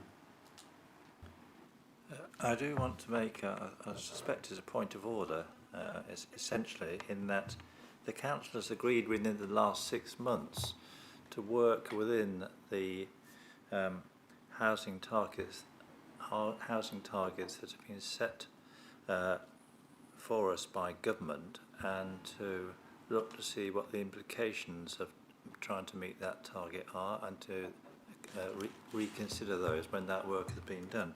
So having taken that decision within the last 6 months to work within those approved housing targets, I don't think we're constitutionally in a position to overturn that decision, which the implication of this proposal is.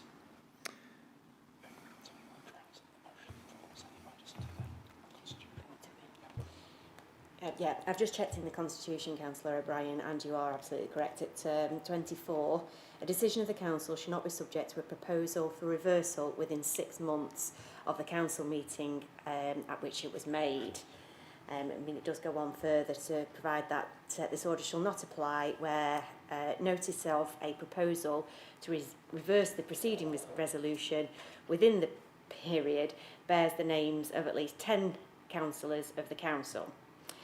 And just for completeness, where any proposal under Proviso 1 has been disposed of by the Council, it shall not be open to any councillor to propose a similar motion within a further period of 6 months. If we could just go on to say, colleagues, that there will be an opportunity to, I don't want to use the word challenge, but there will be an opportunity to consider the results of the exercise that is currently being undertaken in the early autumn. So that there will be an opportunity for members to agree or not agree, and we will have to accept the consequences of either decision. So there will be an opportunity to consider if effectively what the proposal is putting forward, but there is a process currently underway, and we will arrive at that decision that time in the autumn, early autumn. Thank you. You know, obviously that decision was taken more than 6 months ago, because it's July now, and that was taken in 2024. Is that correct? Right. Yeah, Chair, that decision was taken in March. Okay, so that's less than 6 months ago. On that basis, I'm advised that unless there are 10 councillors who are prepared to put their name before this or behind this, then the motion is unconstitutional and must fall. It's unconstitutional. 10 would have to come forward and say they were in support of it. I don't believe there are 10 here. In which case the motion must fall. That concludes tonight's meeting. Thank you very much for your attendance and your patience and stamina.